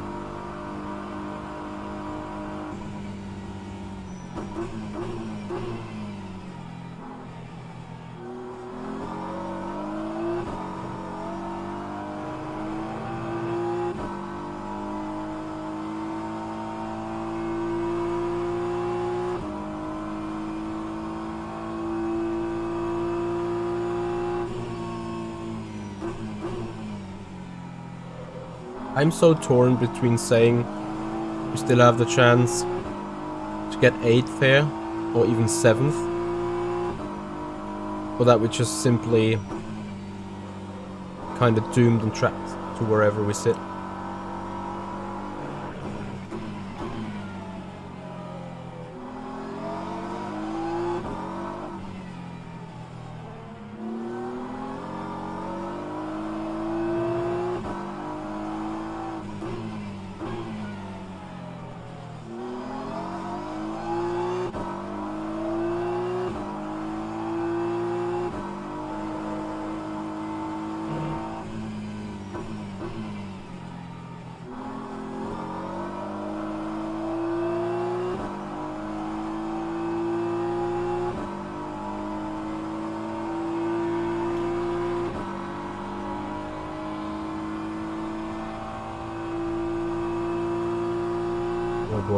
they're going for position.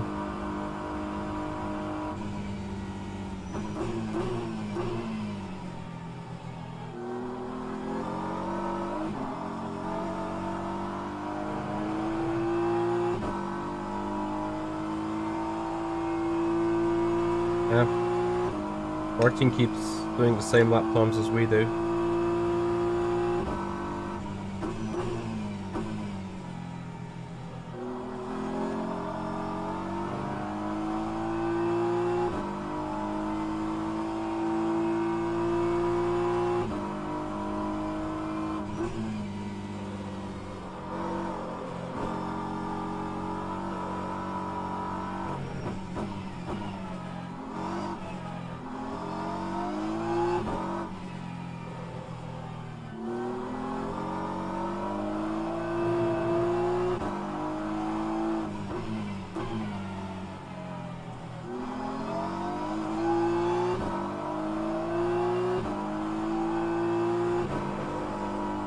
So,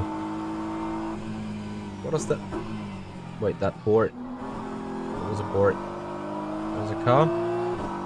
Sadly not in class. So I think Fernandez ahead on the Mercedes might now start struggling with his tire. So he might come towards you.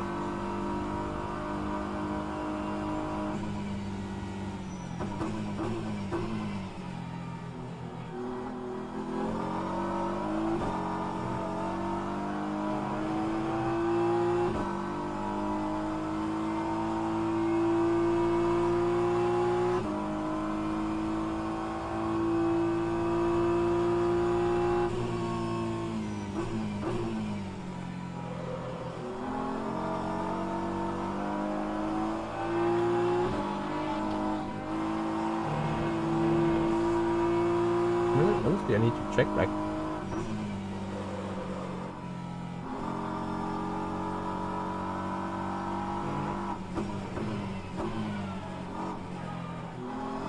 P4 is only half a minute ahead of us. Yeah, but we would need to start gaining on that gaggle ahead. Like, there's an awesome three-way battle for P5. I hope that we could have been part of that.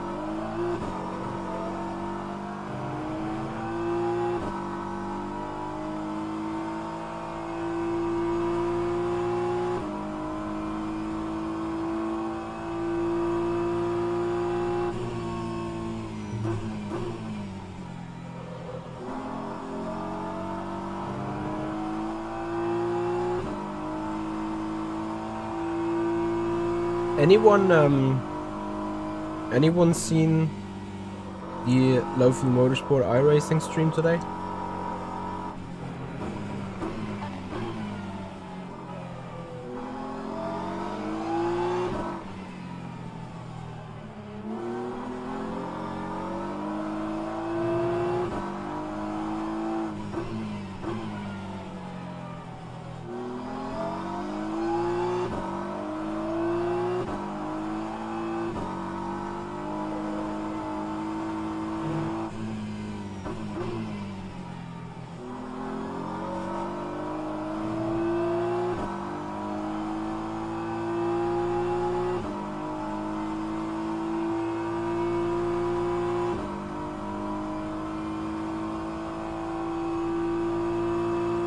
That we were a bit unlucky with the traffic, I guess.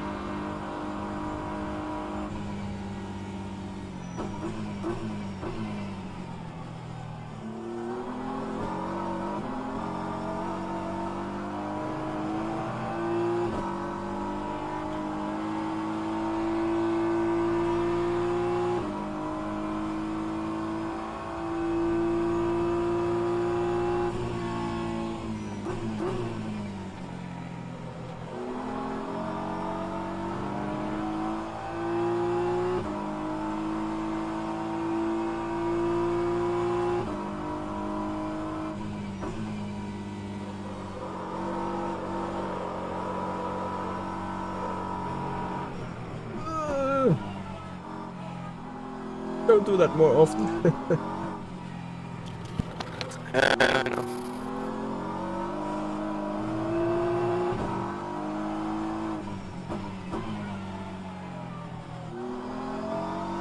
Yeah, well, Martin just done with the slip and slide.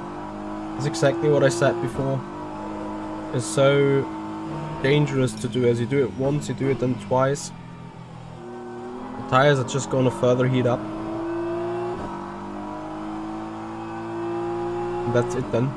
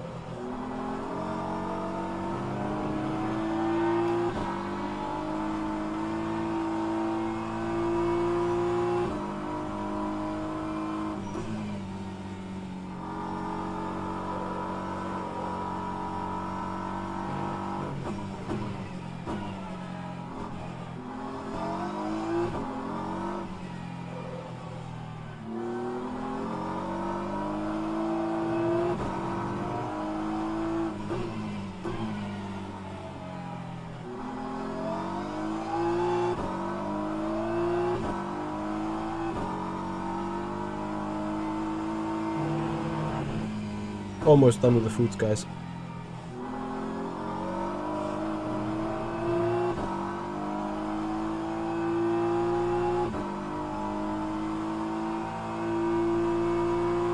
Sadly, last 2 laps we lost a good chunk of time. To the pedals ahead.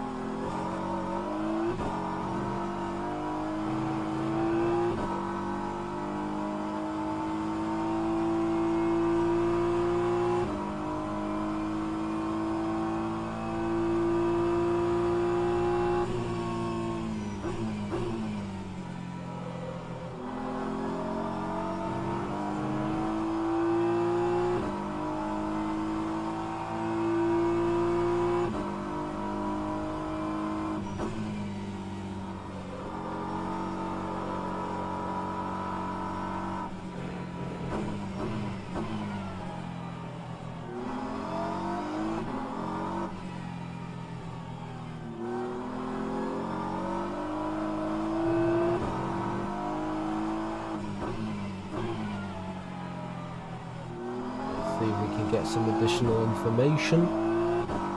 Drivers from the race.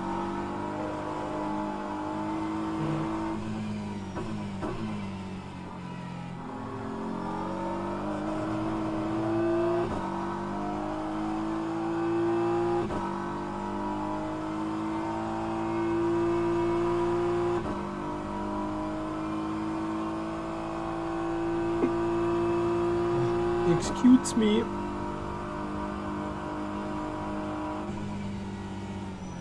Sadly, Martin has now dropped that 2 or 3/10 on average pace.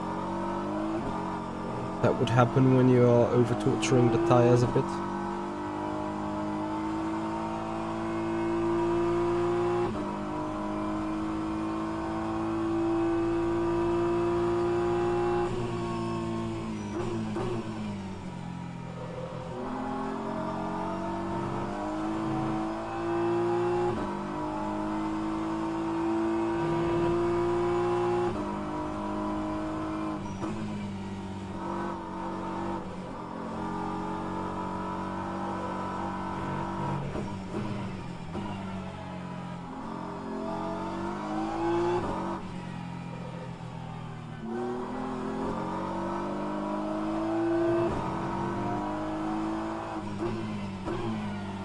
What is the next race even in the Tour Endurance Championship? Is it Bahrain? Can't even remember. me see if I can find it.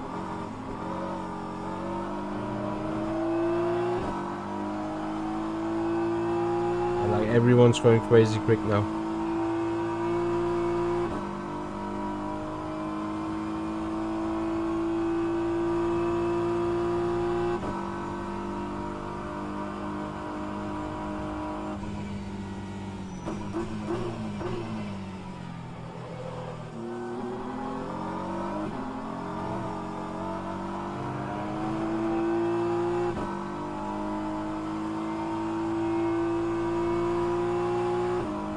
Semi-Trellick is about to lap us soon.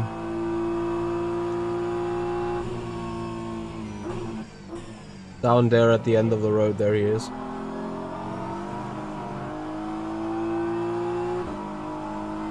Mental. Porsche performance on this racetrack is insane.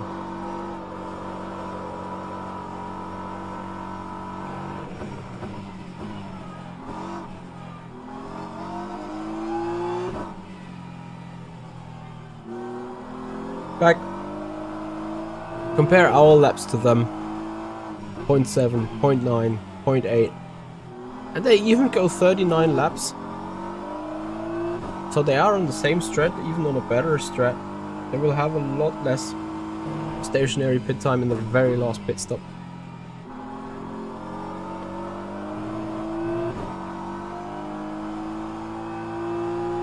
Hey Filippo. How are you, man?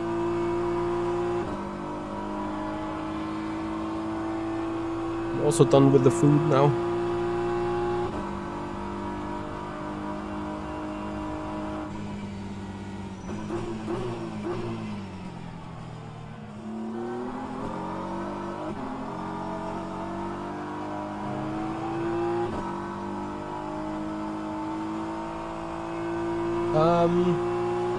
Whenever I look mad up on the Delta timer, or on the Delta, on the relative, I didn't ever see your name when being annoyed. So I guess you did a good job on me at least. Yeah, I need to work on that tutorial about faster class car, I think. I should try working on that tomorrow, getting it out.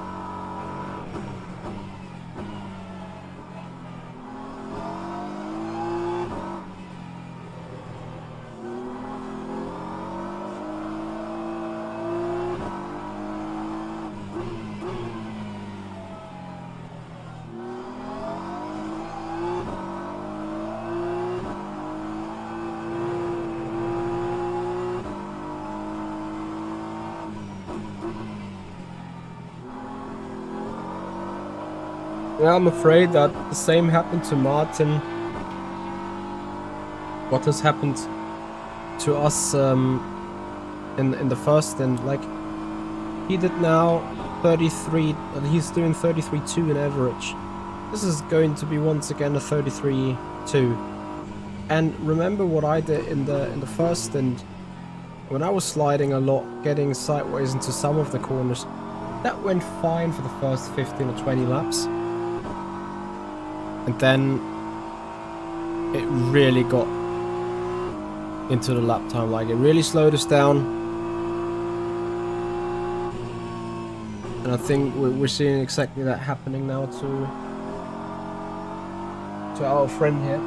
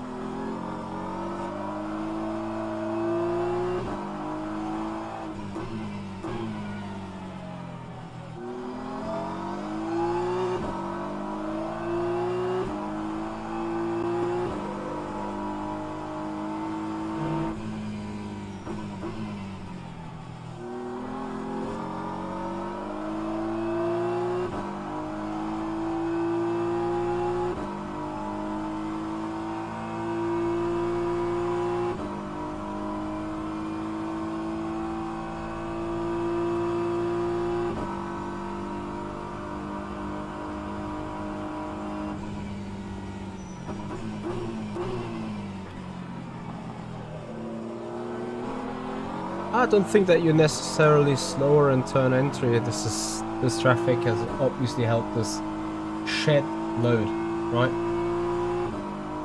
Absolutely amazing traffic. But certainly the LMP2s are, I would say, like the 9-second difference that LMP2s have over us over a course of a lap, or 8 seconds difference. What are these guys doing? 24s, 23s, dealing with the traffic. There's probably 8 to 9 seconds. Like, you don't really see where they're making up the time, and I guess it's 2 or 3 seconds alone on the long straight, maybe. Certainly in the turns, it is in the high speed turns where they're significantly faster, like here. But on low speed turns also, you know, LMP2 is pretty aerodynamic performing. Therefore, whenever the LMP2 is slow, then obviously the aero won't affect the car too much.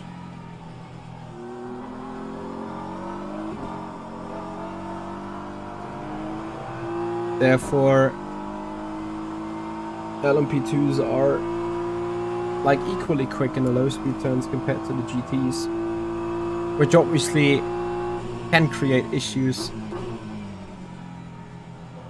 to an extent.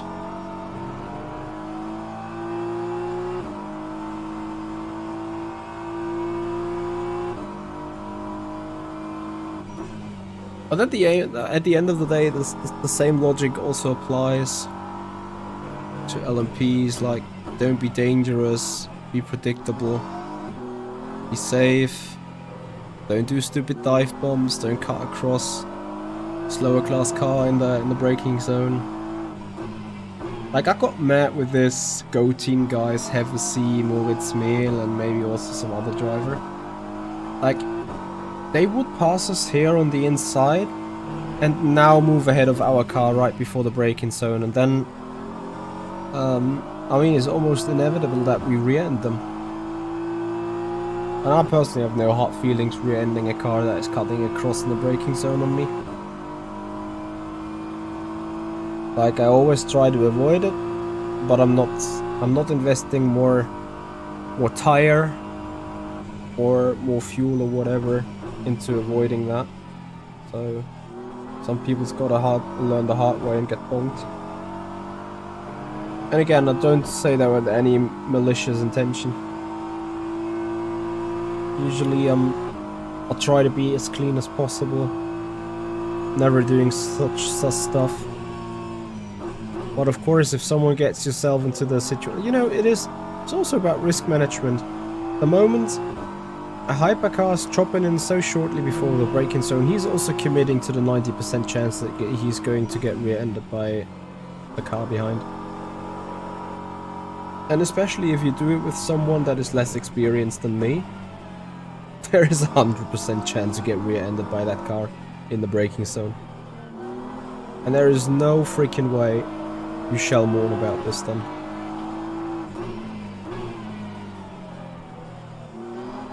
Like the LMPs, they can kind of do it because they are braking much later than the GTs most of the time anyway. However, hypercars, I think their brakes are a little worse, or their tire braking performance is a little worse than the LMPs. Therefore, with their massive speed, they start braking earlier than the GT3s even. So that needs to be considered at all times, you know. So Martin is doing a great job walking away from Miguel Cardoso and somewhat keeping the gap to the Mercedes ahead. Yeah, I think Wagner, Jäger, Pastore, unless they start crashing into each other, they'll be gone for good in that race. But you never know. sheets could always turn around.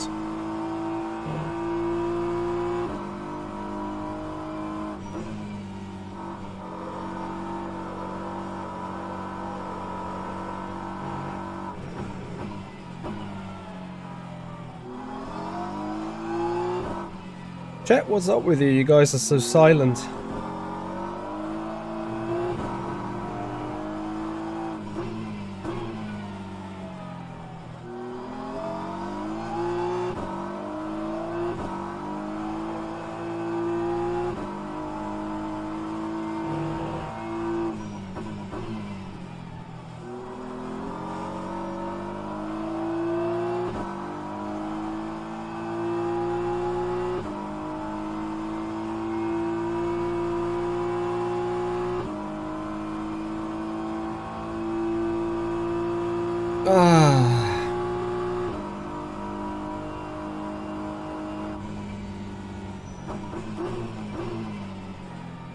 So last lap even taking a good chunk away from Fernandez, but yeah, that is more or less down to traffic, I assume. Well, that's going to be fun. That's going to be a three-way battle into Curva del Sol with the traffic coming out of pit road.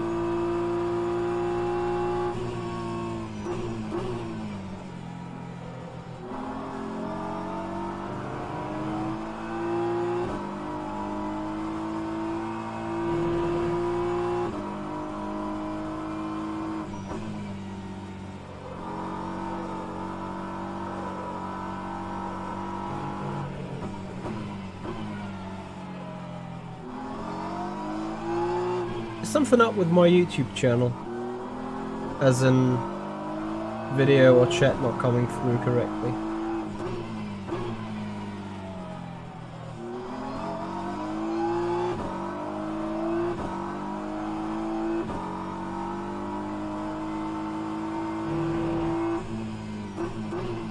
Or is there some major event going on in the globe that I am unaware of? Some iRacing special?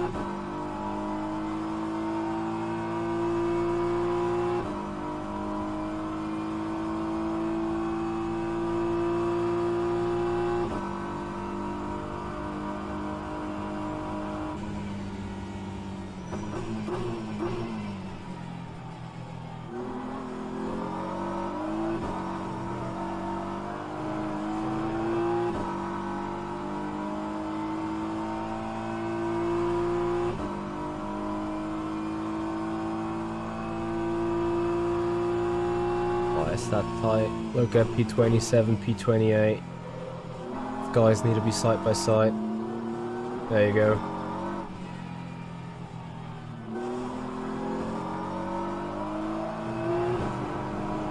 I think Wagler in the Aston is struggling, despite he should have overall pace advantage over the BMW.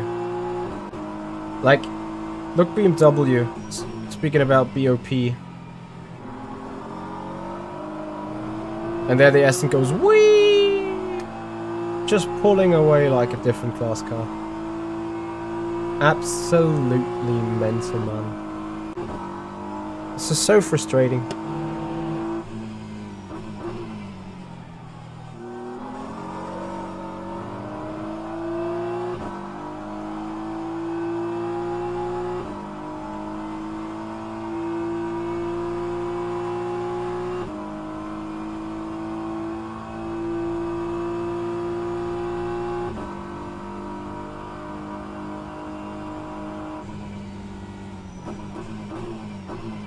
More minutes in that stint. Lap times of Martin looking alright. Faster than the 4 cars ahead of him in average.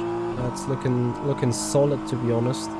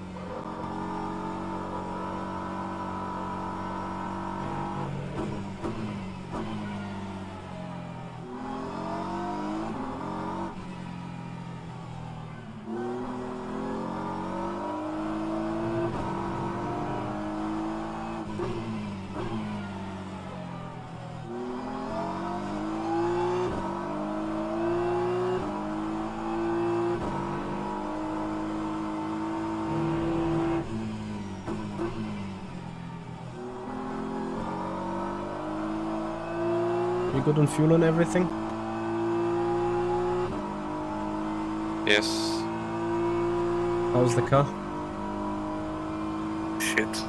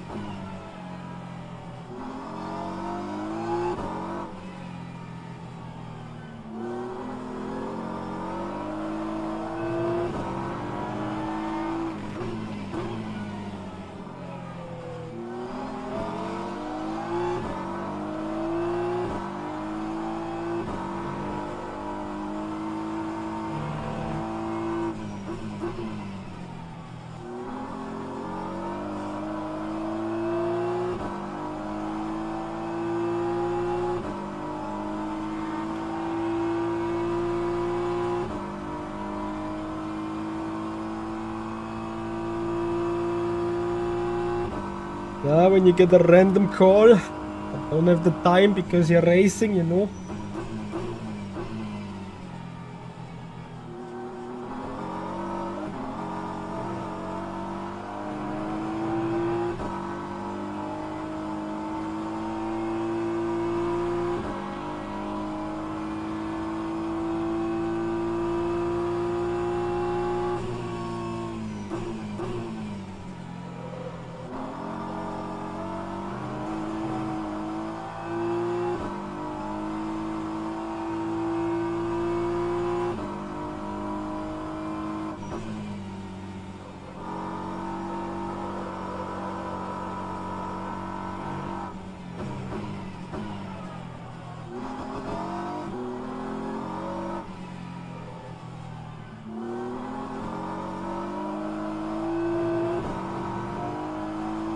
Other aircon is fuming about the BMW as well.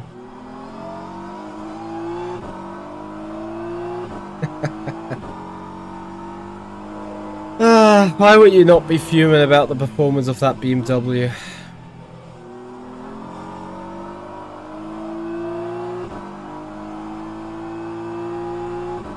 Yeah, I know it's a bit dull to sit here and be whining about balance of performance.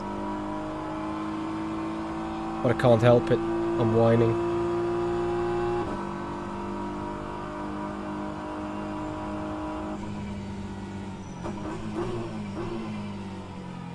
Like...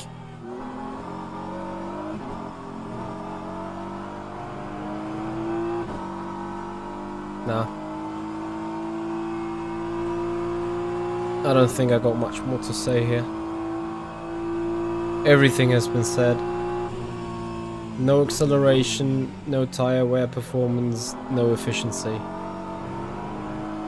Neither of that you can actually deal with when doing endurance. So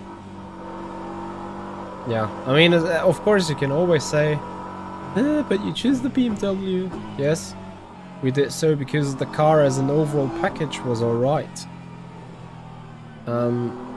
Obviously we expected it to get buffed a little bit by Jimmy for VEC equality. But this is not equality. Like, look at Semi Celik in the Porsche. 0.7, 0.8, 0.9, now 2 times 0.3. But they are going a lap longer even. So they will win this race by a country mile likely.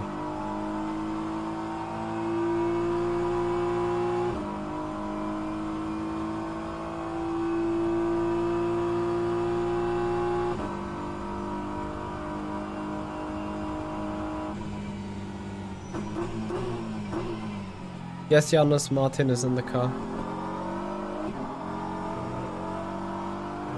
Or you think that this is Michi Magic, cars driving on its own?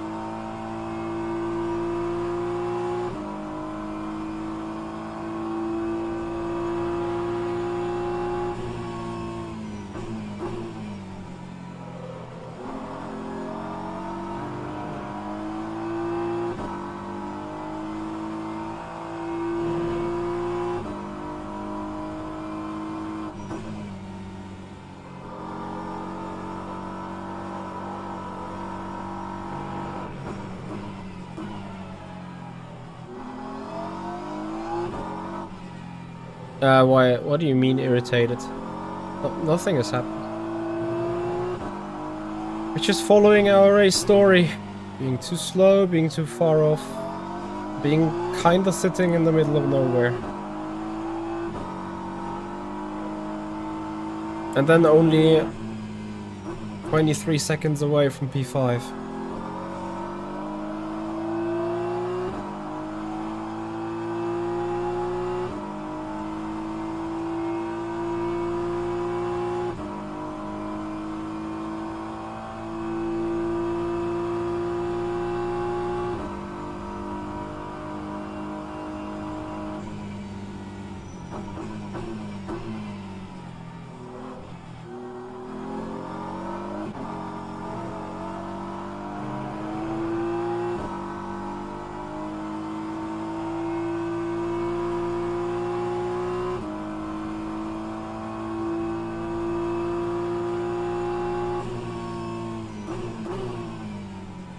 Well, yeah, Janus, what are you referring to about the irritation that you see in, I guess, my face? I don't know.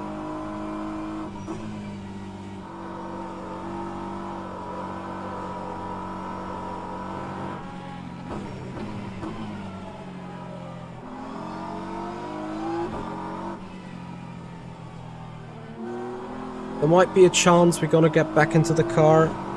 There might also be a chance we're not gonna make it back to the car.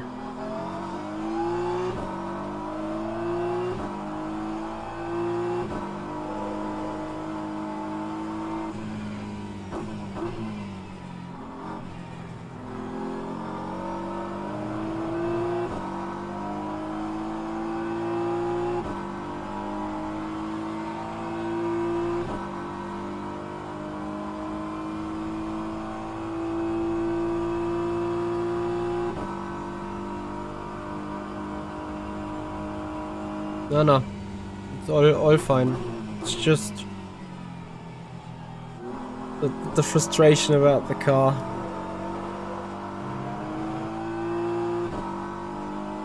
Like, balance of performance is always going to be a point to argue, right? Like, you have that in real life, whether you call it balance of performance or what is it called in WC? There is no BOP, but EO. Or EOP, equality of performance. Either way, it is always a point to argue for any driver on any car, and even, you know, even the winning Porsche might be like, what the hell are you talking about, BOP? Like, it's not like they will claim it's not like they've smashed the entire grid, which in a way they do. It just doesn't appear to be like that yet, but again, it is now 2 hours to go, so 2/3 of the race almost done. That Porsche is leading 6.5 seconds, but wait till the very end.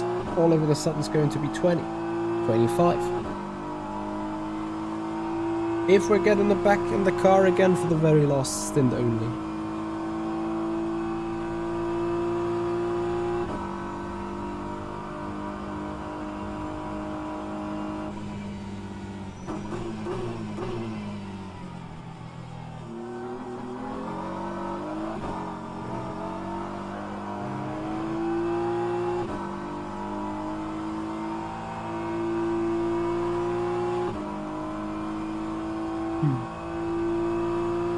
Anyway, guys, I hope you enjoy the stream. I hope you enjoy the program here tonight on rFactor 2. If you do so, please have a follow on Twitch, subscribe us on the YouTube channel if you haven't done already. Would absolutely appreciate it.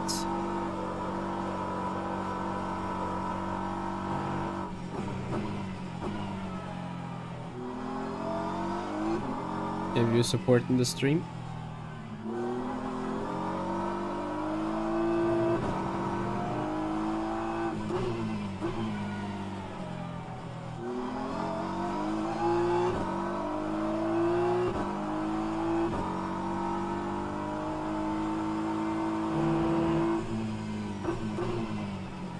It's so funny about this racetrack, like from down the bottom here up to turn 1 it's like almost 180-degree left-hand turn. It just doesn't feel like that because it feels more like a straight.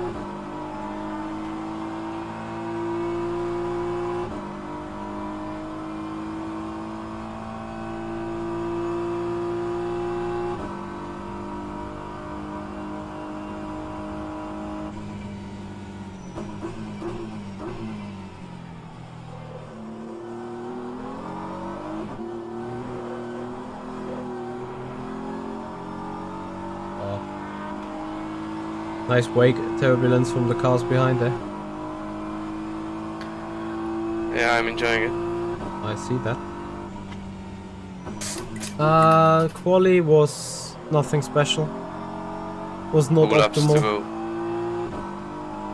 And box. Copy. Yes. You stay in the car, yeah?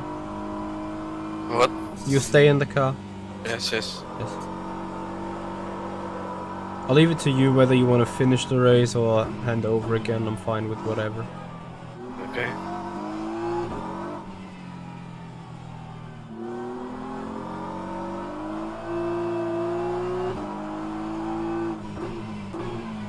So quali went okay, means I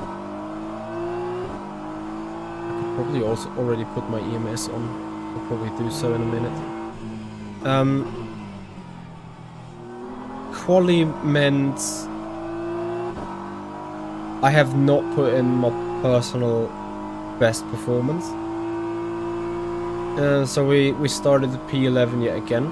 However, if we did put in best possible performance, we would have started 8th. And maybe would now be 4 or 5 seconds further up ahead, but effectively it really did change too much, right?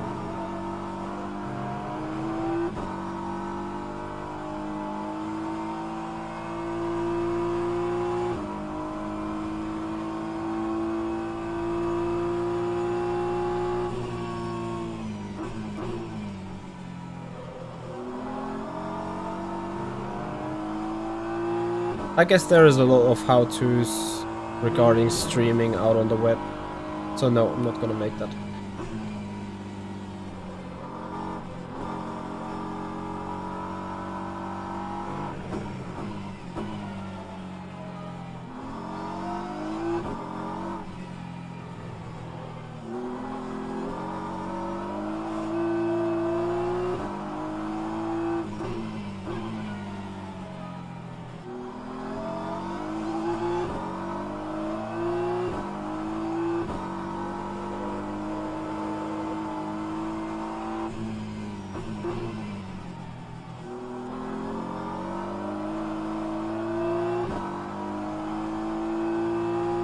With 2 hours to go.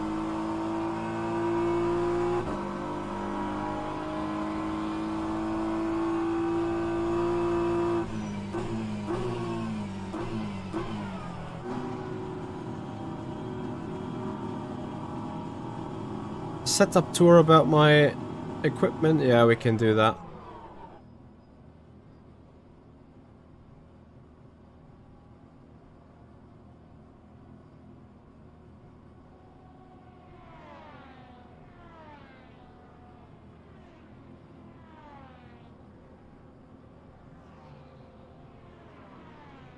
Couldn't see.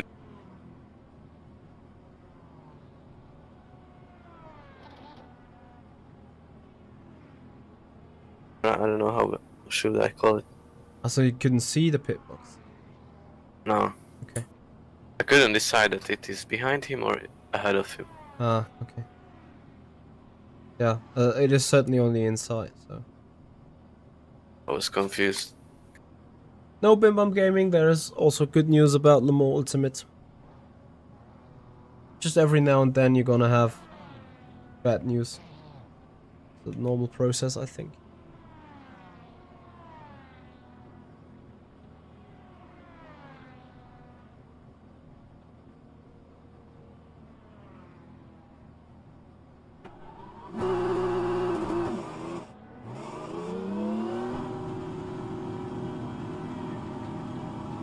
So then, back out on track.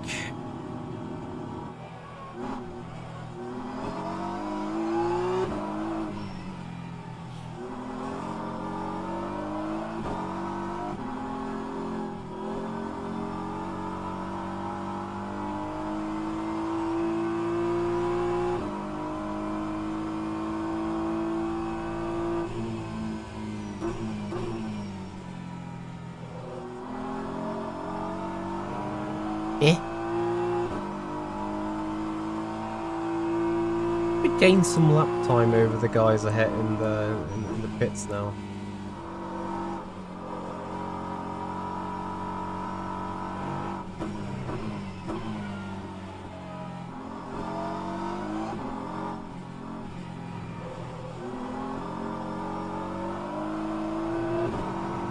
Yeah, remember about your tires then.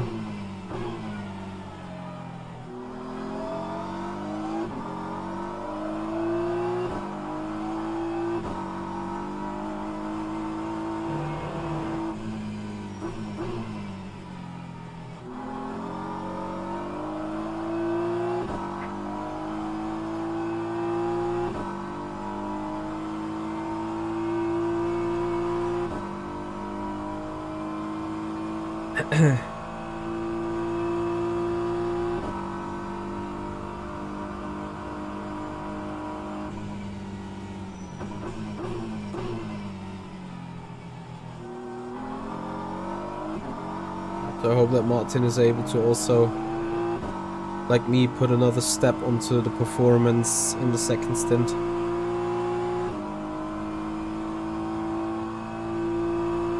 Maybe that way.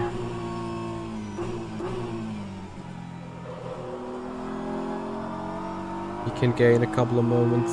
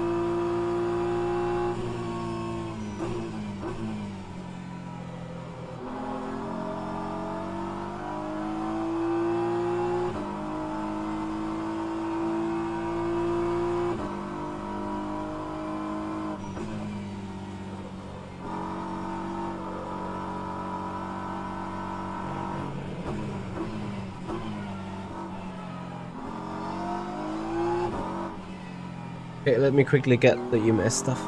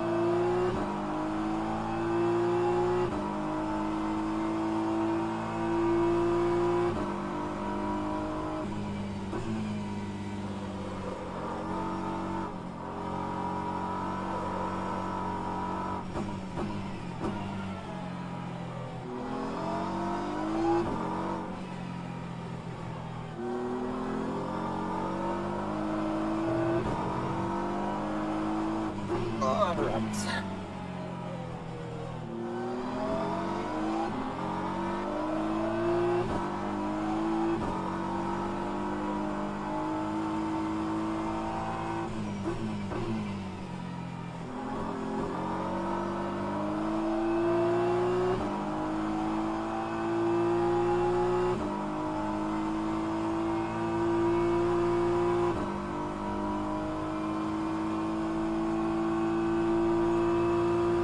Oh, yes.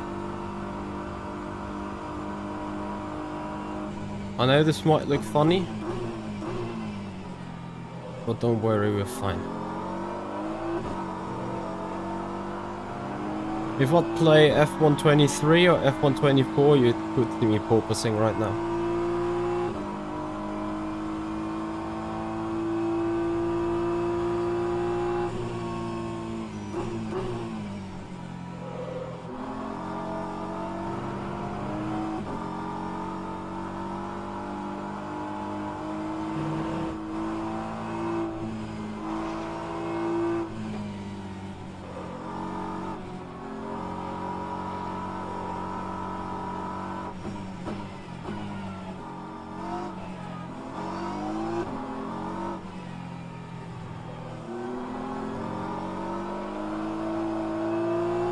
Tomorrow we are going to race the Alpine episode.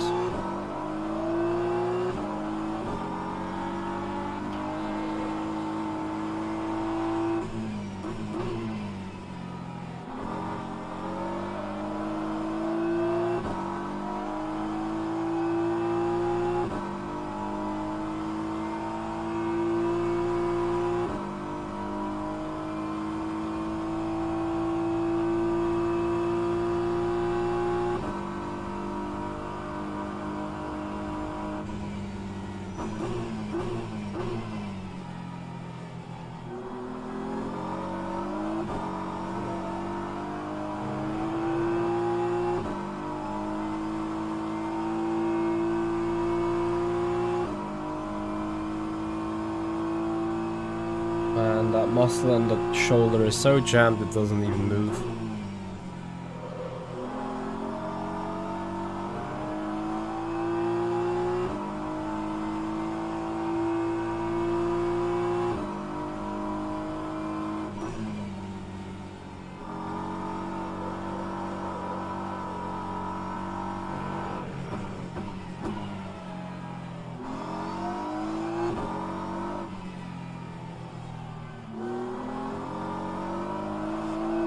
Yeah.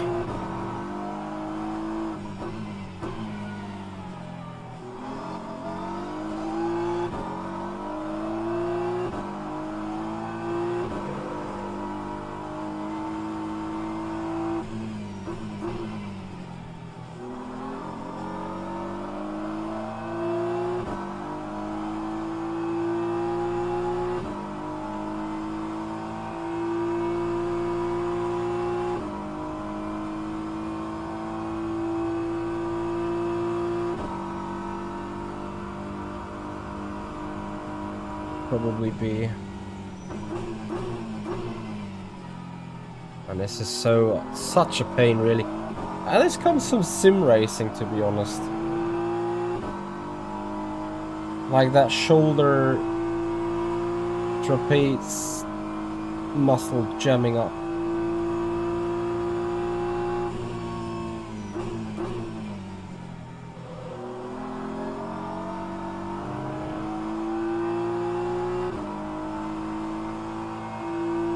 There's so much pressure on it.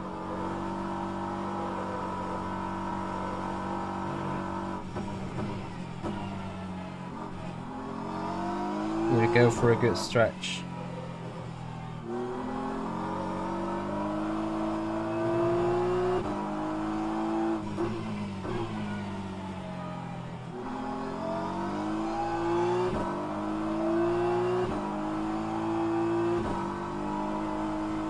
What's my dream car? As in what way? Dream car to drive on a legal road.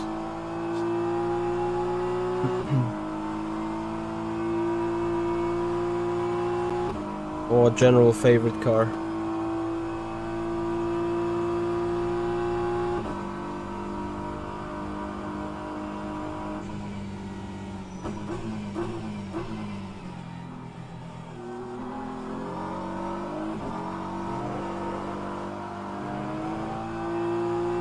Just any car.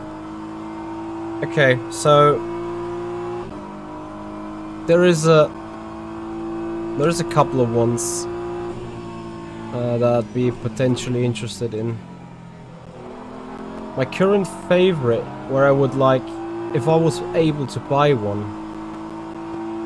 then I would get one, is Mercedes AMG GT3.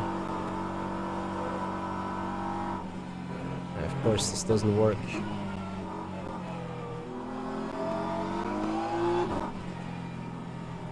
That's this one.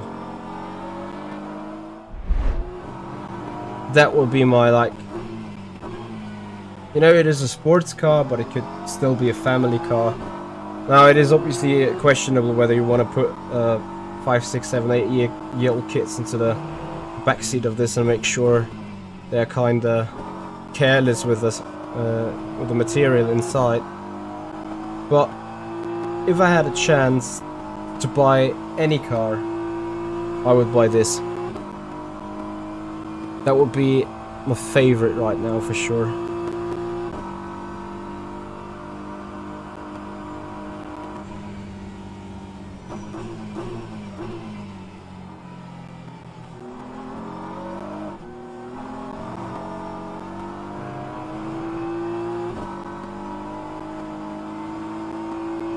Aguado seemingly much faster in the Mercedes than the other guys.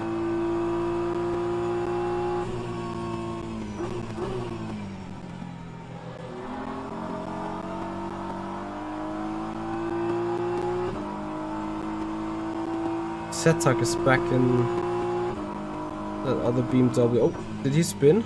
Or is that just the Delta timer doing Delta things?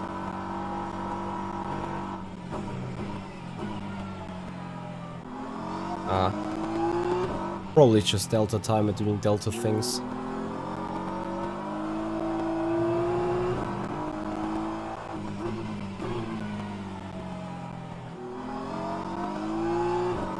Harry Rightover, thank you so much for the follow on the Twitch channel. Welcome to the stream, buddy.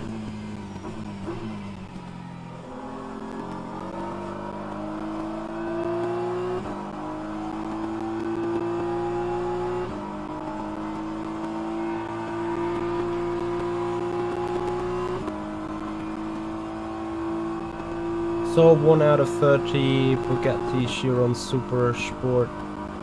Yeah, but you know what? And that is interesting. Some of these cars that are hyper expensive are being produced in a super cheap way. I'm gonna make you an example for that.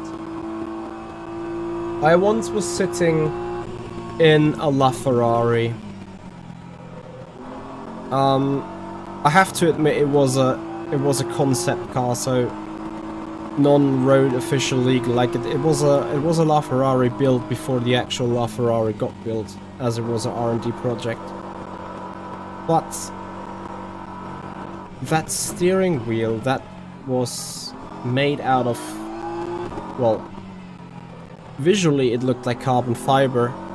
Haptically, from touching it, it was cheap plastic with a little bit of Alcantara here and there, but that steering wheel, once you had it in the hand, it was small.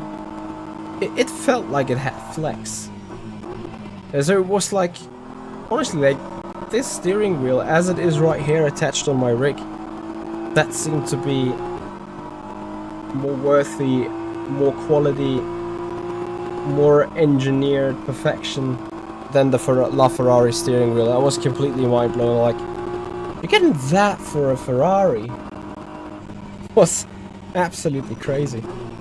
Obviously, again, I have to admit it was a concept car. Could have also been the fact that they bunched up some plastic together and like give it a steering wheel because, hey, this is not going to be road legal anyway, so you don't need to put big time material into it. But come on, eh?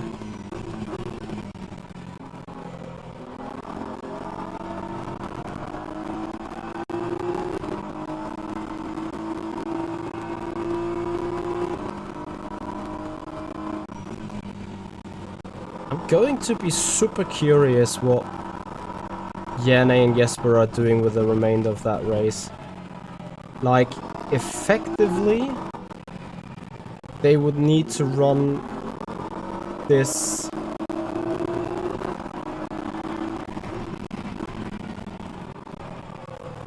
tire and this fuel tank down until like 1 hour to go. Did they refuel that much?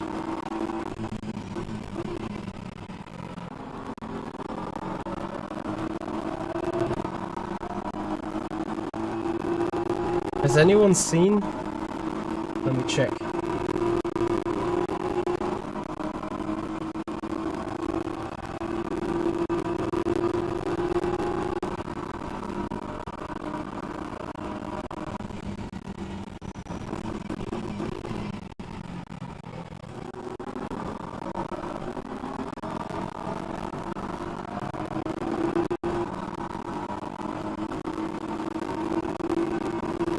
Fuel's completely hidden.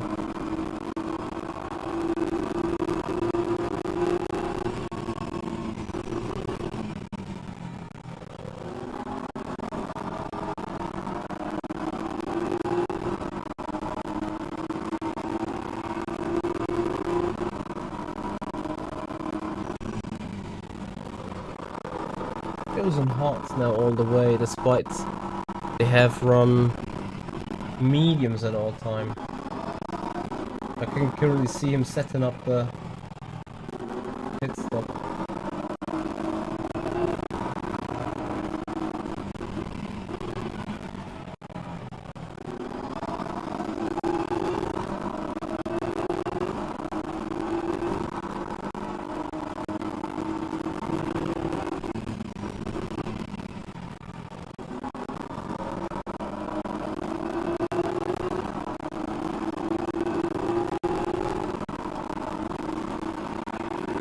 I don't know even where he's seeing the fuel. That's only on an external dash, probably. Because he has completely removed it.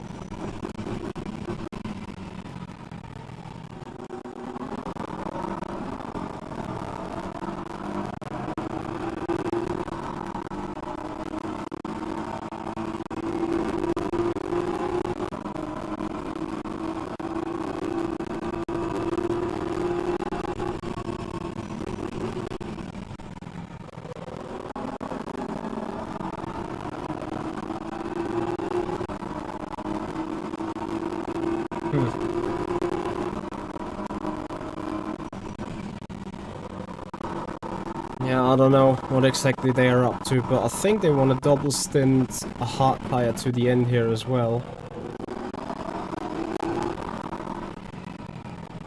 Oh, hang on.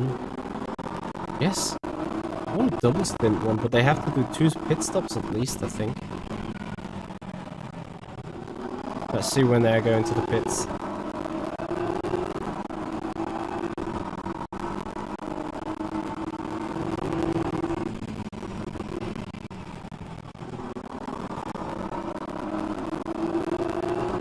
Problem is that we won't get them.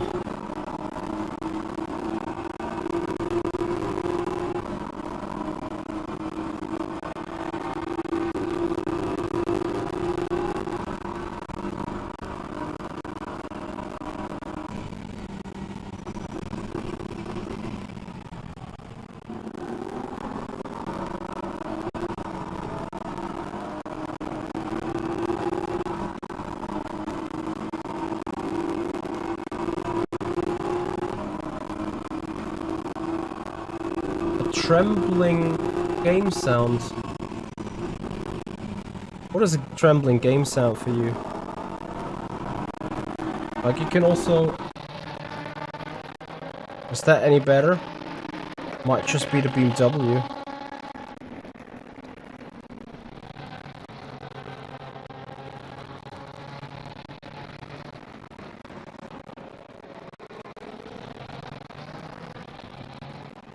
Ah, it's breaking up every few milliseconds. I can check whether there's something acting up on my end, but OBS indicates 0 frames dropped, so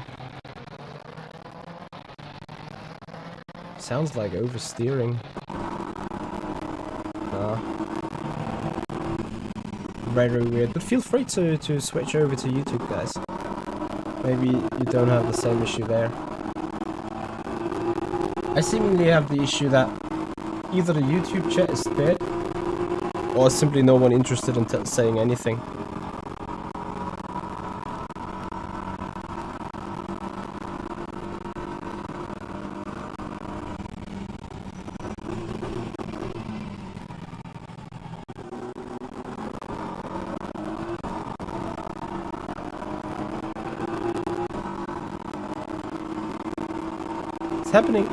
It's happening everywhere. And now I need to listen myself. Let me think.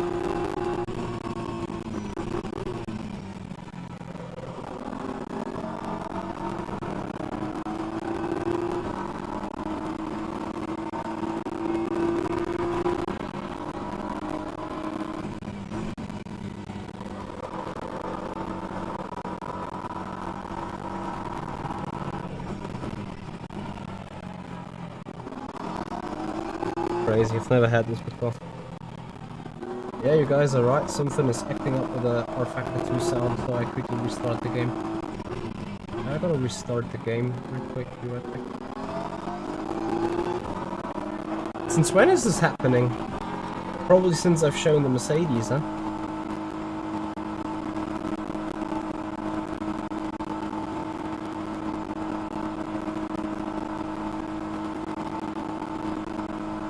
Exactly, because I swapped the screens.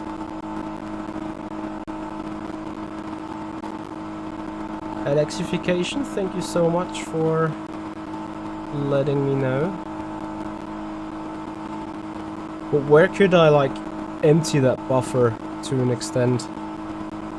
Okay, I'm gonna remove that stupid BMW sound for a moment.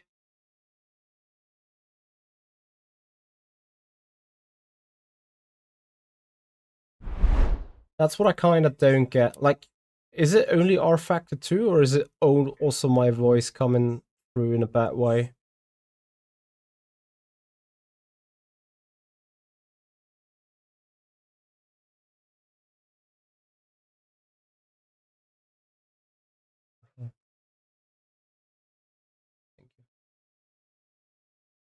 Yeah, my voice is fine indeed. Mamma mia, technical issues, we love them.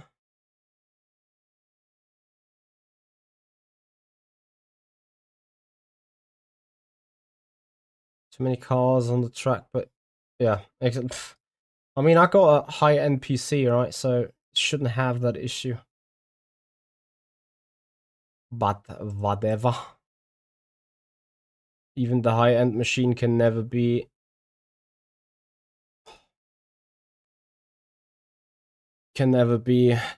sure of no failure, right?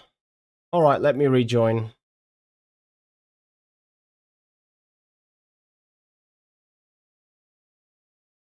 Haven't had that issue in Spa though, did I? There I think I didn't restart the game at all.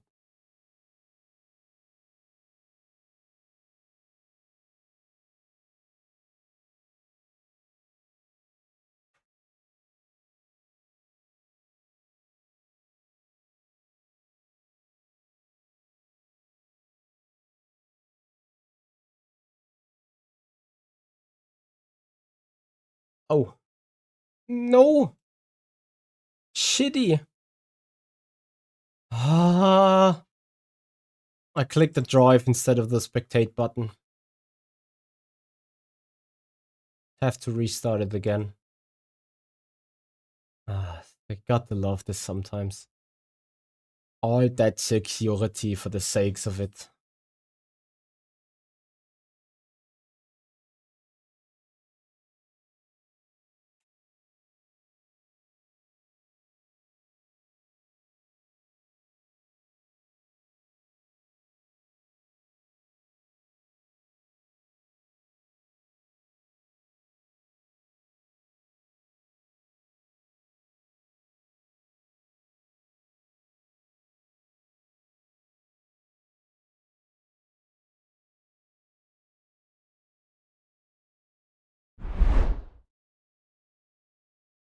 Alright, here we go again. This time don't lift this up, Mitchie. Spectate. Awesome.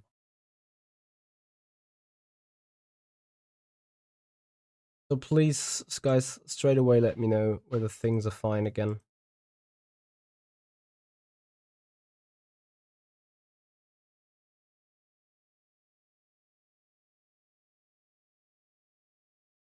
Ah.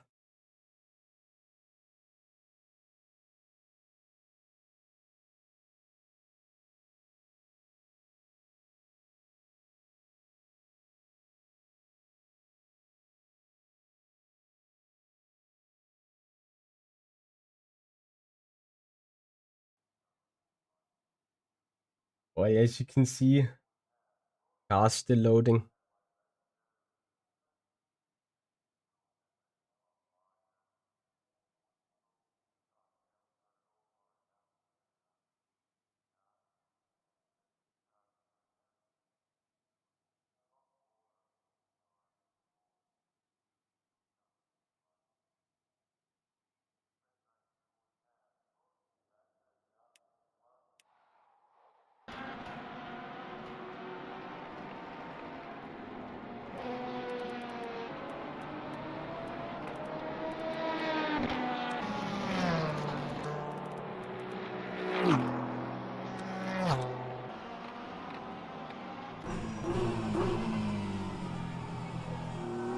So please, guys, let me know, is the sound fine?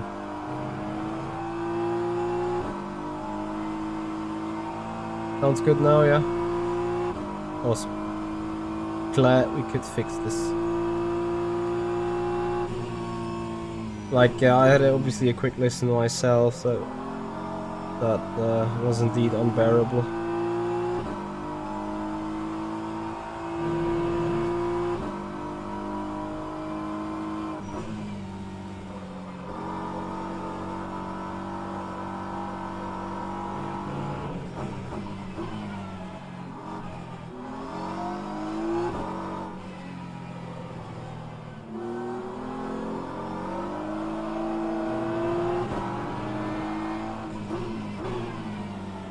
Like, these three guys ahead, they are fighting for these spots like for over 2 hours already.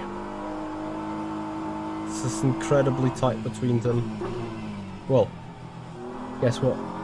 Same car, same issue, same setup. Why is it just very close to each other?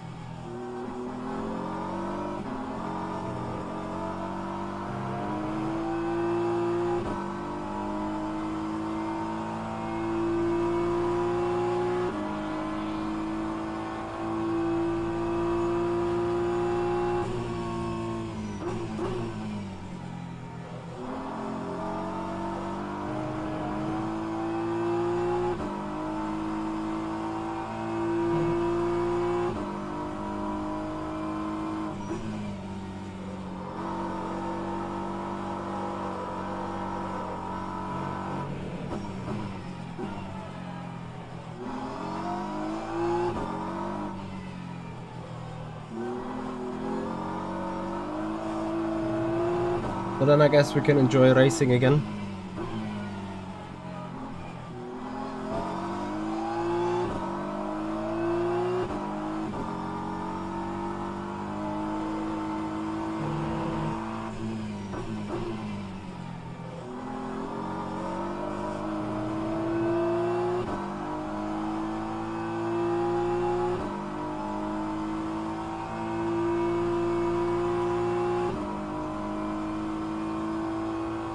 And of course, guys, if you appreciate what you've seen here, if you love endurance racing on our channel, please have a subscription on the YouTube channel. Follow us on Twitch if you haven't done already.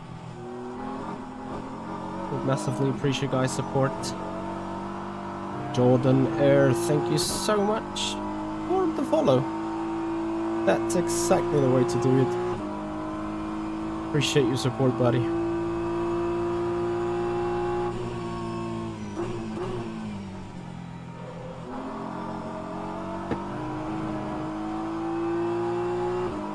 What the fuck? What did you do?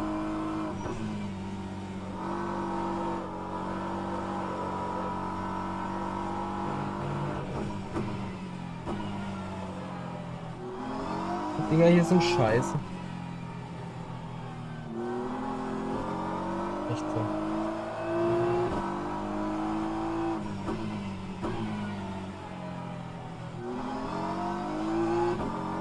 Ja.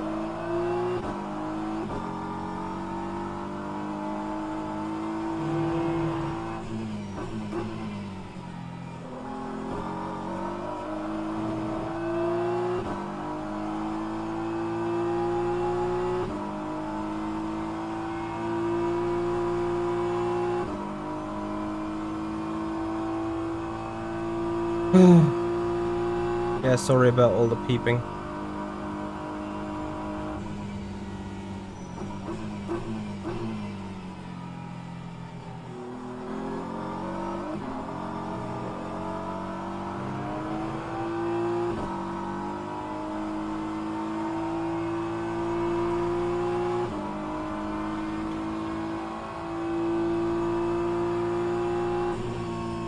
Like,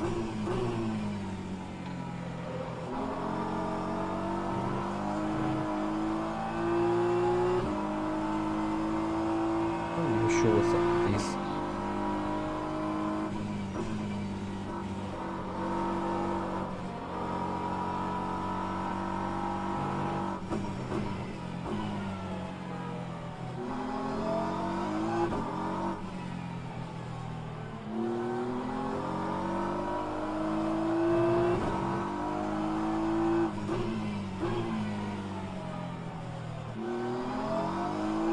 Hey, William.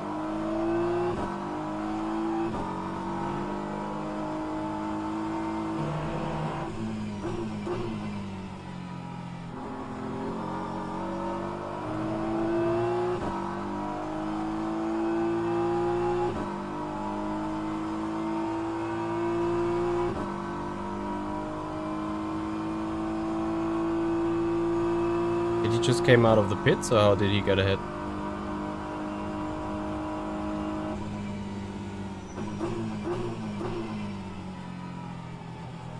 What a legend.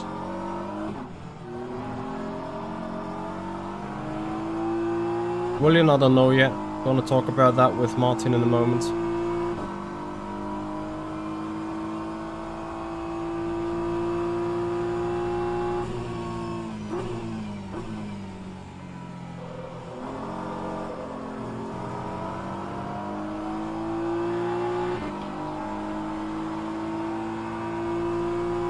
I did 3 stints indeed, yeah.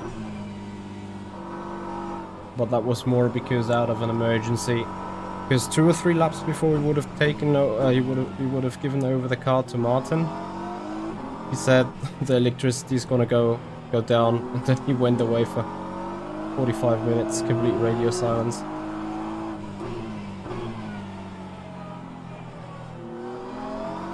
I'm gonna let him deal with the traffic, like, that's mental.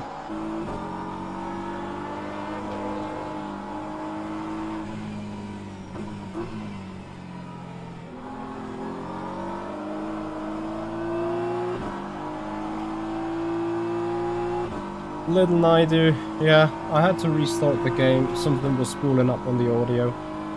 So not your fault, rather my fault. But thanks for letting me know. Sometimes I'm I'm surprised how much BS can happen on a stream.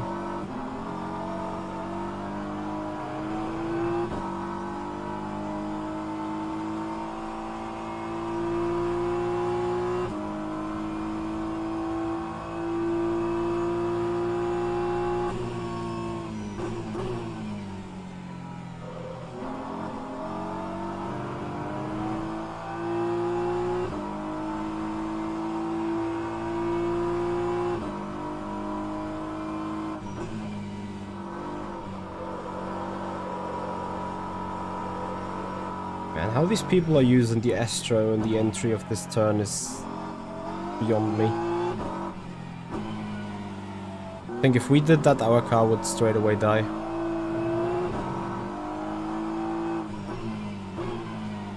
Questioning whether it can even hear me. Can you hear me?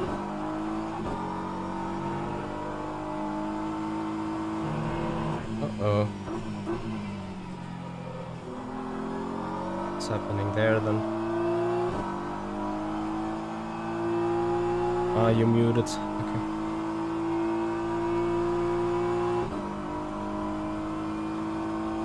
He got his microphone closed.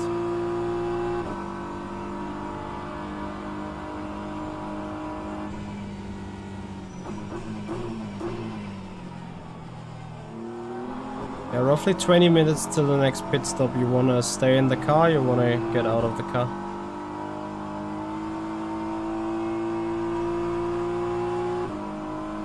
I cannot hear you since you're muted on TeamSpeak.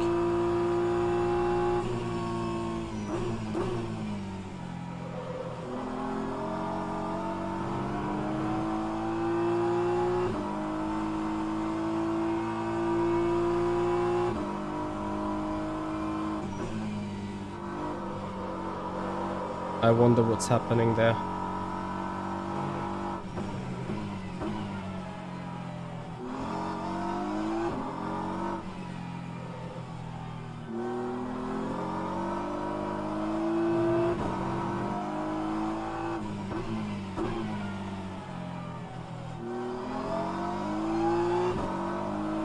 If you can hear me, wave your steering or do waving lines on the main straight at the top of the hill for turn 1.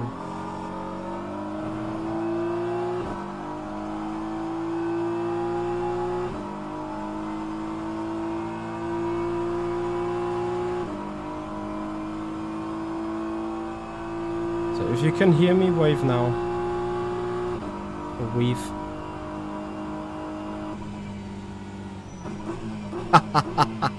Guy can't hear me. Amazing.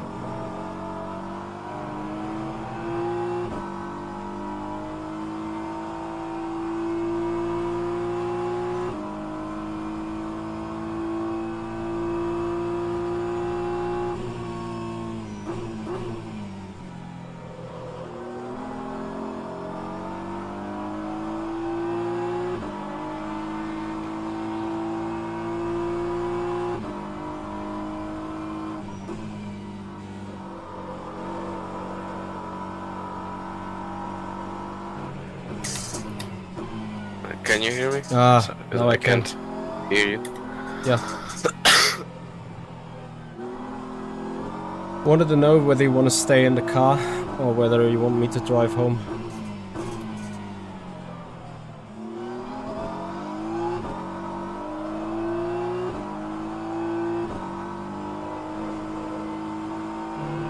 No, I could do another stint now, Laurie, as Martin has done two stints. It's fine.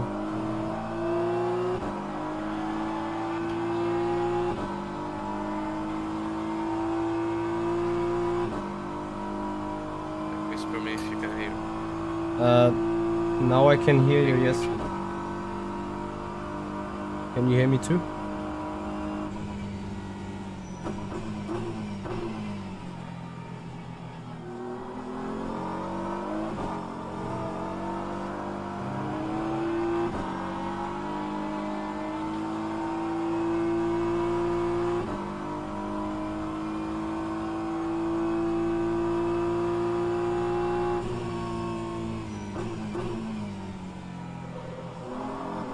Guillermo Santos, yes, we hope so. I can drive the last scene, so that's okay. Okay. I will stay. Yeah, as you want.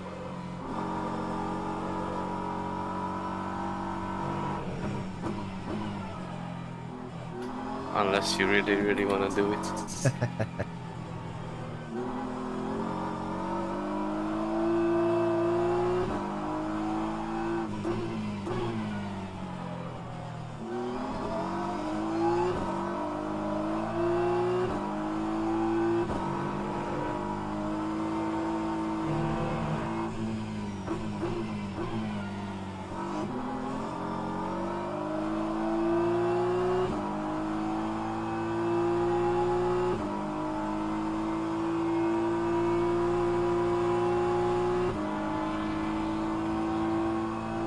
What a guy. So Jesper back in the car. Bro. Have to do 2 more stops.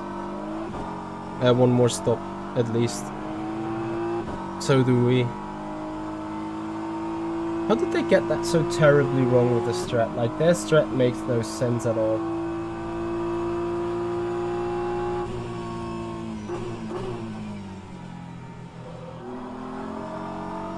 Like, yeah, everyone kinda drives an hour and 20, but...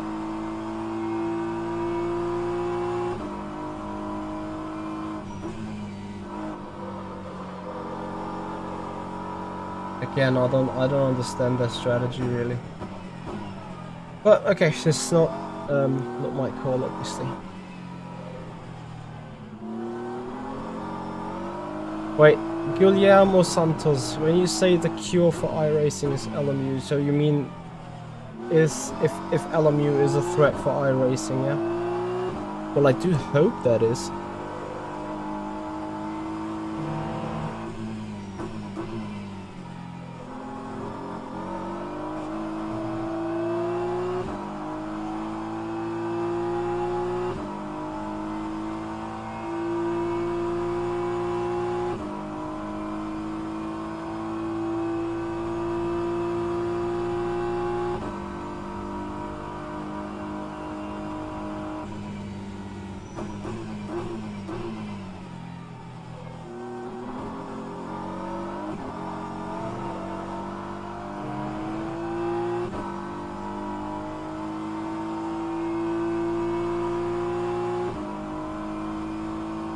Tired of the same issues from 1930s. What are the same issues to you there?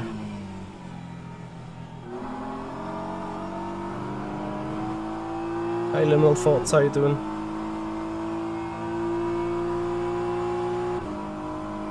It's going okay. Not too great, not too bad. Sitting P9 still.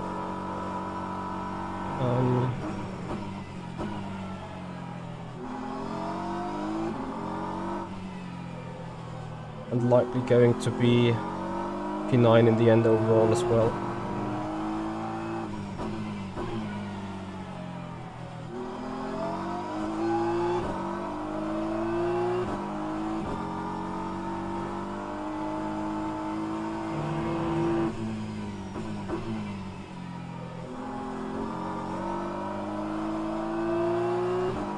How's it going for you, Lunar Thoughts? Hope you're doing alright. So guys, tomorrow 7 PM, the Alpine race at Le Mans on Le Mans Ultimate.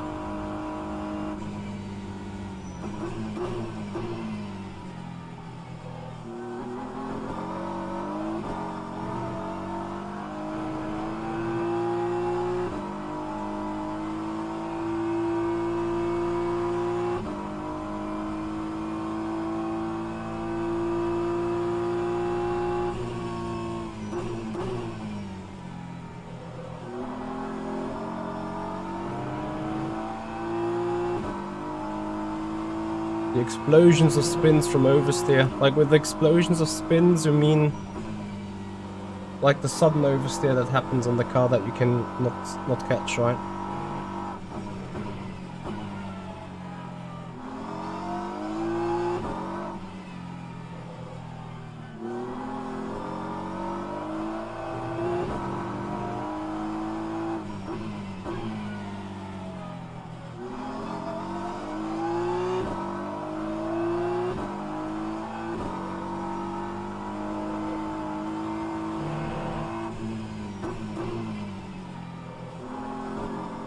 Yeah.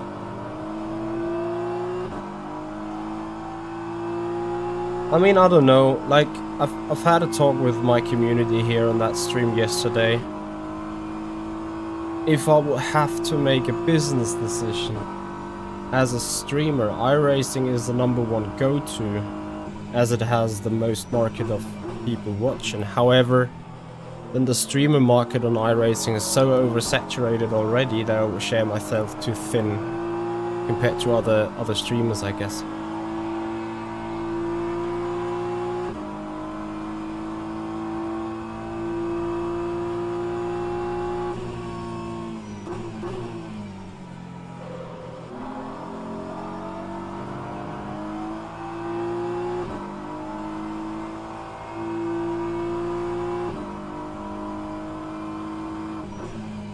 And additionally, I would probably kill my community here, of course, because most of the guys sitting here watching are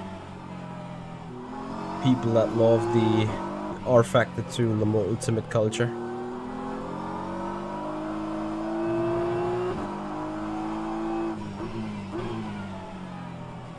Guillermo Santos, like, how do you perceive Le Mans Ultimate at this stage?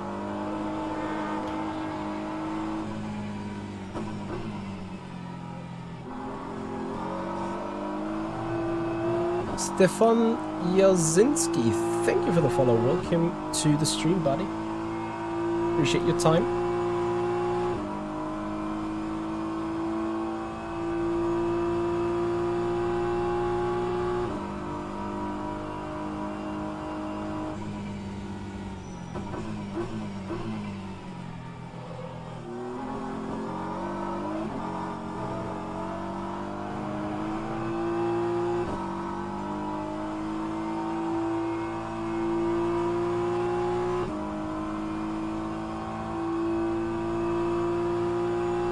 People are getting frustrated with it, watching it even.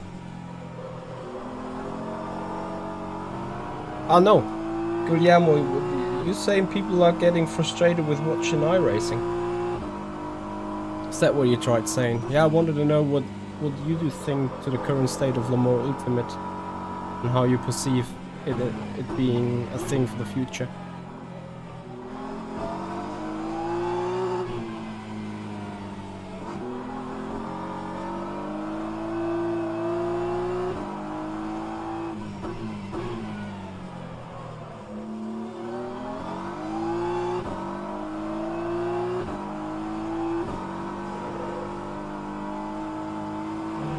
RF2 show iRacing how to do without X. Stefan, what do you like to try and tell me? I'm sorry, I'm too dumb to understand it.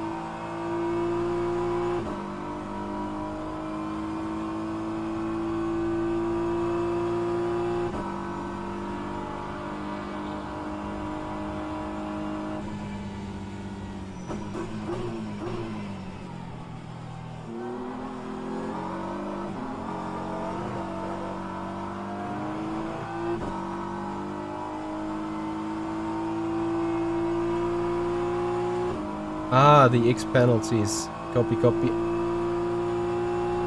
Yeah. I mean, you could argue about those X's with, like, so stupid, man. I don't even know who that is. Retard. Yeah. Like, of course he has to send it so that he loses the time afterwards. Like, what an urgent.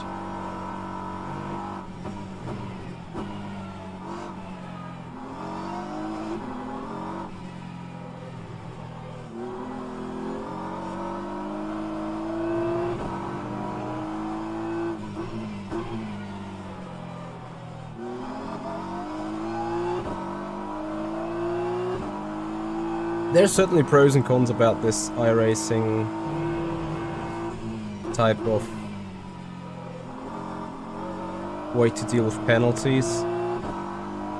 I'm liking it not at all.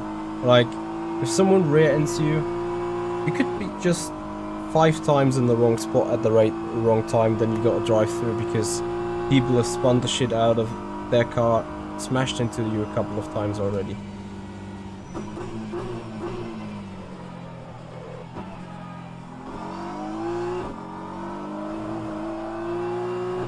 It would make sense if it could distinguish, if it could decide, if the system was able to determine whether... Ah, Martin Mögeli never heard me, because my microphone is on mute all the time.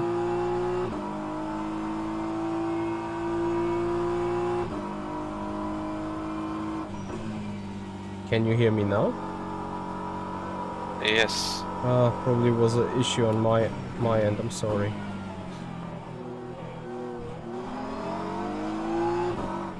What was the problem?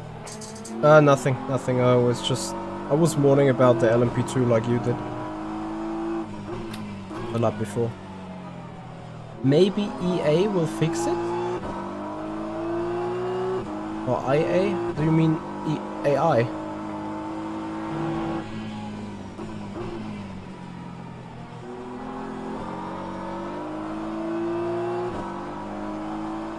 Ford Prefect, what do you mean? AI will fix what? Like, determining whether you have punted someone or whether you got punted and therefore get 4x and then get no 4x? What? Sorry, pressed that button by mistake.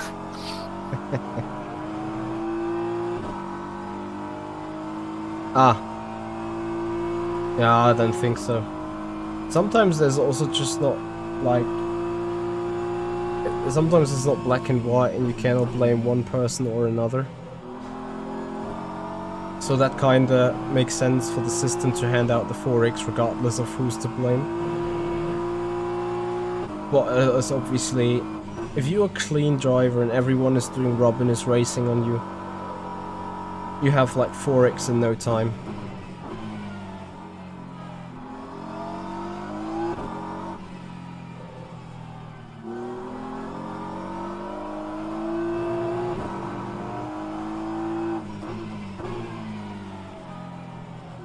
Well, I don't know in what kind of issue mode my headset has went when it kept completely muting itself.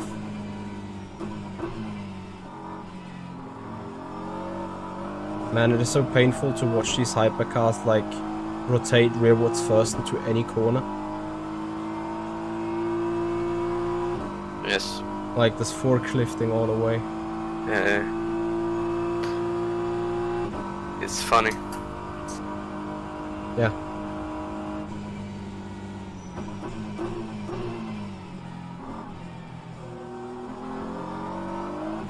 How many more laps? 3 with this. Want to underfuel and keep saving, or want to just go flat out? Under fuel. Copy.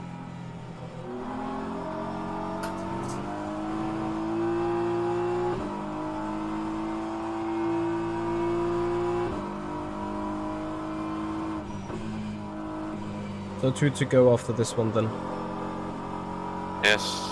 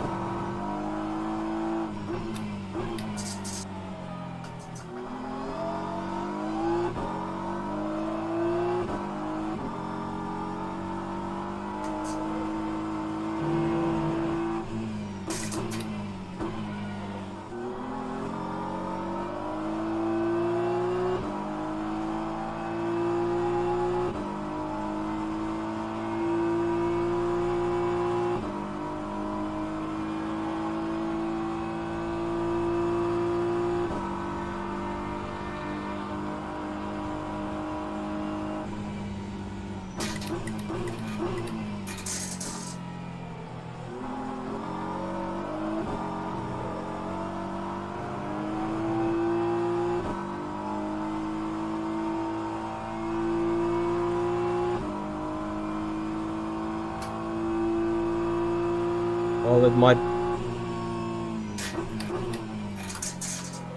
might be a 38 lap stint, so no under fuel, I guess. Copy. Probably between 37 and 38.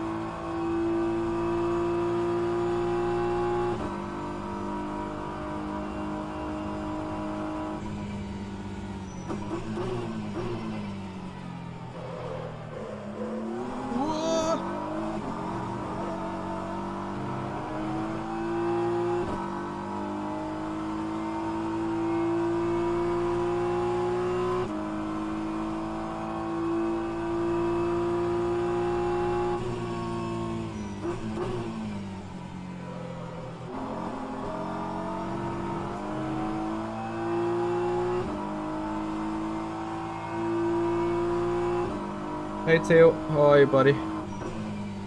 Thank you for joining.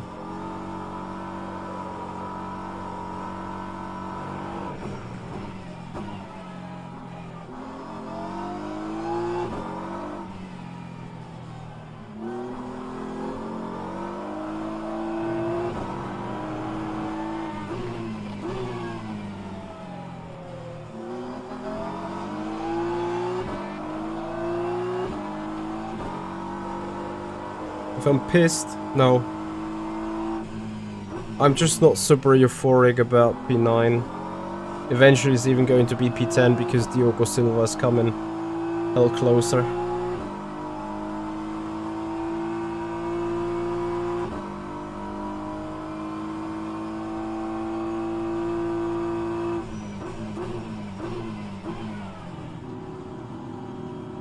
Good stuff.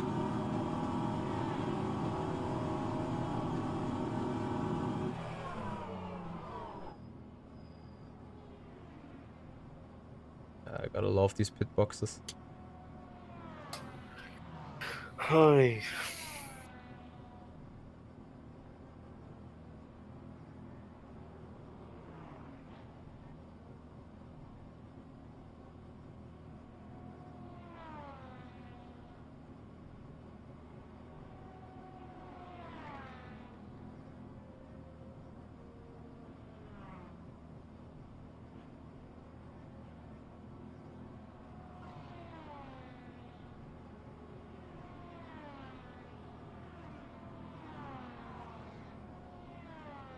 So, I'm gonna do a fuel check on the line, of course.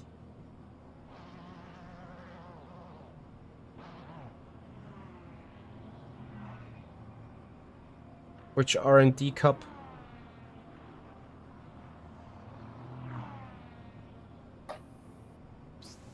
And it's time for a reminder about the pit entry line. Can you stop cutting over it, as it looks like you're going into the pits?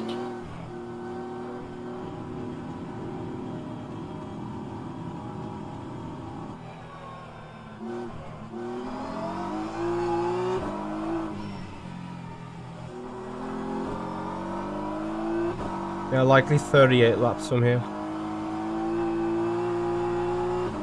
Hot braked. Thank you for following.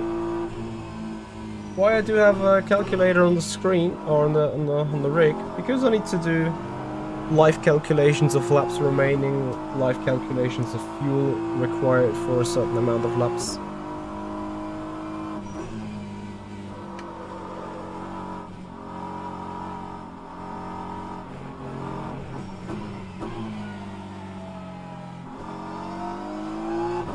To be able to conduct and do them, I have to get that calc.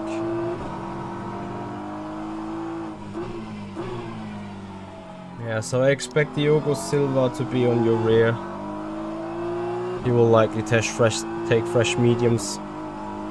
He took 6 seconds out of you from the last stint. So likely that to be a battle for P9. That's good. Good to hear. Well, he's coming from the back, so... Unless you are looking forward to some argy-bargy.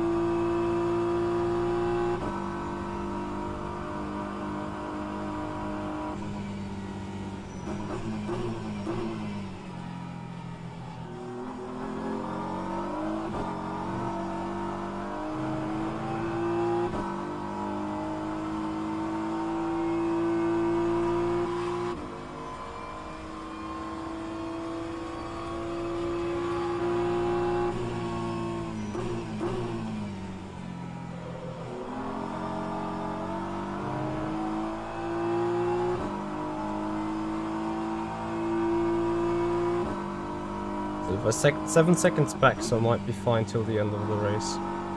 Let's see.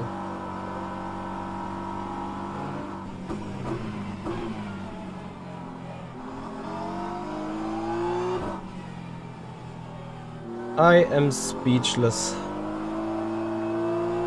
Very talented driver.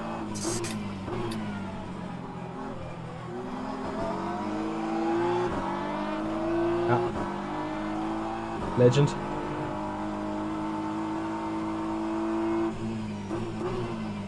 Oh my god.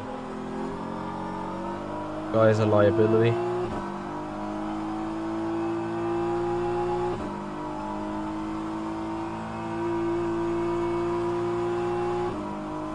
I remember to not cut that line. That was the line Jimmy was talking about.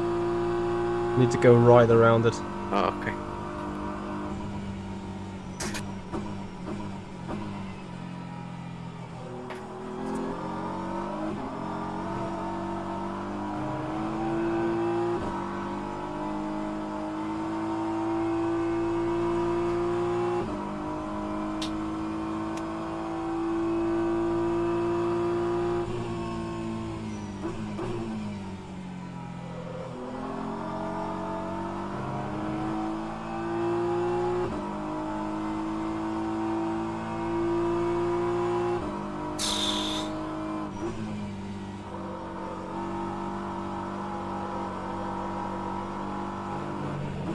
So guys, I'm about to grab a coffee again.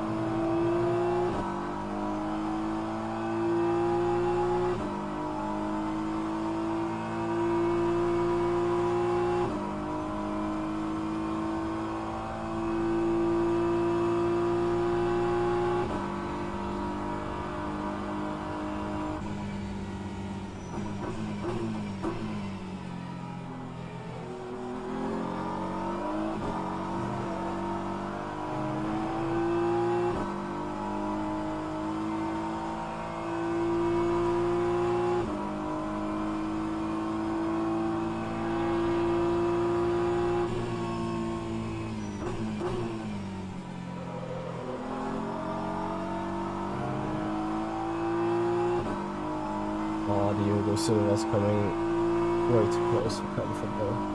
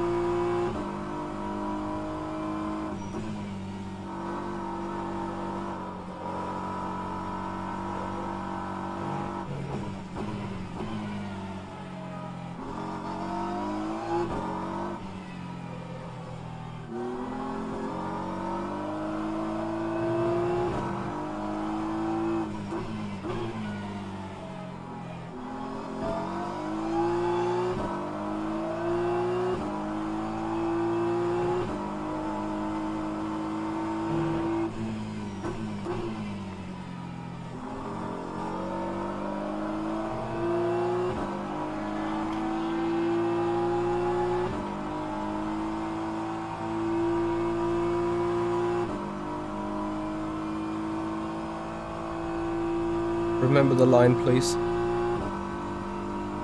We're inside again. Keep forgetting.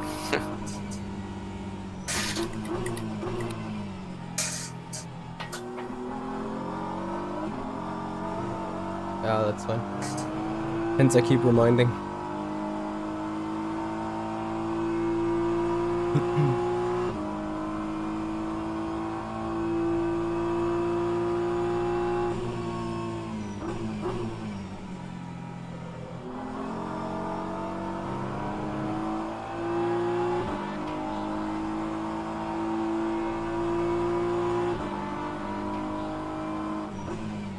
We're getting overtaken left, right and centre.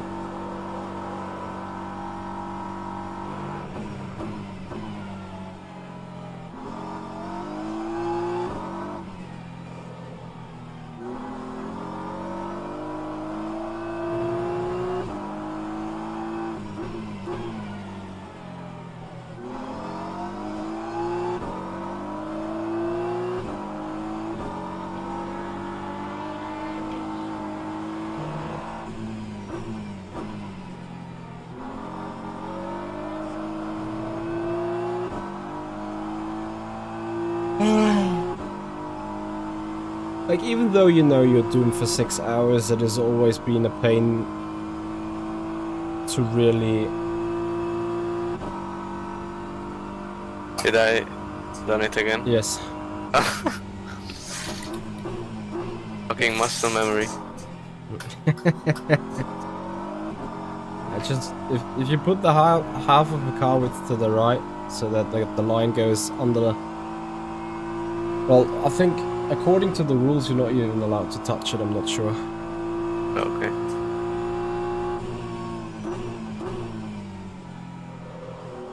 I see the McLaren is taking it halfway though as well. I don't know. Maybe Jimmy's gonna come with a penalty hammer.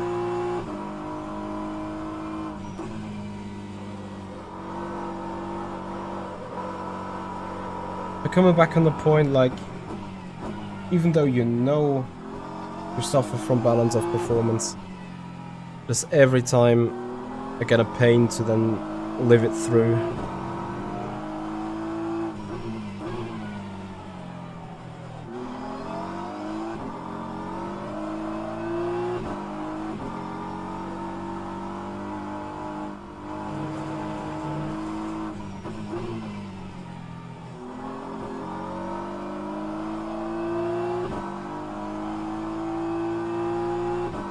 Okay, guys, I'm gonna grab a coffee. The guy behind me is just too fast.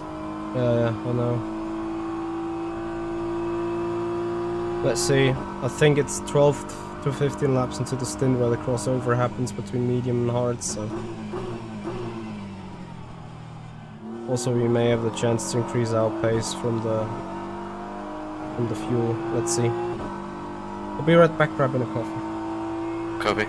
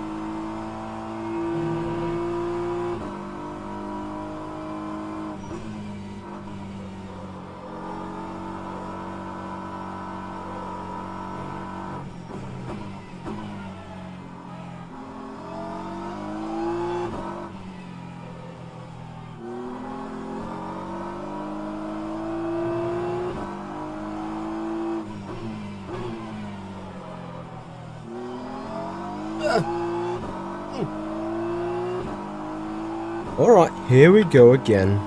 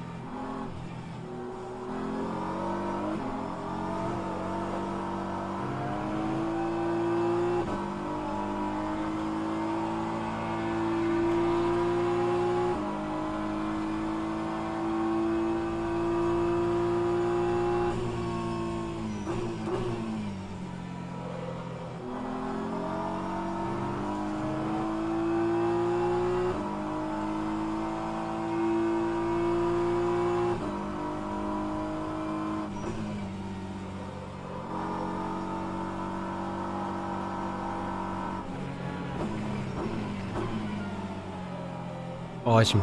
Coffee.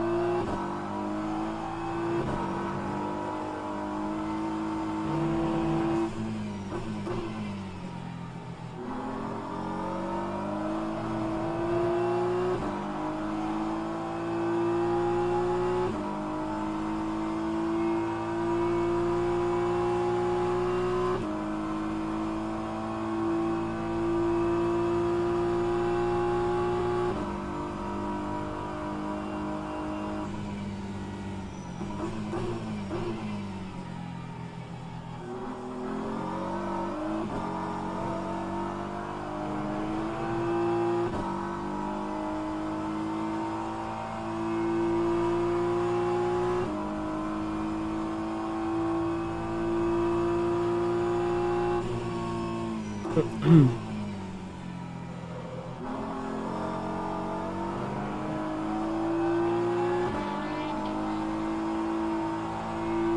boy.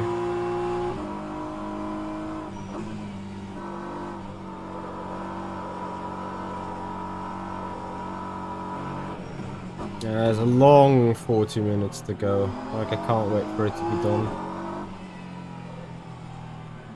Arguably, we haven't done much practice. But I think even with more practice, the end result would have not been better. Like, we have now been with Naui and Setak in a range of 15 to 20, 23 seconds for the last 3 hours of the race. Which means both of us, so both teams, obviously both those cars are Black Hawk Racing. Both teams outpacing the BMW on its utmost. Just shows we're all sitting in the same boat. And you have to consider that Naui and Black Hawk with Ada Erkan, those guys they are really good in GT3s, right? So when you see that they are a lap behind a Porsche, a McLaren, both, like all the Astons that are ahead of us as well, like P3, P4, P5 is all Aston Martin, I think. Yeah. Like, don't have to discuss about balance of performance, right? The Porsche's clearly the fastest. Then I think clearly the Aston Martin due to its strong acceleration. Then we have the McLaren, and then very long and far nothing, and then comes BMW. Like the top 8, top 9 teams, maybe top 10 teams in that race. On the track where their specific cars OP, all of these teams can win a race.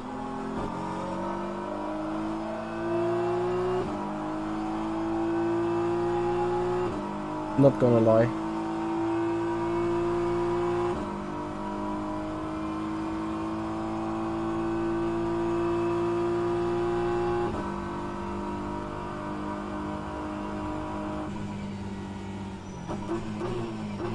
But that is balance of performance for you, right?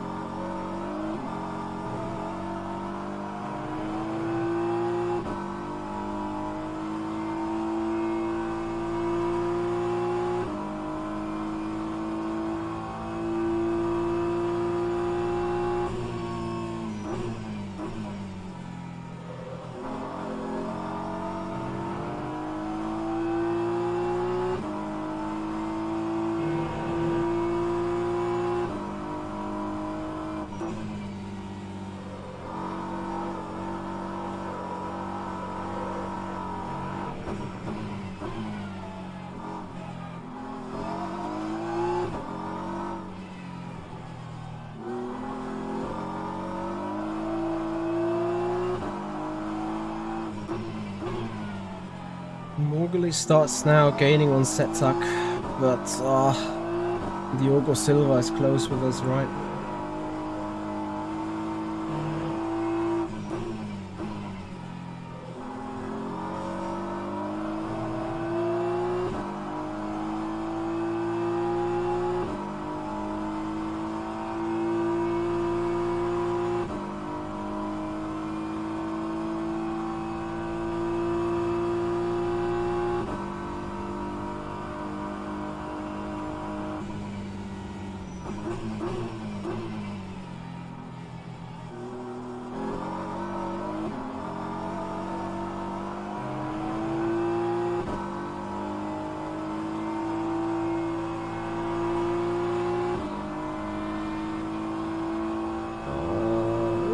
going to be a pain till the end.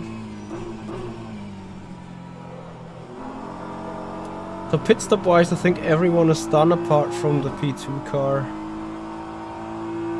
They need to come for a splash. I think everyone else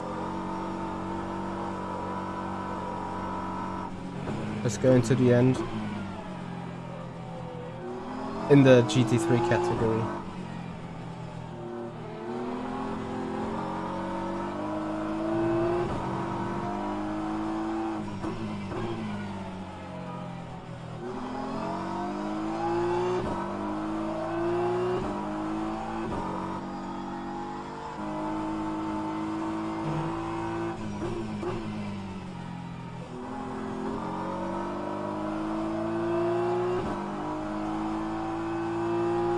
Man, Diogo Silva is missing the apex of the final turn and yet gaining time on us on the exit.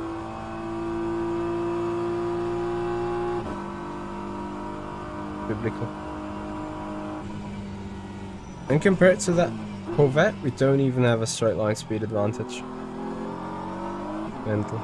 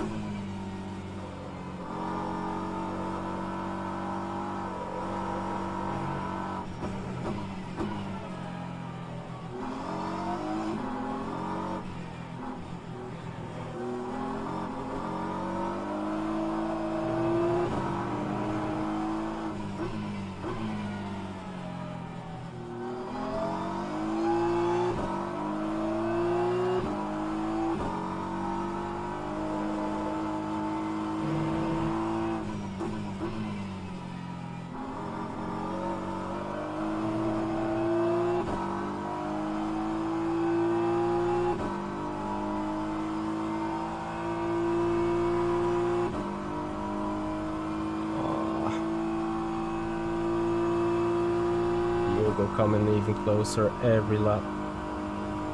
I mean, here at least it doesn't really hurt too much, right? 1 point more on not this. Again, there's probably a chance that this might be the last VEC race for us anyway. I think Martin said something before the event. So maybe I find another team, then I'll swap cars, which will be a chance.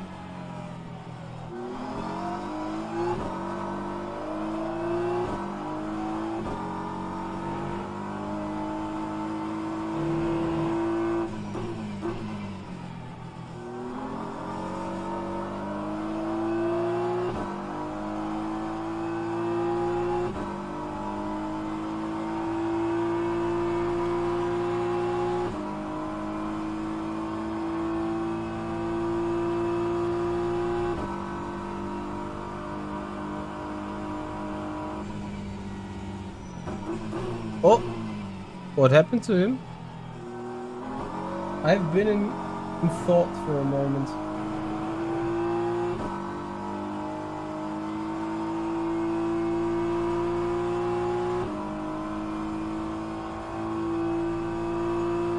Did he get yeeted? Are we lucky? Greetings go to Suave, I think.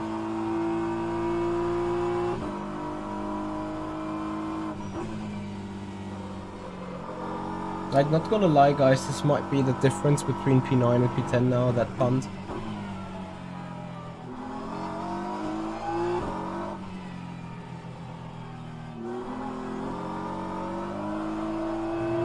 Just watching the replay.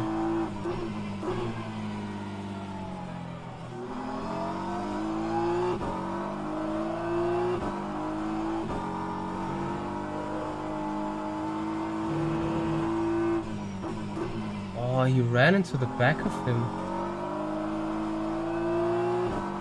Looks more like a mistake from Diogo though.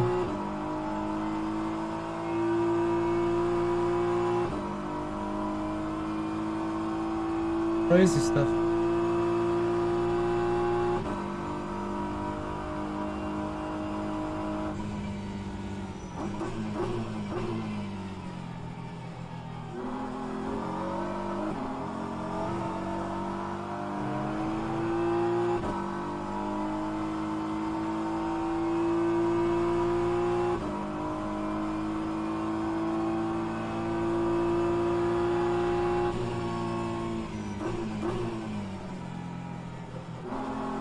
Yeah, depending where the leader's gonna finish the race, 19 laps from here. Copy. Yeah, little Naidu, LMP2 overtook on the inside lane, and then Diogo Silva got onto the rear end of him, and that spun him round while doing the switchback. So I think that's rather on Diogo. Unless the LMP2 failed to accelerate, that obviously I haven't seen.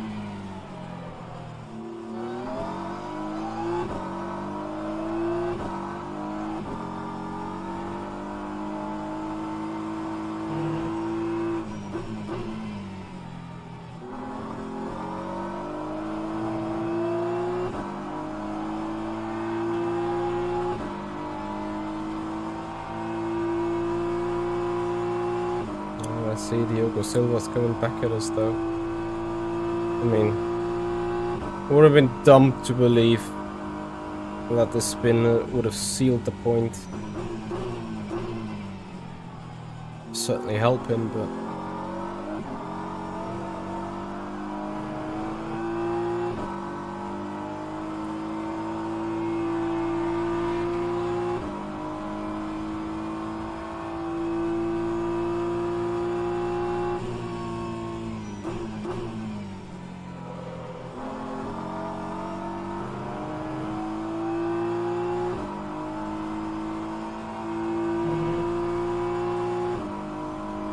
yeah, decisions. How are we going to proceed with this?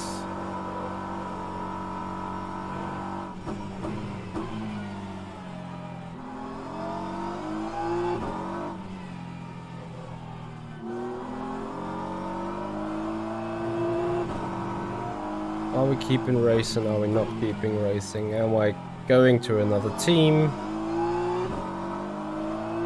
Am I not giving a damn?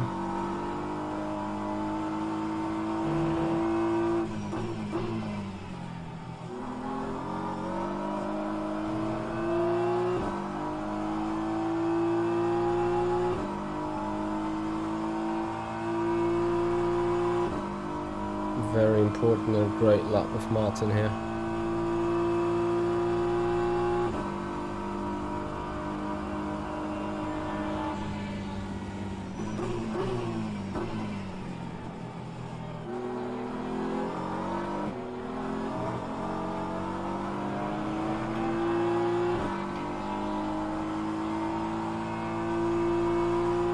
I mean, first of all, this team was a bunch of friends only, so nothing too official. We entered the season believing that we only run as a pair of two regarding driving, but we have a little bit more backup in the background with strategy and setup helping. However, that's not the case, and for this race, both of us, we started testing 2 days ago, while I mean, you know, half of that grid is sweating laps all week long for this race. If you consider all that, and we're now actually being the faster of the BMW in the last stint,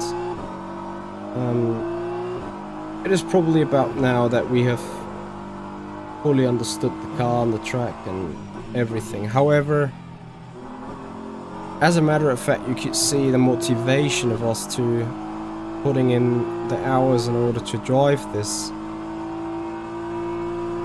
let's say, has been not the greatest.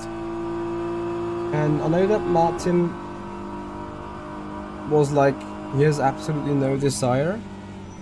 And at the end, you know, I'm not gonna force him into a decision or anything, but I'll be like, you know what, if you don't want to drive, then that's fine. We just need to pull the entry and then that's it. It's obviously nothing that I would want to do. Like, see, I appreciate doing endurance races, having endurance streams, hanging out with you guys here on the chat, having a chat on the stream. But effectively, and there's also regarding the BOP, I mean, you know, it is one thing to compete for victory like in Spa, and then there is this thing where you compete for a P7 or P6 at best, because the BMW is just not worth it any further. Like, I think order will be in the end Porsche,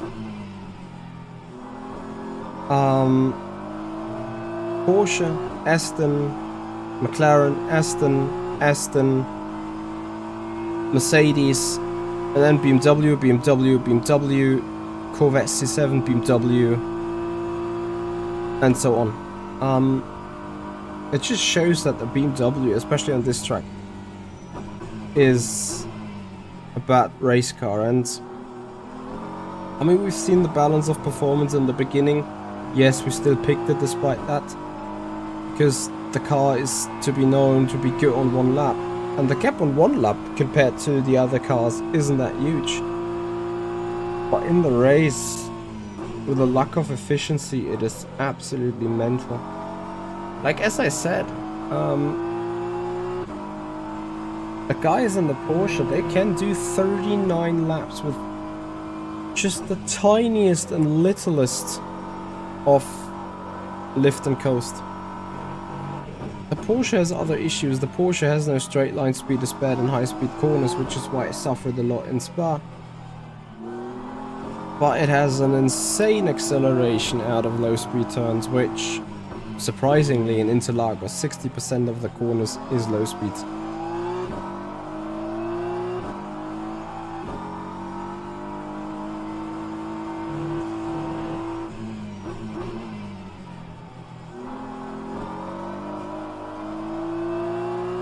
Whatever.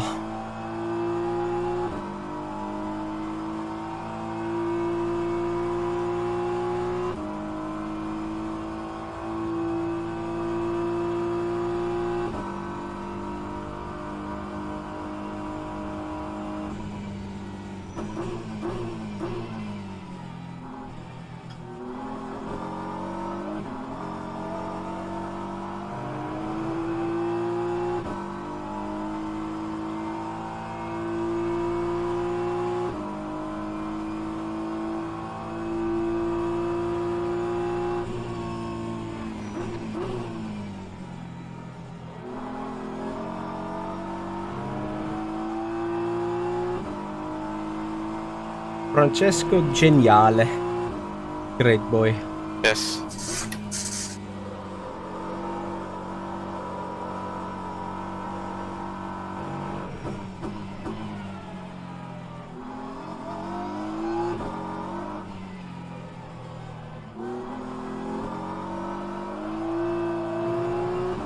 So Jesper was in 40 seconds to the lead. With a better strategy, I think they could have gone a lot closer. Probably P2.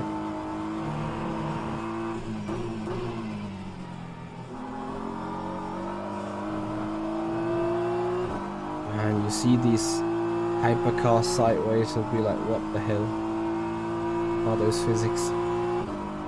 And that's not an rFactor 2 issue, that is a mod issue.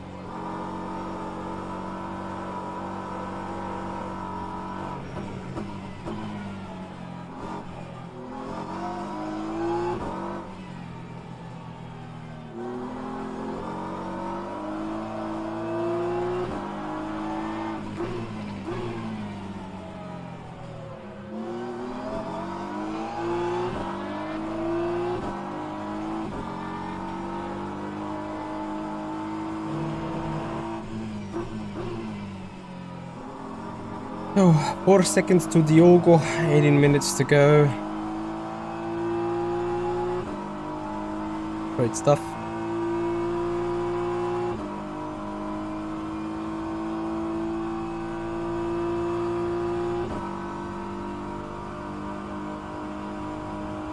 Again, I can't wait for this race to be done.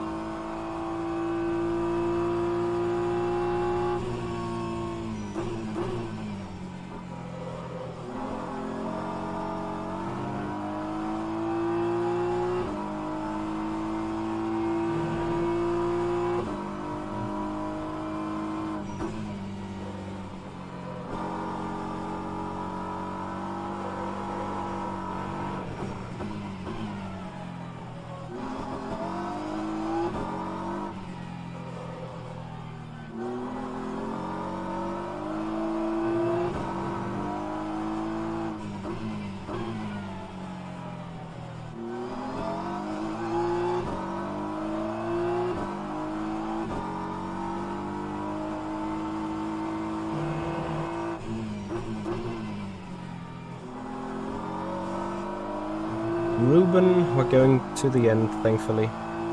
So I think we're confident holding the position compared to P10. Now that's mental, like the next car is almost a full lap behind. Behind us even. I mean, we're also behind a lap by the Porsche. So all BMWs are not on the lead lap anymore.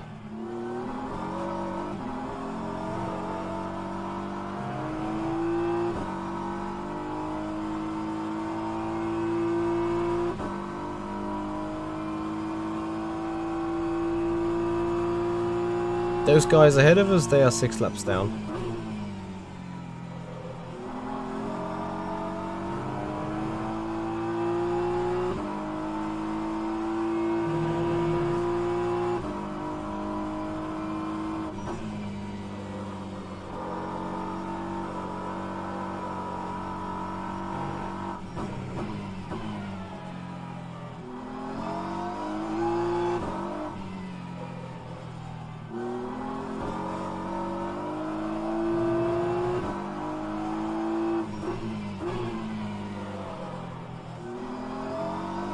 Oh, gap to the Silva. Not the Silva, to Diogo Silva. It's about 3.8 to 4 seconds.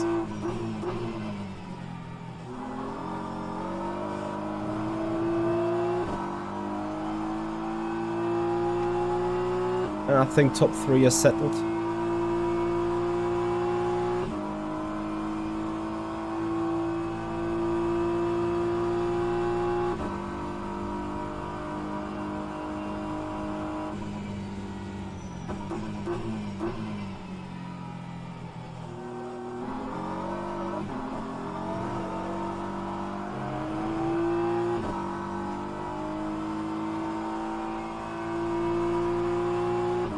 So you guys join us tomorrow for the Alpine race on Le Mans Ultimate. I hope you do. And then out for you on Monday. We're gonna have the clips. I actually need to have a schedule out again tomorrow. We'll work something out.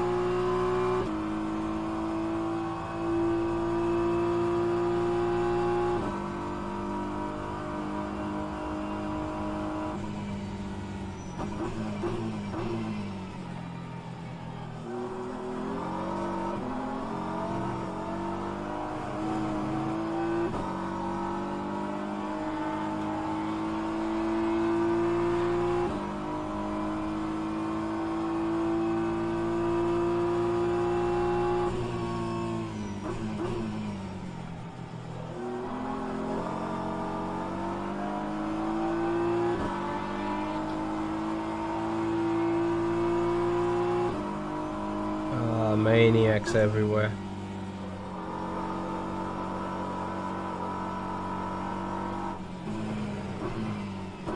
I mean, it's impressive that we haven't had a mega traffic shunt or anything. Just looking at this, you know exactly what I mean when I say maniacs.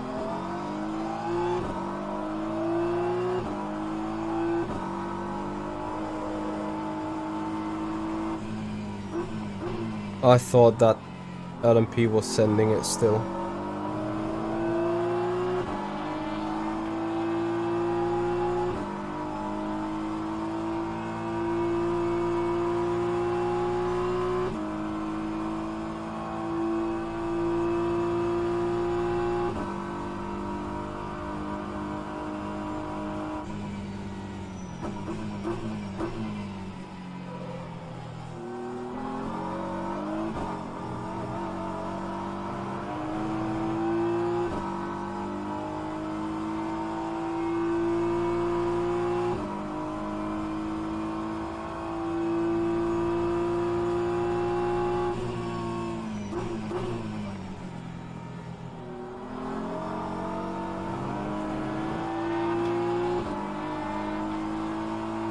Sometimes these switchbacks are so tight, I don't even want to look at it. But yeah, like, here's the issue with the traffic. See, 3 seconds behind. suddenly things are gonna get close.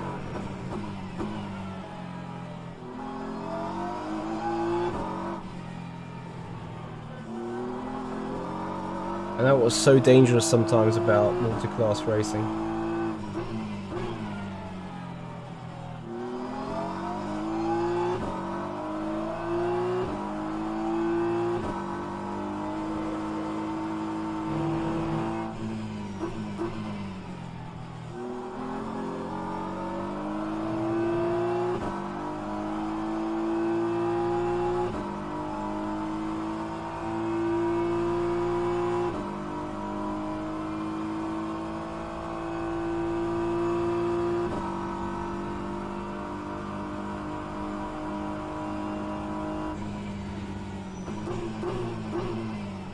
Then to go.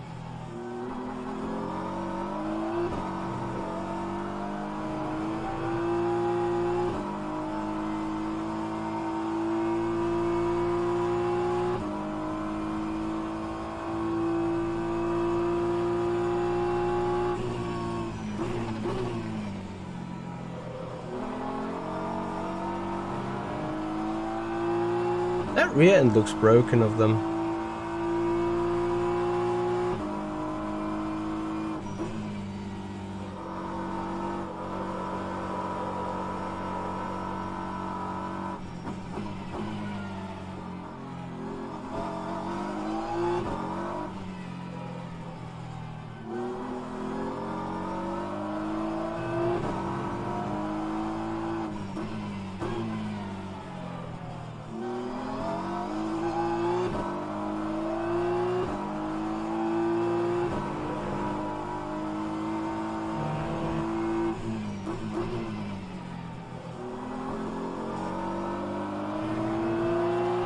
The Maniacs prototype, yeah, the Maniacs prototype.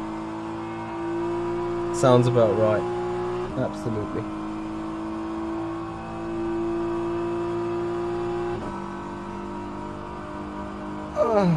The Maniac stretches.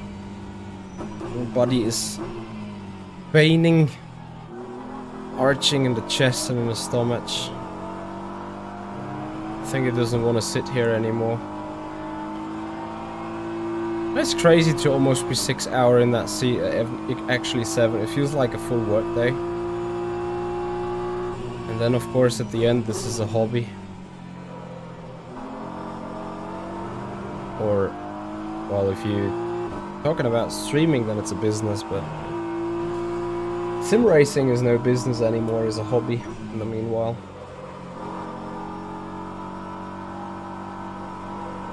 The sim racing business itself is dead.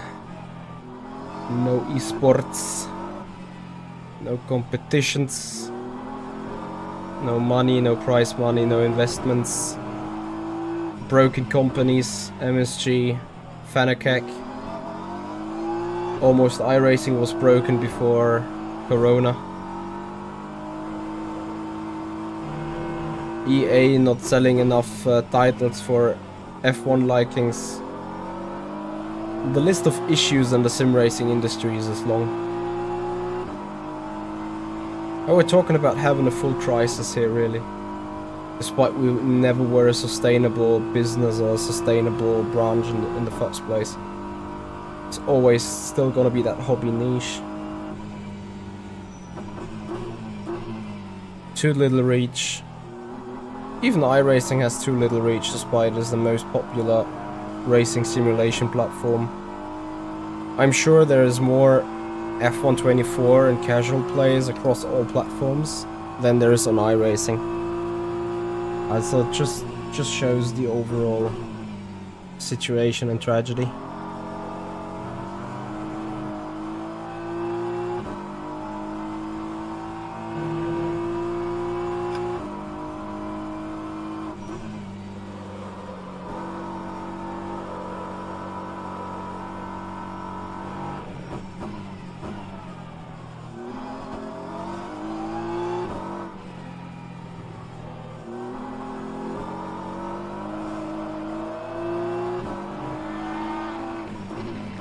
So thankfully the mediums of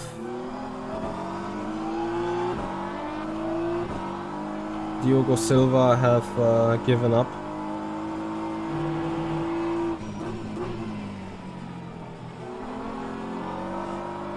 For a moment I thought he's gonna come back on the racing line. Yeah, me too. Just punt them then. Yeah. That was my plan. Yeah, it's their own fault. Like, if you move ahead of us when we are committed on our braking, then don't be surprised when you get rear-ended. Anyway, good stuff keeping Diogo off, despite he killed himself.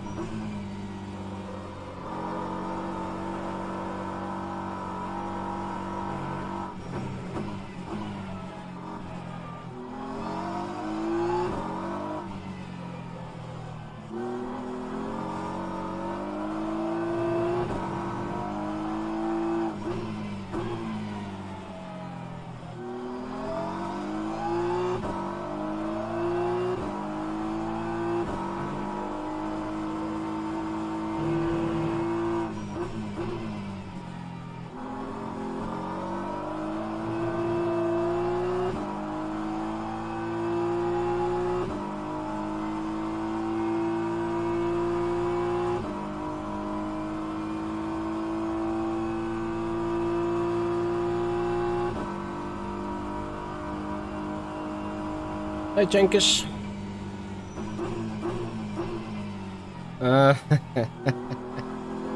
Am I happy?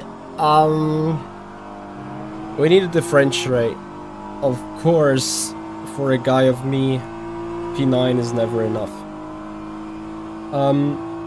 Considering where the BMW is, we're sitting third in the BMWs, which is a podium effectively. That also said, especially in the last 3 hours, the gap to Noe, who is in P7 and the best BMW, has come down by 4 seconds. So that is just like equal pace, right? And from that point of view, this P9 is strong in a way. Because the gap to the best BMW in Spa has been over a minute after 8 hours. So less than 20 seconds after 6 is an improvement. In the grand theme of grand sheep of things though, the BMW is unable to fight for a podium here. Even if we got 1,000 laps in, the dog absolutely e-sported, which we both have not, but not even then we could be in the top 3. There's, from a balance of performance point of view, no chance. And I think we can whine about that to Jimmy after the race, because it is a given fact. I can jump into any other GT3 car, just drive 1 lap, and you will see on every acceleration zone the BMW is losing out half a tenth. Half a tenth every acceleration zone in the middle sector, 1/10 every acceleration zone in the first sector, and 1.5 tenths obviously in the last sector with a long straight. That in itself gives an average time disadvantage of like 3 to 4, maybe 5/10 a lap. And now we can calculate after 228 laps that this race is going to have. The gaps are like 82 seconds plus 20 plus 11 plus 3.3 plus 15. So 130 seconds is the gap divided by 228 laps. Means we were an average of 6/10 slower than the Porsche in the lead. I have fuel for 1 more lap. I think that's good, right? Yeah. Leader just went into the final lap too. So 570,000 slower per lap. And you see that in the fastest lap of the race, right? Semi-Chalik 130.9. Melgara 31.3. McLaren also in the 31s. Like, arguably you could say Kamal Nawi and Dennis Setag, those are the BMWs to compare to. They did a 131.6 as their fastest lap time in the race. All of them being on the same strategy, so you can compare a Chalik 30.9 versus a BMW 31.6. So it is exactly the gap of us also. 6/10 to the lead, which just shows that we've kind of extracted 95 to 98% of the car.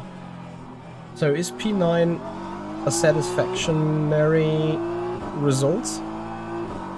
Yes, because the only thing you could have got here is P7 with the car.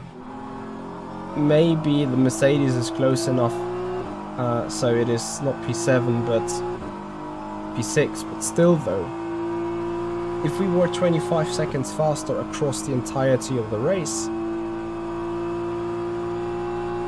then that would be it, yeah.